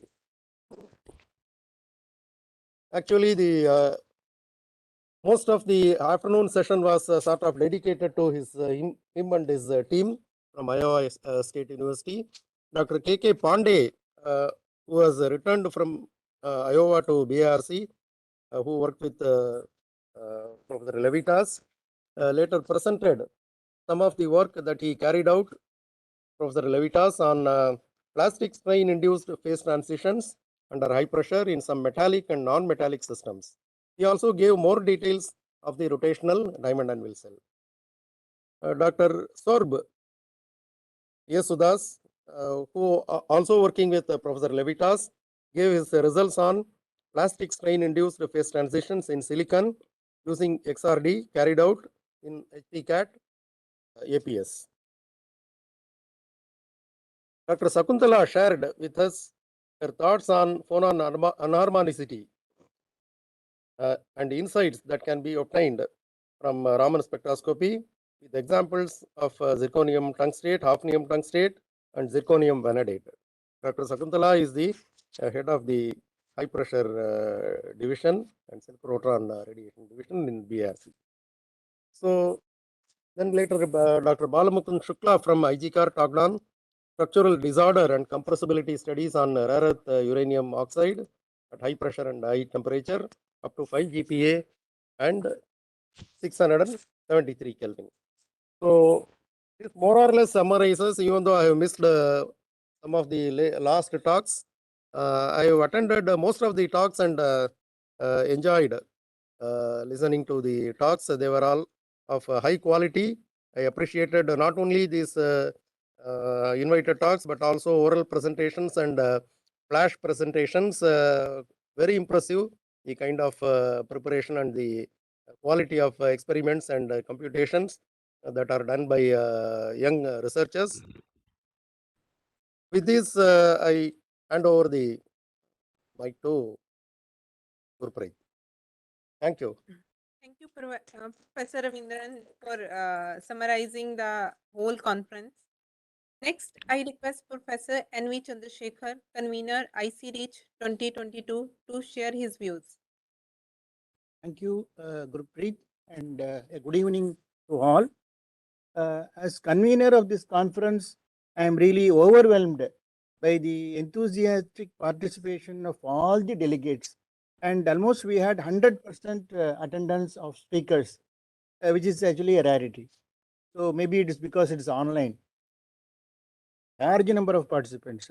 So in the last 3 days, we have had heard about state-of-the-art techniques in high pressure techniques and frontline research areas where work is being carried out in high pressure groups throughout the world as well as in our own national context. And only few of the things I am able to tell here because I was fascinated personally by those things. Before going to generalities, I am personally fascinated by the strides we are making in quote unquote structure search and using data mining for discovering novel materials using machine learning, AI, etc. This is a welcome change in the scenario where high pressure work using large volume or mega facilities is very expensive. And certainly the experimentalists could do very well with some of the inputs from this kind of data mining and computational methods, where they can give us clue when we try to discover new super hard materials or for that matter new thermoelectric materials and so on. One of the other interesting talk was on work with diamond anvil cell, where we could also induce shear. Many novel experiments are possible with this kind of innovative designs of diamond anvil cell. And we also heard about the high pressure exhaust facility, which was being set up, and the low temperature diamond anvil cell. And some of these were the new innovative experimental methods which were presented in this context. And one more point which I would like to make here was that maybe we should meet often. Like I was discussing earlier with Dr. Vaitishwaran and Professor Mukherjee 2 years back, that I think the interaction within the Indian context, interaction between the Indian high pressure community has come down, and we should activate it again. And this online presentation mode has given us a novel approach to the whole thing. And we should meet often, maybe once in 2 years or so. I just proposed this idea so that others can take it up and do it. And then we should also have better interaction with the computational and experimental groups. And already we have, but we should improve that. And the important point is that since basic science cannot be carried out in isolation, and excellent quality research involves use of mega facilities and access to synchrotron and other facilities. These things should be encouraged among the younger colleagues of our community, high pressure community, so that they use these facilities and get experience. In response to what Dr. Raju mentioned about biological materials, already like several of our centers are working on life science projects. We could look at those projects. Like I just wanted to go from the last one of the Arabs 2011, I think, where some Japanese group had demonstrated the existence of microorganisms called tardigrades, which could survive even 7.5 GPa of pressure. So these are called extremophiles. Several such very interesting things are happening in biological field. So wherever there is interest, we should take it up. And the second point which I want to, when I told that we should have frequent meetings, is because with this online mode of presentations, I want to call these quote unquote budget meetings, because we can manage this with shoestring budget. And I wanted to share this with Professor Ashok Mani also. But when we discussed about this condensed matter meeting, he was talking about the finance aspect. So I wanted to mention that quote unquote budget meetings, so we can as well have this. And here I want to take this opportunity as convener of this conference. I encourage all the young researchers to submit their full version of the manuscript to Bulletin of Material Science, and a thematic issue is going to come out. and the last date which I mentioned is 10th March. So kindly go back and then discuss with your people and then try to submit this full manuscript directly to BMS. Just mention that it is under the thematic issue of recent advances in high pressure science. That is one thing. And one more thing which I want to appreciate, that the novelty of flash presentation. I think it has been a grand success. I feel I want to at this moment mention that my younger colleague Dr. Anand Kumar Police only suggested this, that we should have so-called flash presentation. I was having my own doubts whether it will be a success. I think it is a very good success, and because in poster we cannot be like equate to poster sessions, but certainly the young researchers have the opportunity to present their work and then thereby connect with the high pressure community as well. So thank you again, and thank you, Gurpreet, for giving me this opportunity for telling out my mind. Thank you, Professor Chandrasekhar. Now next I invite Professor Avtesh Mani to say a few words. Thank you, Gurpreet, giving me opportunity to speak something. Actually, I feel myself very privileged and fortunate of having besides me my senior colleague, Dr. Raju, Dr. Chandrasekhar, Dr. Ravindran, and my junior colleagues, Dr. Balmukund, Satyanarayana, Sanjay, Gurpreet, Saumi, and Anand, who have shouldered most of my responsibility and make me free. So I am the only person who has enjoyed the most in this conference. And two areas I just want to bring out where we need to have our focus, as Dr. Raju has already pointed out in his speech. So we have a lot of studies pertaining to magnetization and magnetic property studies at high pressure, as well as electrical transport studies. But there are certain studies are thermal properties like specific heat, thermal conductivity. All these things have been less studied under high pressure, and that requires attention to my more attention in scientific community to work on this area. I know that these are very difficult, challenging experiments. They are not very easy. At least at hydrostatic pressure or some small pressure, it can be, and people may try in this area. Another area is that in basic research area, as we all know that high pressure brings always many miraculous findings which has I thought not had been known. Suddenly something will come out, and after some time we'll find, for example, as pointed out by many speakers, discovery of room temperature superconductivity. Yet at high pressure, many S2S and other things people have shown. But as far as confirmation, because experiments are so difficult, reproducibility is also a question mark. But still, the effort whatever scientists have been putting in this direction is always very miracle. By knowing the difficulties of the experiment, one has to also be very careful as far as finding of basic finding of high pressure at very high pressures, because reliability also becomes one of the factor which have to reckon with. Another thing which come to my mind is the scientific community, as has been pointed out by all our colleagues, is a very limited and specialized community, and which has expertise of people who have expertise in experiment, as well as many people who are doing computation. And computation, of course, there is a lot of scope for doing computation nowadays. Very high speed computers are available. Predictability is becoming much more reliable compared to whatever it was earlier. So I think that if there will be strong collaboration between experimentalist and theoretician, I must say that those who are working on computation, then I think that many mysteries which is still in question mark can be resolved in future.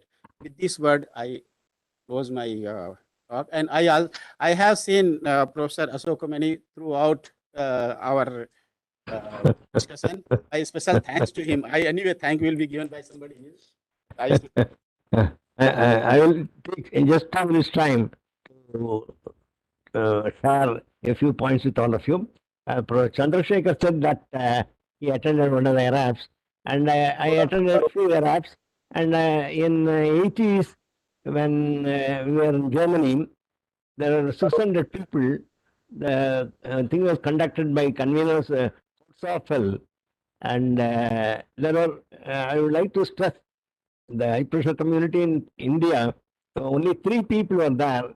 Myself, Dr. S.K. Sikka from BRC, A.K. Singh from NAL. From India, there were only 3. From Japan, there were 16. Therefore, you can find out what is going on. And in a private conversation, in a family function, I spoke to Dr. Chidambaram, and I told him that high pressure should be encouraged and so on. Some years back, anyway, that's the period over. Sikka is retired. Many of my colleagues are retired, and I'm very happy that I could learn a lot of things from a 3-day conference, and a nice experience. Similar to what I conducted three months back, a 3-day symposium, international conference like this, which is attended by Dr. Chandrasekhar also. My contact with Kalpakam is more than 40 years or 45 years, and it is like another home. And I enjoyed my association with ICReACH, and many of my students became faculty members, and Professor R. Bhaskaran, of course, my last Dr. Mathijaya, and of course, some more people are there. So I'm very happy to have been associated with this group, and also Varma and other people from BRC. Shakuntala is there.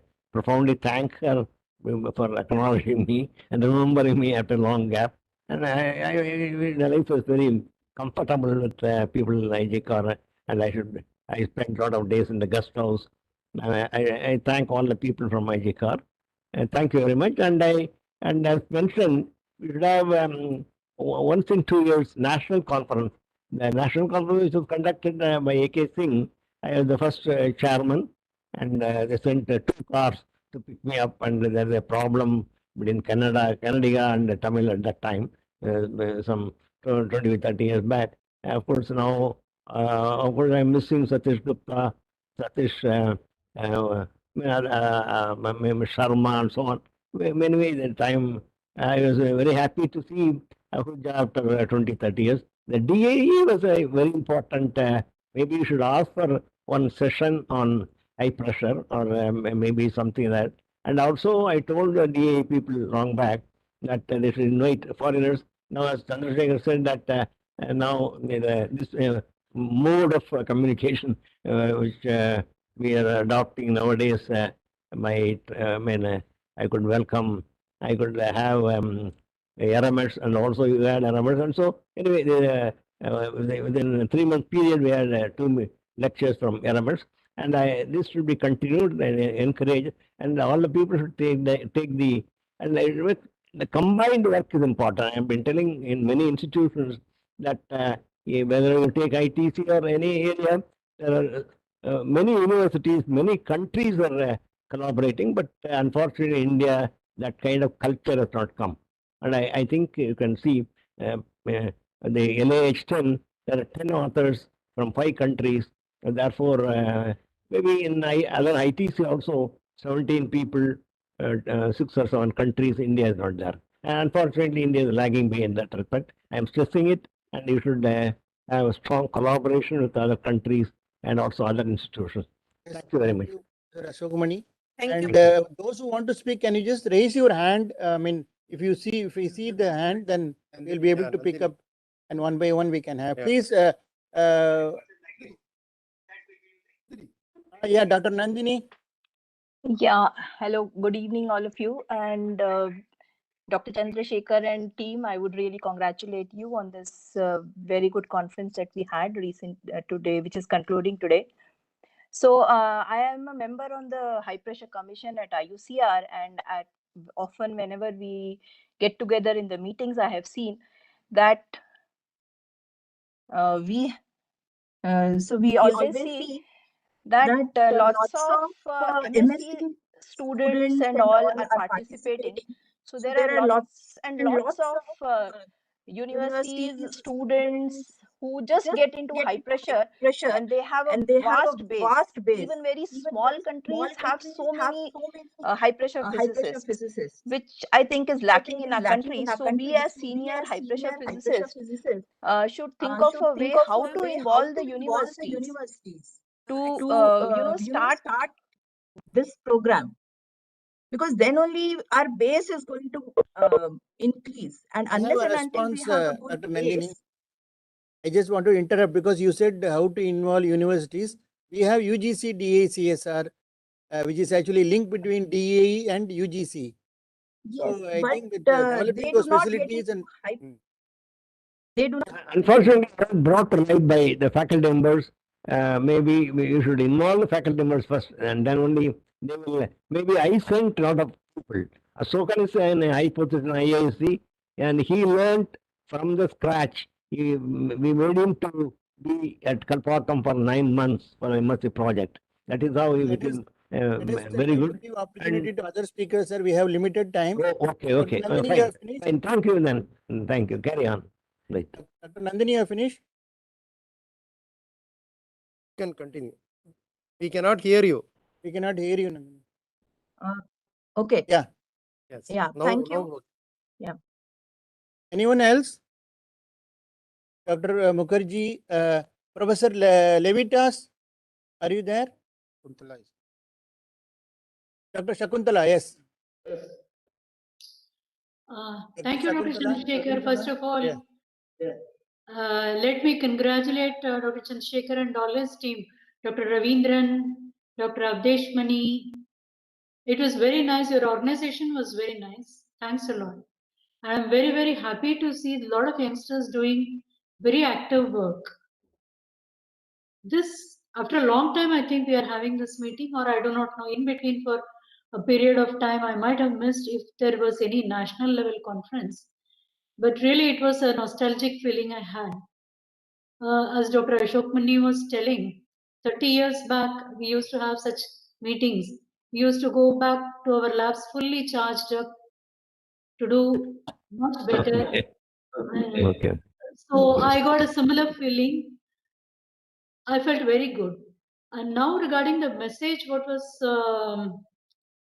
conveyed by Dr. Raju, I agree with it that our efforts should not die with this 3 days of meeting. I think we should have collaborations. Now that a larger group of people have known each other through this conference, I think we should make use of this forum to build collaborations, interlab as well as, international also most welcome. But within India also collaborations should be encouraged. People who are working on fields of similar interest, I think it is time for us to come together. Can there be some forum, or can we have some kind of a starting point on this? I was wondering how to make this happen. I think we'll think about it. Dr. Shakuntala, in response to you, I think we can have team meetings, one-day team meetings, and so on. We can. Thank you. Dr. Shakuntala, have you finished?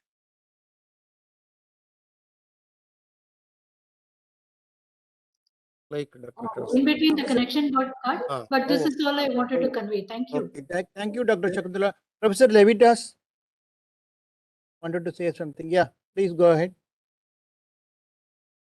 Unmute you.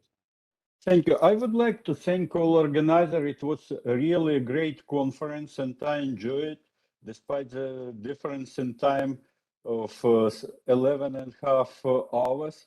So I did my best to participate in listening talks. And I'm really impressed by high level and strong interest and high pressure research in India. And also, I'm glad that our group was presented well, and this new direction of plastic strain-induced phase transition now hopefully will have some continuation in India with through my former postdoc, A.K. Pandey, and I will be happy to increase our collaboration and to give any help for development, because I'm very interested in expansion of research on rotational diamond anvil cell and on plastic strain-induced phase transformation over the world.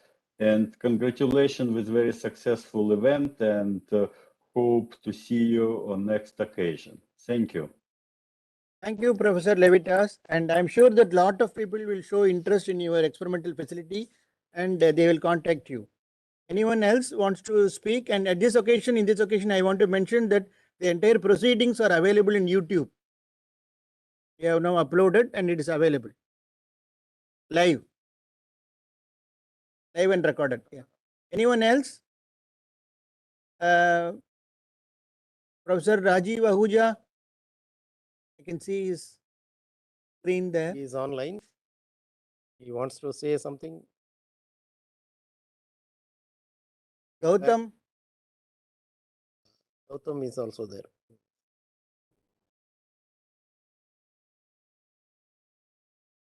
Okay, so yeah, it was a good conference what we had, and nicely organized. Yeah, I mean, I have been telling, for a long time that we should have this kind of meetings quite often. And I was after actually Chandravas when you were in Jain CSR, because I thought that they have the capability to do a bigger meeting first. Anyway, Chandrasekhar, you did it so very nice.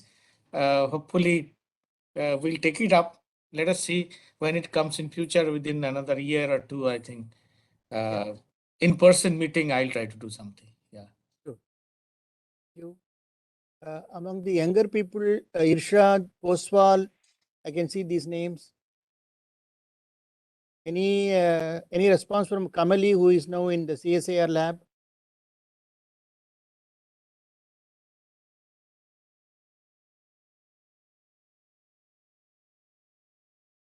Are we having only this screen, or beyond this anybody is there? Anand? That's all. Irshad wants to say something.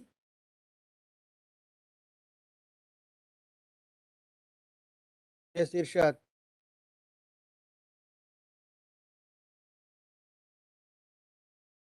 Irshad, unmute yourself.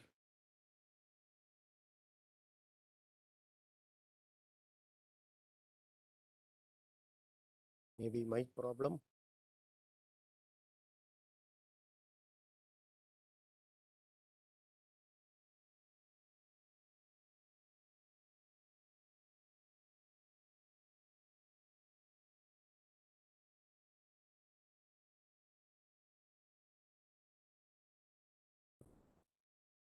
Okay. So in case Postwal wants to say something.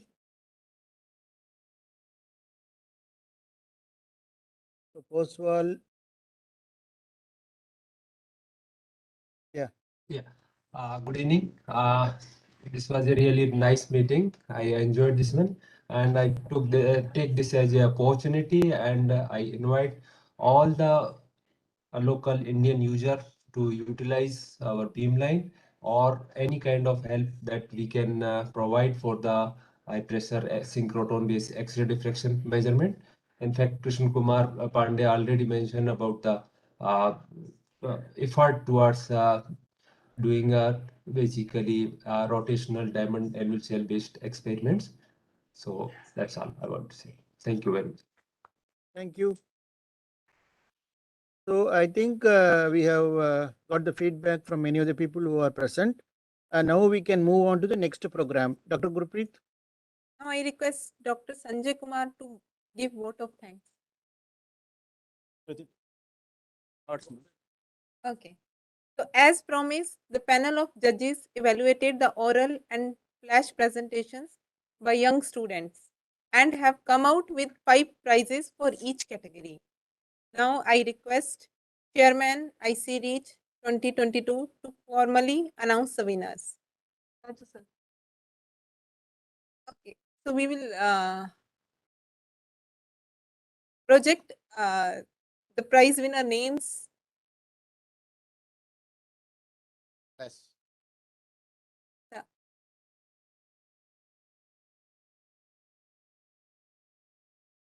So we are going to share the screen.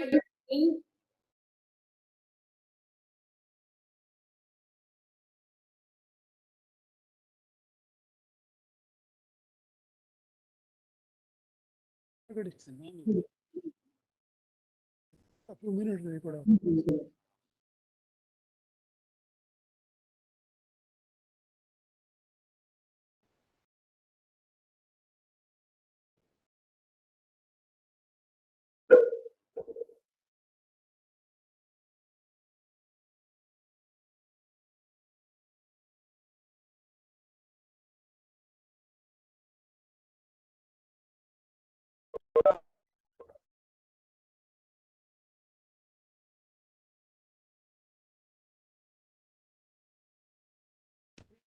You can close the rest of the windows.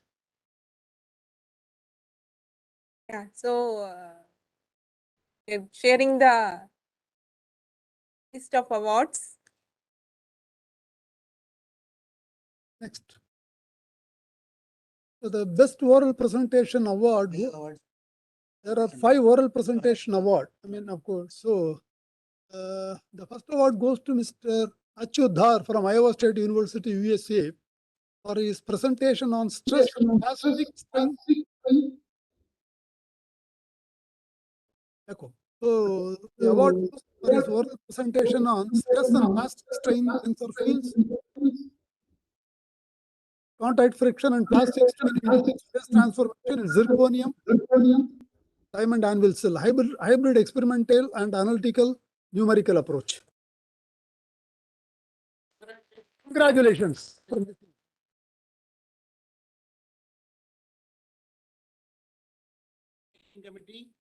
We are pleased to present you a very humble memento, which is a hand-carved small elephant, and a certificate will be mailed to the award winners. You can show.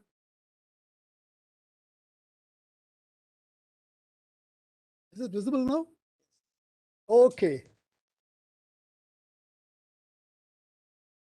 So the other award goes to Mr. Swayam Keshari from Bharg BRC, Bombay, India, for his oral presentation on pressure-induced anomalies in phonon frequencies and structure of low temperature phase of copper CN. Congratulations to all the team. The other best oral presentation award goes to Mrs. Rajita R. from ICReAcH Kalpakam, India. The presentation is for her work on pressure-dependent phase transformations in heat-resistant explosive, BDNAPM. Congratulations to Mrs. Rajita. The next one. The other award goes to Ms. Anurupa Behata from IIT Hyderabad, India, for the presentation on quantum topological transition observed in layered ferromagnet, lithium manganese chloride using first principle study. And Mrs. Gayatri V from ICReAcH Kalpakam backs the other oral presentation award for high pressure studies on pristine and lead substituted bismuth based high temperature superconductor. And now we go to the flash presentation awards. How many? There are 5 awards for the flash presentation, and let us have the first one. The award goes to Mr. Rahul Kaiwat from Bharg, India, for his flash presentation on high pressure photoluminescence study of europium doped Y2GE207, yttrium germanate. So congratulations. The other award goes to Mr. Surakanti Srinivas Reddy from UGC DIE CSR Kalpakam, India, for his work on Raman spectroscopic investigations on high pressure behavior of spherical carbon black nanoparticles. Congratulations. And the third award goes to Mr. Nisha Yadav from MNIT Jaipur, India, for this flash presentation on effect of copper ion implantation on the structural, compositional, and electrical properties of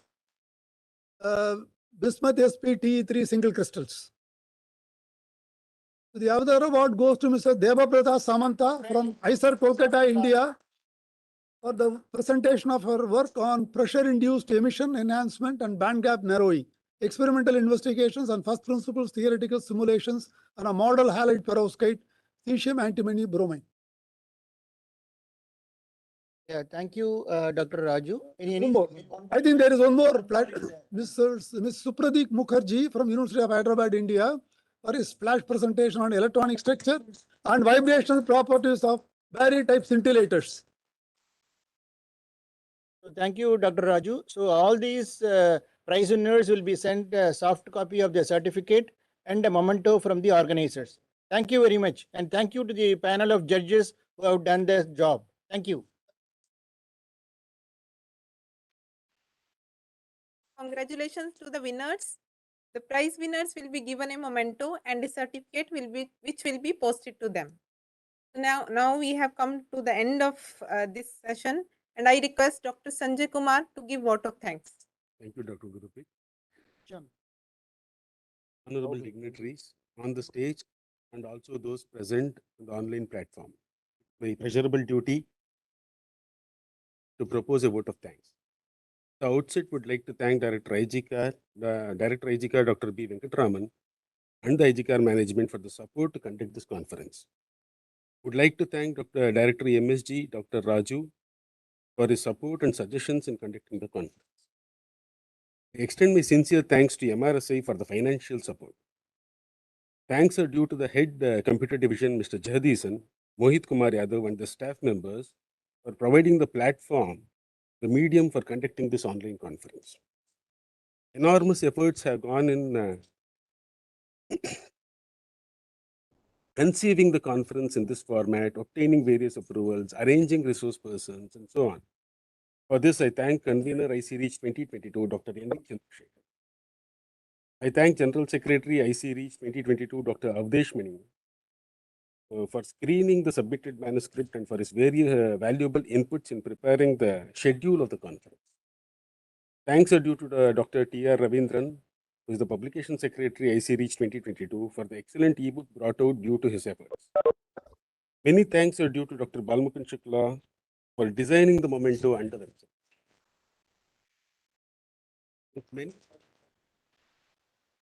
With many foreign participants and the constraint placed on time in scheduling the conference, thanks are due to Mr. Anand Kumar Police for rescheduling the conference,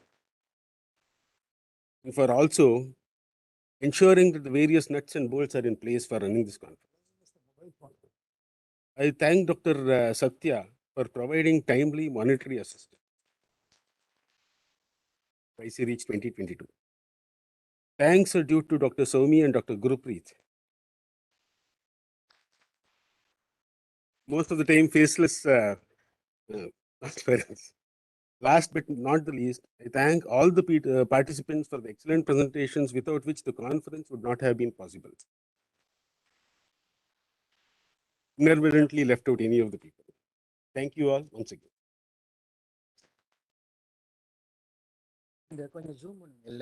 Finally, the organizing committee want to inform if any participant require a participation certificate, please send a mail to icreach2022@gmail.com.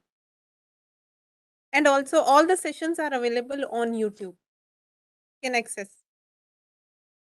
Hope we have more such focused national and international meetings in India so as to benefit researchers in the field of high pressure science and technology.